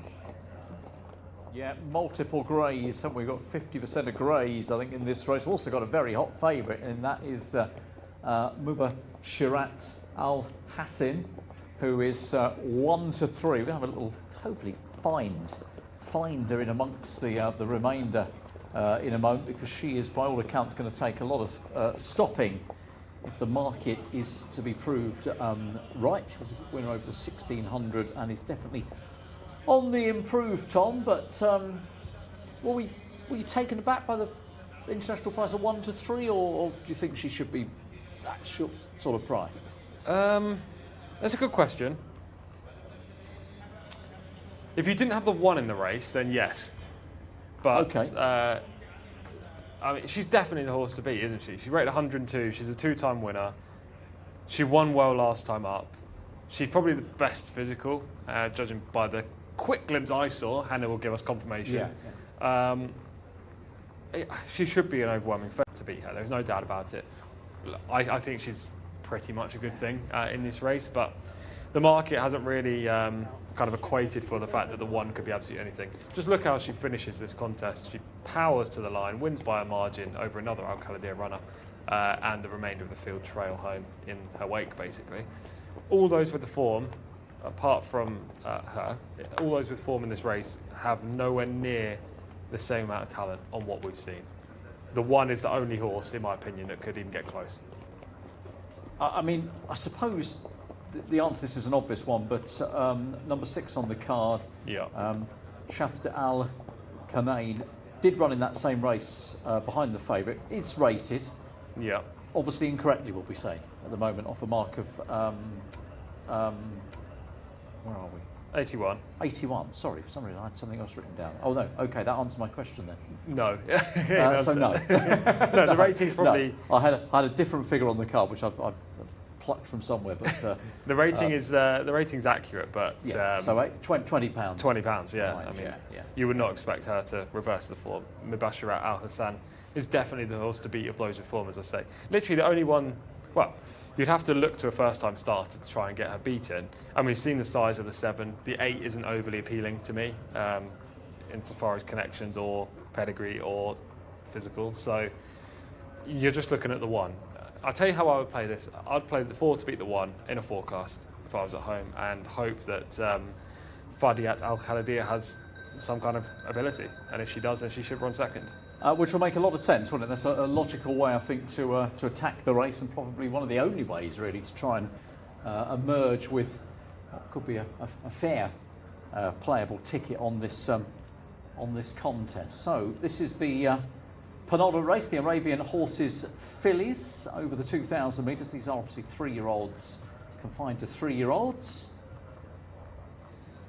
Over there on one of the outsiders. Leifala Nazi. Yeah.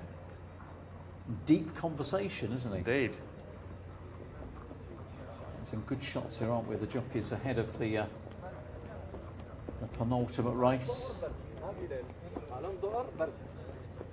And there is very much the smallest of the runners there. Very small. I mean, they're all small because they're 3-year-old Arabians, but yeah, of course. So she is very small. She seems to be lacking any kind of legs. Well, she's diminutive, isn't she, compared to the others, and she's obviously going to grow, but yes, it's not happening at the moment. It's not happened. She's underdeveloped. Whether she can run, that's another matter, but it feels unlikely anyway. There we are. So they're just about to leave the paddock and make their way down. There will be very shortly for the 11th race on the programme this afternoon. So a short price favourite here, as we've been highlighting, and there will be a short price favourite in the final race when we get to that event in around another half an hour's time. Obviously not as busy here as it was last Saturday, when it was rather packed, of course, with the big races, the Crown Prince races going on, and of course the giveaways last week as well. If you weren't with us last week, somebody walked away with a car, and many people were walking off with smartphones and pads and all the rest of it, and indeed, technology. Yeah. So yeah, lots of giveaways to be had for the patrons, let's say. Yeah, it's not the same atmosphere this week, but it's still got a couple of nice races to come, a couple of small fields. This is let's say, the starter towards the main course, which is Scotland Yard, and hopefully his progression towards the Saudi Cup in the last race. Yeah, which is well worth hanging on for, of course, that final race of the afternoon coming up. Still time for you to get involved, of course, with your thoughts and your comments, and maybe a little selection, maybe a clever way to play this race if you are quick enough and able to do that. Yeah, they're going down the 5 there. Another one of the outsiders, 14-1 in the market at the moment. So they are heading off to the start then. This is the locally timed 7:55 race coming up here. Race number 11 on the programme. Racing will continue, of course, next week, back on the 26th. Well, we're going to confirm selections, but I'm not expecting that any of us are going for anything too ambitious. Les Tom's going to play the 1, but... no, the 4, Mubashirat Al Hassan. I will put up the forecast for everyone at home. 4 to be the 1, but for our competition, the 4. Yeah, seems difficult to get away from the favourite, unless you know otherwise, Hannah. Well, I certainly have some notes, and I would not be going for the number one. Now, obviously, these are two debutants that I'm going to be talking about now. So the one, Fahidiyat Al Khaladia, I watched that in the parade ring, and this is another small horse, but its body isn't actually it's not in correct proportion, so its legs are too thin for its body. Now, of course, remember, these are still young horses, but they are 3, so it's not like they're 2. Do you know what I mean? Now, the one, when it went to post, the canter, it's not strong enough. That was not a strong canter at all. The 7, the small horse, which also needs a lot of work, that had a better canter. So you could tell that perhaps naturally was okay in the canter, but the number 1 horse, I watched Adel Al Faradi really try and encourage it to get it into a canter, and it was so wooden when it moved. So I really can't see how this horse is going to perform.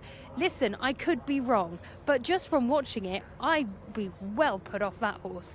But we will have to see. So you can see on the screen as well, the 7, it does actually, 7 is Shibla Muhaya, for those of you that maybe have looked at. You can see it's got a fluid canter, so it is moving in the right direction, but it doesn't mean to say that it can't win. You never know what could happen, but I highly doubt that one also, but definitely not the one for me.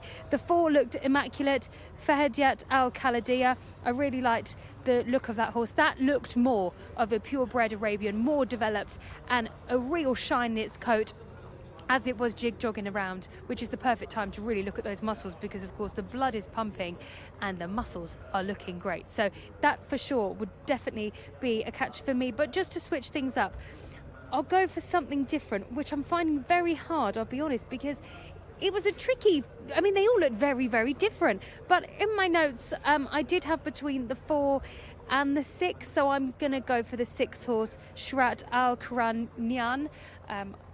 Yes, number 6, we'll lock that one in. I'll go for that one for something different, but I just wanted to get those notes across on the number 1. I couldn't really believe it, actually, because, you know, it didn't look too bad, but the more I looked, I thought, your legs look too small for its body. So those legs have got some growing to do, as well as a bit more to its fitness schedule.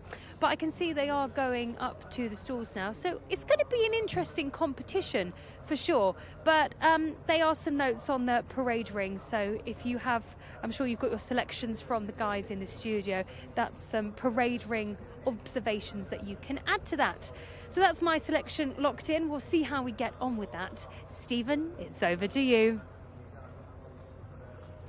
Yeah, thank you very much indeed, Hannah. Fascinating to hear the thoughts then from Hannah in the parade ring, particularly in comparison when looking at a field of purebred Arabians to the thoroughbreds we've had already on the card, and in particular fillies only, where the general consensus is that they're not great lookers and they're not very big either, but one of them will have to win.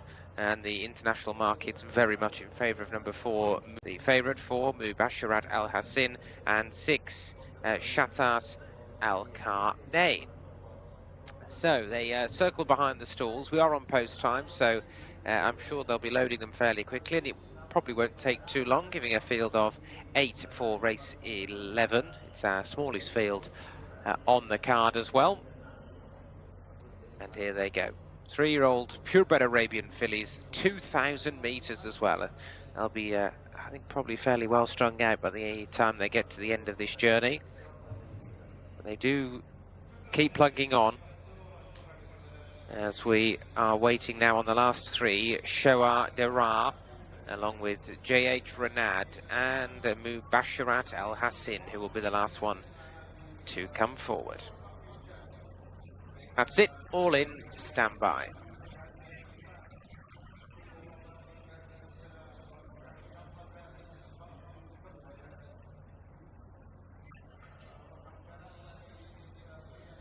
Long hold. They're off. racing. Oh, a ragged old start as well. Fadiat Al Khaladea walked out of the starting stalls, and also Shibla Muhea was very slow to begin as well. One who's gone off fast in front, tracking over, is JH Renard, and leads them through the early strides. In second place, the yellow noseband of Mubasharat Al Hassin. Out towards the middle of the course is Shawar Derar. They're being followed through next by Shatat Al Karnain in fourth place, orange cap just behind them. A break of 3 to 4 lengths then to Rihanna, who's racing in company with Lady de Violette, and then 3-4 lengths back to Shibla Muhea, and last of all Fadiat Al Khaladea. You can see they're adrift by some maybe 15 lengths or so, having completely blown the start. They've linked up with the main course now, and they're making their way down the back straight. They're only going a moderate gallop as well. And towards the outside, Shawar Derar alongside Mubasharat Al Hassin. They're 1 and 2. In third place, Shatat Al Karnain is closing up in between the pair. 2 lengths away, the early leader, JH Renard, has dropped back now to be fourth. And this quartet are clear by 5 or 6 lengths to Lady de Violette, who's racing alongside Rihanna. And still a long way behind is Fadiat Al Khaladea, as they now begin the turn out of the back straight and to the closing stages. And up front, travelling strongly under Abdullah Al Rashid, is Mubasharat Al Hassin. The nearest pursuer is Shatat Al Karnain. The 2 previous winners in the field clear. JH Renard in third under pressure. Lady de Violette trying to pick off rivals in fourth, but there really are big gaps back then to Rihanna, who's being followed by Shawar Derar. Into the home straight they come, 400 metres to go, and Mubasharat Al Hassin the leader by a length and a half. Shatat Al Karnain in second is trying to launch an effort and maybe closing the gap slowly on the outside. A long way clear of JH Renard back in third. Coming towards the business end, Mubasharat Al Sahin plugging away, grinding away, drifting out towards the middle of the course. Shatat Al Karnain now switching to the far side, but isn't closing the gap. JH Renard is 15 lengths away in third, and it is Mubasharat Al Hassin who's going to win for the third time here. He's driven out, doing enough under Abdullah Al Rashid. Mubasharat Al Hassin beat Shatat Al Karnain. They were clear of JH Renard, who plugged on to be third. Lady de Violette was fourth. Then came Rihanna, and they're still coming. Shawar Derar is just crossing the line now from Fadiat Al Khaladea, who plugged on a long way behind, and Shibla Muhea, that little tiny filly we saw before, coming home last. So it's a win for the favourite, Mubasharat Al Hassin. He travelled well, was always prominent, and despite the best efforts of Shatat Al Karnain, there was never any worry, or too strong a worry, that the favourite wouldn't oblige here.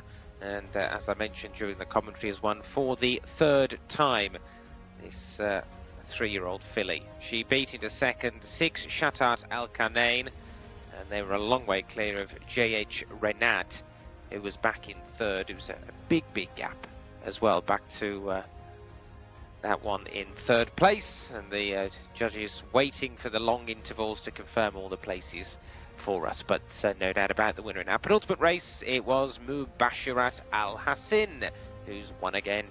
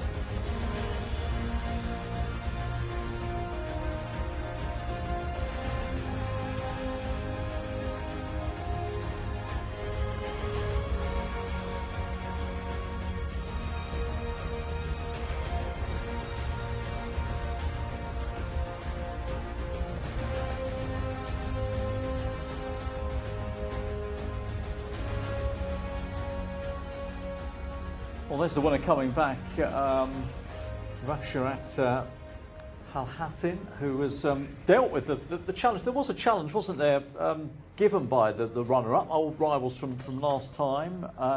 In the end, favourites delivered with a fair bit to spare, but we're just casting our eyes down the racetrack, actually, aren't we, Tom? Because there was an unseating of Abdullah Akhames, who was riding Rihanna not long before the line, and he's just getting some attention. It's hard to see exactly what is going on. They've put the screens up around him. It was about 4 strides before the line. Yeah.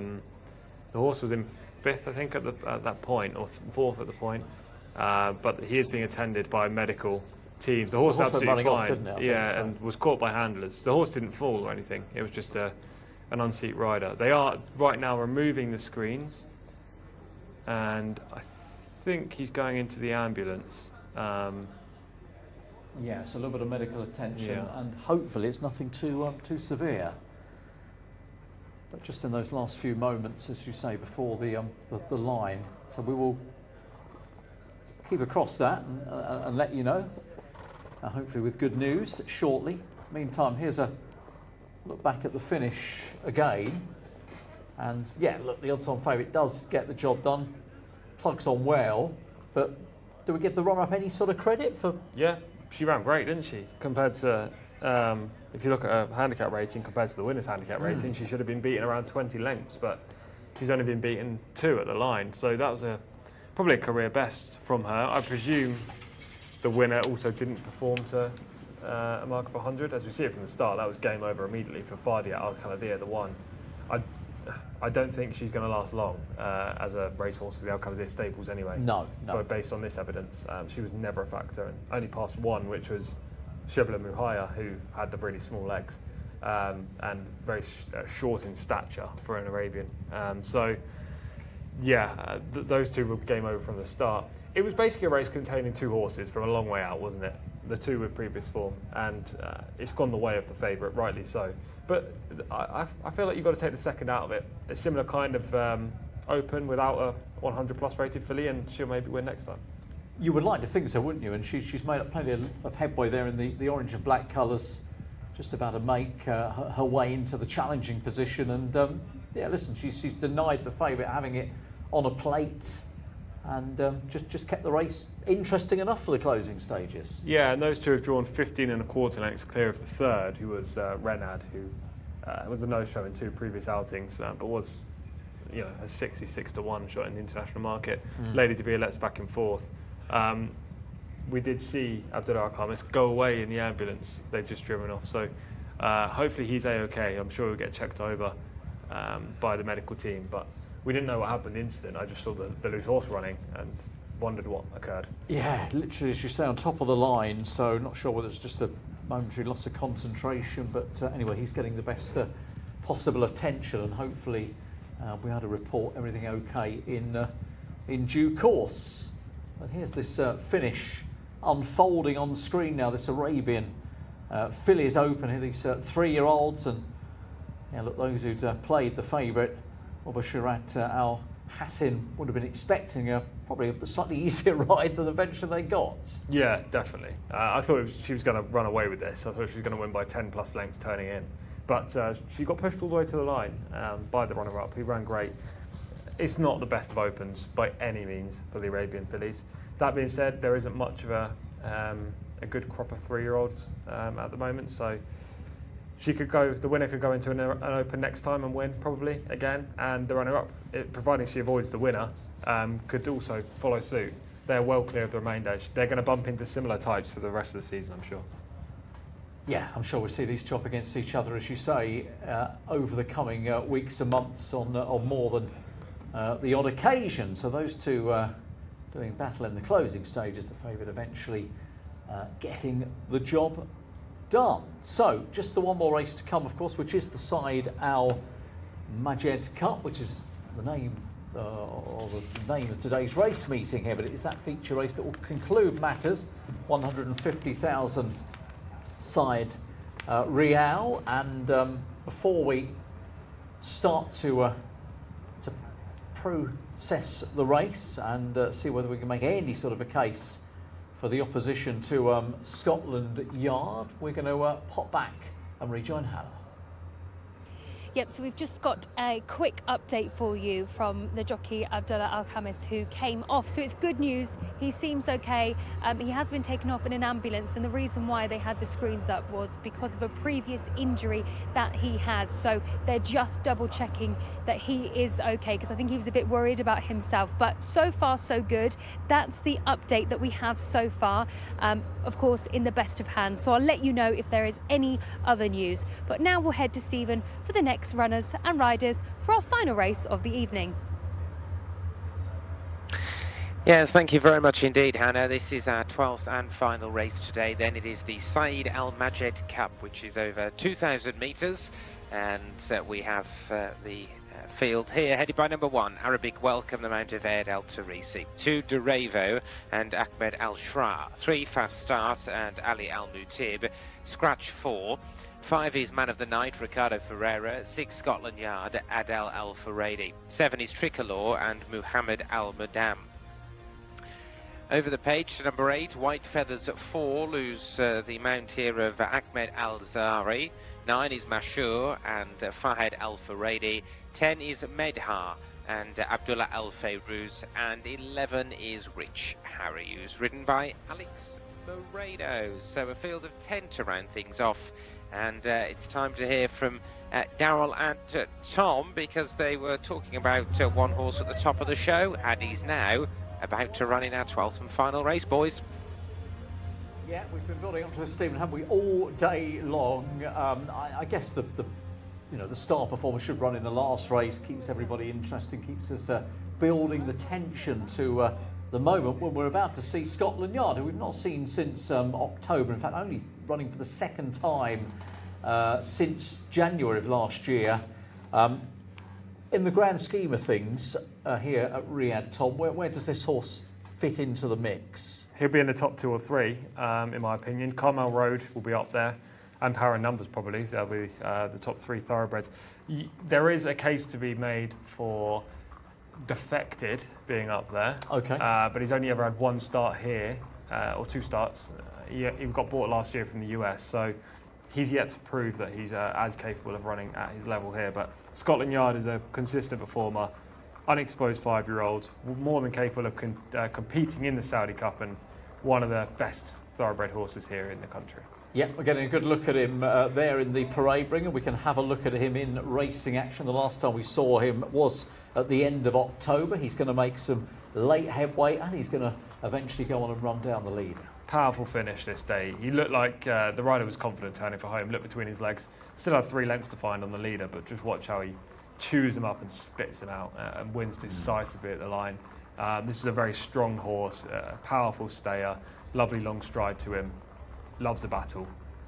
Tough to beat. Well, very tough to beat. He's more of a good thing, in my opinion, than we just saw with that Arabian horse at 1 to 3. Yeah, Scotland Yard is 2 to 5. Yeah, here's some form of horse number 4 here, I think, isn't it? Sorry, this is 5. Man of the Night. Man of the Night, yes. Yeah, 4, Thamar Al Dahani and Ricardo Sousa Ferreira. Look, he's a consistent horse. I know he was always well regarded when with Richard Hannon right at the start of his career. I actually remember writing a Racing Post piece with 2-year-olds to follow, and Man of the Night was in there. Didn't really develop into the horse that Hannon thought he could be, and over here he's been a bit hit and miss, but he's with the right team, and this race lacks depth, so he could easily get a place. Could get a place, but they may all be playing for places as we get Hannah's thoughts on the big player here, and of course the remainder. Yeah, we're going to start with horse number 2, Do Revo. It's very exciting, this race, because there are plenty of great horses, and this is the first one that I'm going to show you, trained by Jimmy Jerkins for the Red Stable. 8-year-old gelding, having a little gentle look around, but a very nice looking horse, actually. A nice head on it too. Body-wise, a gorgeous shine. He's just playing with his tongue a little bit, and he has quite a big bit in his mouth. Big in terms of the rings.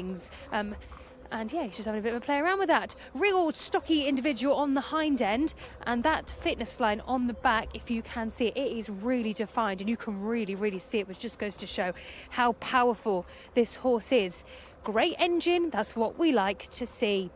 The next horse we're going to look at is horse number 5, Man of the Night. Ricardo Sousa Ferreira takes the ride, and Thama Al-Dahani trains. Was just having a little look around there, had a little stop to see what's going on. But yeah, nothing too exciting. Now, body-wise, another horse that looks tremendous on the back end. Really muscly. It really just makes a difference when you see these bigger, stronger horses, how great they look. And as always with Thama's horses, a nice shine on it. Number 6, the horse we've all been excited about today, Scotland Yard, Adele Al-Faradi, takes the ride. This horse is a very big individual, and when I mean big, I mean tall, big in stature. Stands proud and actually a real pick of the paddock because he looks phenomenal. Now, the bit he has in his mouth is the Dexter ring bit, and it's got some little sidebars on it as well, just to help. It's also got the noseband and also a cross noseband. So he's got a sheepskin and a cross noseband. That's just to stop him opening his mouth too wide and his tongue getting in the way. His coat looks very shiny, of course shows how healthy and well this horse really is. Very big muscly neck, which of course is part of the top line. All in all, I have to say, this horse is an absolute picture, and I can see why it is a favourite of so many. The cameras aren't doing it justice, it looks phenomenal. So yes, this horse looks great. Now the last horse we're going to look at is horse number 10, Madhar. This is the only... No, it's past the grey horse. Yep, number 10 has the headgear on. It's also got a sheepskin noseband and a larger loose ring. Snaffle grinding its teeth a little bit and having a little look around. Another horse that is very muscly, and I've said that a lot, but honestly they are. These horses look an absolute picture. It's walking quite well actually, maybe perhaps a tad stiff behind, but of course this is why they walk them around first, to get the muscles moving. Another horse that looks an absolute picture. It's going to be a tough one, but the paddock pick has to be Scotland Yard, who looks on top form. Back to you guys in the studio. Yeah, I think everybody was hoping that you were going to say that, Hannah. Scotland Yard, who has now gone 1-3 in the international market, and the 2-5 is no more. Not surprised. As we see the 7, that's Tricolor. Just play up a touch. Yeah, he's so dominant in this field in every facet, really. Yeah. Ratings, performance, best jockey. There really isn't much. Well, he's not got enough boxes to tick. No, really. There are none that aren't ticked. That's the thing with Scotland Yard. I expect him to run away with ease out of these. Look, the horses aren't machines. They can lose. I always say that after I say a horse is probably a good thing. However, if you ran this race 100 times, a fit Scotland Yard would win this 99. That's how dominant he is. Well, that makes him a 1-100 chance then, doesn't it, in theory? In theory. But you can't have 1-100, but still, he would. I mean, he's only going to win it 30 odd times in theory, to make that 1-3. Exactly. But obviously, at a short enough price, there's not going to be too many people interested in playing. There will be some, but there won't be many. Obviously, of the remainder in here, there's probably only one proper form player, which is Derivo, do you remember Derivo from the UK? Yeah. Back in the day, for Jovmont. He's been over for Jimmy Jerkins, and he's consistent. He won a couple of back-to-back open races over the course and distance. He finished behind Weight to Excel last time, so the form is fine. We know he handles track and trip, but he's an 8-year-old. He's not regressive, but he's consistent at the level he's at, and that level is below Scotland Yard. So he's likely to finish second, in my opinion, and probably the opinion of many. And then it's going to be a real battle for third and the remainder. Yeah, 6/2 was how I saw it, which you won't be surprised to hear. I had Tricolor, the 7 in for 30, ran in a pretty good contest last week over 2-400, very good contest. Having had not a lot of racing of late. I mean, have you got an alternative for third or? Not overly. Maybe the 5, Man of the Night, just purely on connections and that slightly better run last time in a cup race. But I feel like that race last time would have been his end goal. He won that race last year, came back and only finished 4th this year, but maybe he can run 3rd. Just a quick mention of the others. This is why we're struggling so much to find a 3rd place finisher. Arabic Welcome, he was very average in the UK for Marco Botti. He's 0 from 3 over here, outclassed, only rated 64. We've talked about Derivo, who has form claims. Fast Start, didn't beat a single horse last week, only rated 70. Man of the Night could be 3rd place. In here, as already touched on, Scotland Yard should win. Tricolor, who you think could be 3rd place, rated 93. And then the others, White Feathers Fall, used to be with Mark Johnson, as we see the trophy here for the Syed Al Majed Cup. I suppose it's a cup, not a trophy. White Feathers Fall, a strong traveller, but only rated 73, and not shown enough, 50 to 1 for a reason. The 3 at the bottom, Masher, was a nice 2-year-old last year, but doesn't stay the trip. Medha is 0 from 5, and Rich Harry won a maiden here last week. He had 16 to 1 for a cup race, which shows you the lack of depth in the field. So it should be Scotland Yard, beats Derivo, and then either Man of the Night or Tricolor in 3rd. Exactly, then A another for 3rd if you're finding a way to play that particular opportunity. So they're heading on down to the start. That's a lovely looking trophy as well, wasn't it? We got a quick look out the side. Al Majed Cup, which is the feature race, although obviously that domestic Group 3 was slightly better in terms of prize money. I think status-wise, this is probably the one, isn't it, that gathers the most focus and attention. They're due to go in a couple of minutes' time, so they may just be a little bit behind the clock, but we can hang on a little bit longer for the chance to see Scotland Yard again. Any idea why he was off, Tom, for so long? Sort of, most of last year, but it's obviously not affected him. No, it's not affected him. I don't know why he was off for so long, actually. Maybe we'll get to hear from Nicolas Bachelard next time. Obviously this is the last race, so we can't interview after. But yeah, I'm not sure. It's not affected him. It's probably just a minor setback, or just a trainer choice, an owner choice to run in this spot and other spots without, over racing him. He's only had the 9 starts as a 5-year-old, so he has been tentatively handled. Yes. But for a reason, he's one of the best horses around. You don't want to, spurn opportunities by running him. I mean, he's had gaps in his form before, if you dig through it. So maybe that's deliberate. Maybe there's been something along the way. But we're certainly seeing on that last piece of form evidence the Scotland Yard that everybody knows. So arriving down at the post at the end of this. This week, this is meeting number 69 of the season here. Of course, action does continue next week. No change in the schedule next week. So Thursday, Friday, Saturday. Best racing we were saying earlier on the Friday. Some very good racing indeed to come next Friday. But lots to enjoy across the 3 days. Let me just see if there's been any further shortening of the price of this favourite, because you kind of wonder whether that may happen. And 1 to 3 remains the price at the moment. Man of the Night's come in a couple of points, Tom. 14s into 12s. That seems to be the one that is taking a little bit of, I suppose we'd say, each way interest. Each way money. Sure. Let people trying to find a horse that can run 3rd, I suppose. Maybe even 2nd if Derivo doesn't perform. But it does feel very unlikely that Man of the Night will do better than 3rd generally, but 2nd is the highest you could possibly hope for, I think. Unless something terrible goes wrong with Scotland Yard, but that seems very unlikely.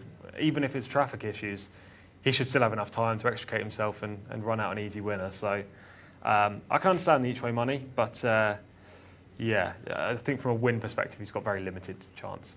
Yeah, it looks that way, doesn't it? I mean, are we going through the pointless exercise of putting up selections? I mean, we've got to, but I think it's 6 for everyone. Scotland Yard for every single person. We're getting a thumbs up from Hannah. Yeah, Hannah included. She is joining us in the studio Hannah's for after. not going to try and take on the short one with her.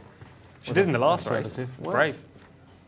Yeah, which she's not happy about it. I think Tom was quite happy about, because it probably means you're going to secure a 2nd place. Right, Stephen, thank you very much for all your efforts this afternoon. And for the final time, it is all yours for probably the most exciting race. Well, it is the most exciting race of the day.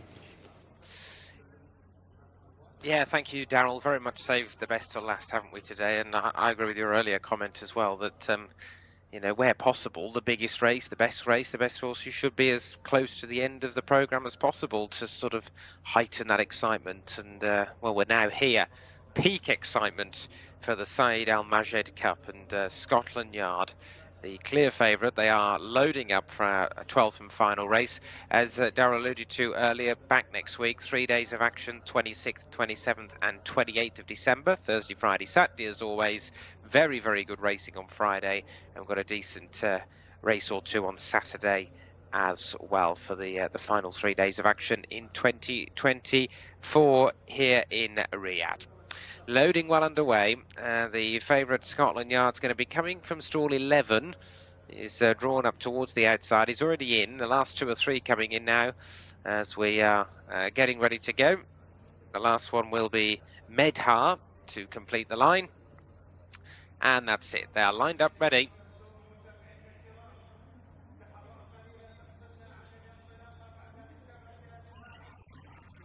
And they're off. They race away then over 2,000 metres for the 12th and final race on Saturday's programme in Riyadh. The first away was Fast Start, who got just that and leads them through the first 200 metres.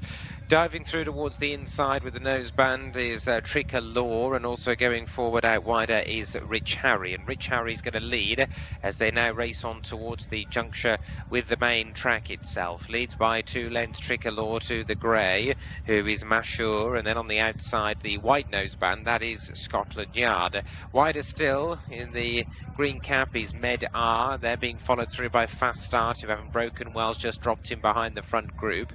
Next in the field at this stage is Man of the Night, and then we've got 3 behind. Red colours of Durevo, wider out with the yellow sleeves, racing a little bit wider on the course, or more light green really, is White Wet Feathers Fall, and widest of all then is Arabic Welcome, and he's also the back marker as well. So heading down the far side, on towards the turn and the midway point of this final contest, the Said Al Majed Cup, and it's Medar who skips away a length and a half Scotland Yard. Third on the inside, Rich Harry alongside the green sleeves and cap of Man of the Night. White Feathers Fall is making ground towards the outside, followed through by Mashur. Fast Start between horses. Durevo in red picking off rivals. Dropping away now is Tricolor, and has gone past Arabic Welcome, who's also struggling at the back of the field. Top of the home straight, and Scotland Yard breezes up alongside and goes into the lead here for Adel Al-Faradi and skips away by 2. In second is Medar. Third place now Man of the Night under strong driving from Durevo.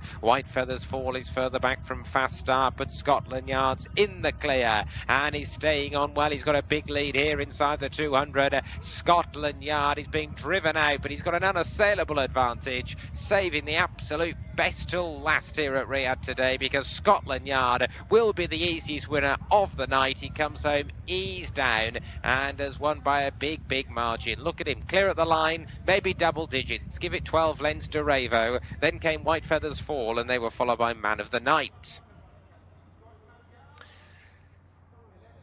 Well, right at the top of today's programme, Darryl and Tom were talking about Scotland Yard because he was the best horse on show today, the horse that everyone was most looking forward to seeing, and boy has he delivered as well. He got a lovely toe into the race, sitting just off the speed, and once hitting the front at the top of the home straight, he's not looked back. He went clear of the field, and he was so far clear inside the final 50, Adel Al-Faradi could afford to ease down for a comfortable and comprehensive victory, and he's firmly on track for some of those big races in the early part of 2025 as he takes his career record to 6 wins from 10 starts.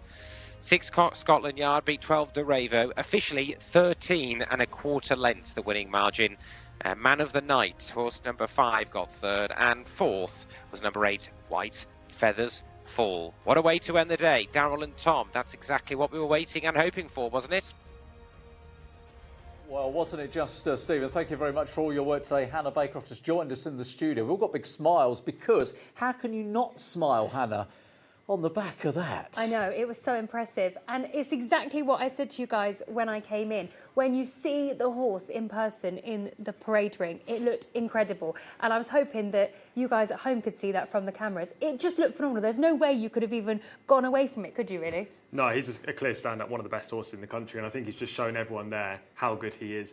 he probably wasn't even fully tuned up. You know, the Saudi Cup's in 2 months, just a prep run, and he's won by 15 lengths. Just a prep run, just the 13 lengths. I mean, even the producer was getting excited about how good this horse was and trying to work out how much he would have needed on to win a round of drinks. But not that he gets involved in that kind of thing. But listen, it's what we hoped for, wasn't it? We just wanted to see a really big run from him. And to be fair, the right horses finished second and third as well. Well, Derivo definitely second best. We could all see that on ratings and just performances. But Man of the Night was in third. Again, a nice horse for leading connections. What a great day for Thamar Al-Dahani as well. Picking up 22,000 Saudi Riyal just for third there. But his winner earlier on, who after you interviewed him after, Jordoon, so impressive. Yeah, that was one. We're not going to sort of dig through the form from early and show you any highlights. But if you want to look back at that race, that would be the one, apart from obviously this race, to watch again. Yeah, he could be a future star. He doesn't give too many horses to the Prince, who's had a great couple of weeks, by the way, since we've been here. Those red silks have been crossing the line in front very often. But yeah, he's had a great week, and Tharma's happy, I'm sure. Have you enjoyed your first stint, both of you? Well, let you go first. Well, I was going to pass it to ladies first, but I think, I mean, the obvious answer is yes. And of course, the great thing is it's the whole thing, isn't it? I mean, I don't know about you, but when we first came the day before we started broadcasting, when the World Cup draw was being made, and that was a bit of a wow factor going on as well. We were in a shot. They were drone shots outside. Me and Darryl were there with our producer, and we thought, well, we're part of history now, aren't we? And we've only just got here. But it does, you know, you walk in here for the first time and you see the grandstand and I think you go upstairs and the cup's there, the Saudi Cup is there, you can have a Saudi Cup's there, you can have a little look and everything. So yes, and more yeses. But yourself? Yeah, for me, and I said this to you guys earlier, it was totally not what I expected. And I mean, I've only been racing in the UK and Ireland, so for me, this was a complete wow. But firstly, I have to say, everybody here has been so kind, so welcoming. People that I've spoken to in the parade ring have always been, like I said, so welcoming and always happy to chat. And that's what I've loved, the warmth that you get here. The warmth, that's an apt word, Hannah, given how cold it's got tonight in the second half of the race. Yes, and my fingers are now numb, actually. But I had a good time, so... Yeah. Well, Hannah's going to be back, of course, on the programme. No programme live next Thursday. You will be able to obviously follow the racing, but the show is back from Friday. Big days racing on Friday. And Hannah will be back with Rory's back and Callum will be here as well. So it's going to be quite a week to look forward to. But from all of us, Ty, to say, listen, thank you very much for your company. We've loved you getting involved with all your comments and your thoughts as well. We've loved the racing, haven't we, guys? And we have. We'll be back to do it in a few weeks' time. Hannah's here next week. So from all of us, thank you very much for being part of the Jcsa English-speaking service. Hope you've had a good day with us. And how good was Scotland Yard?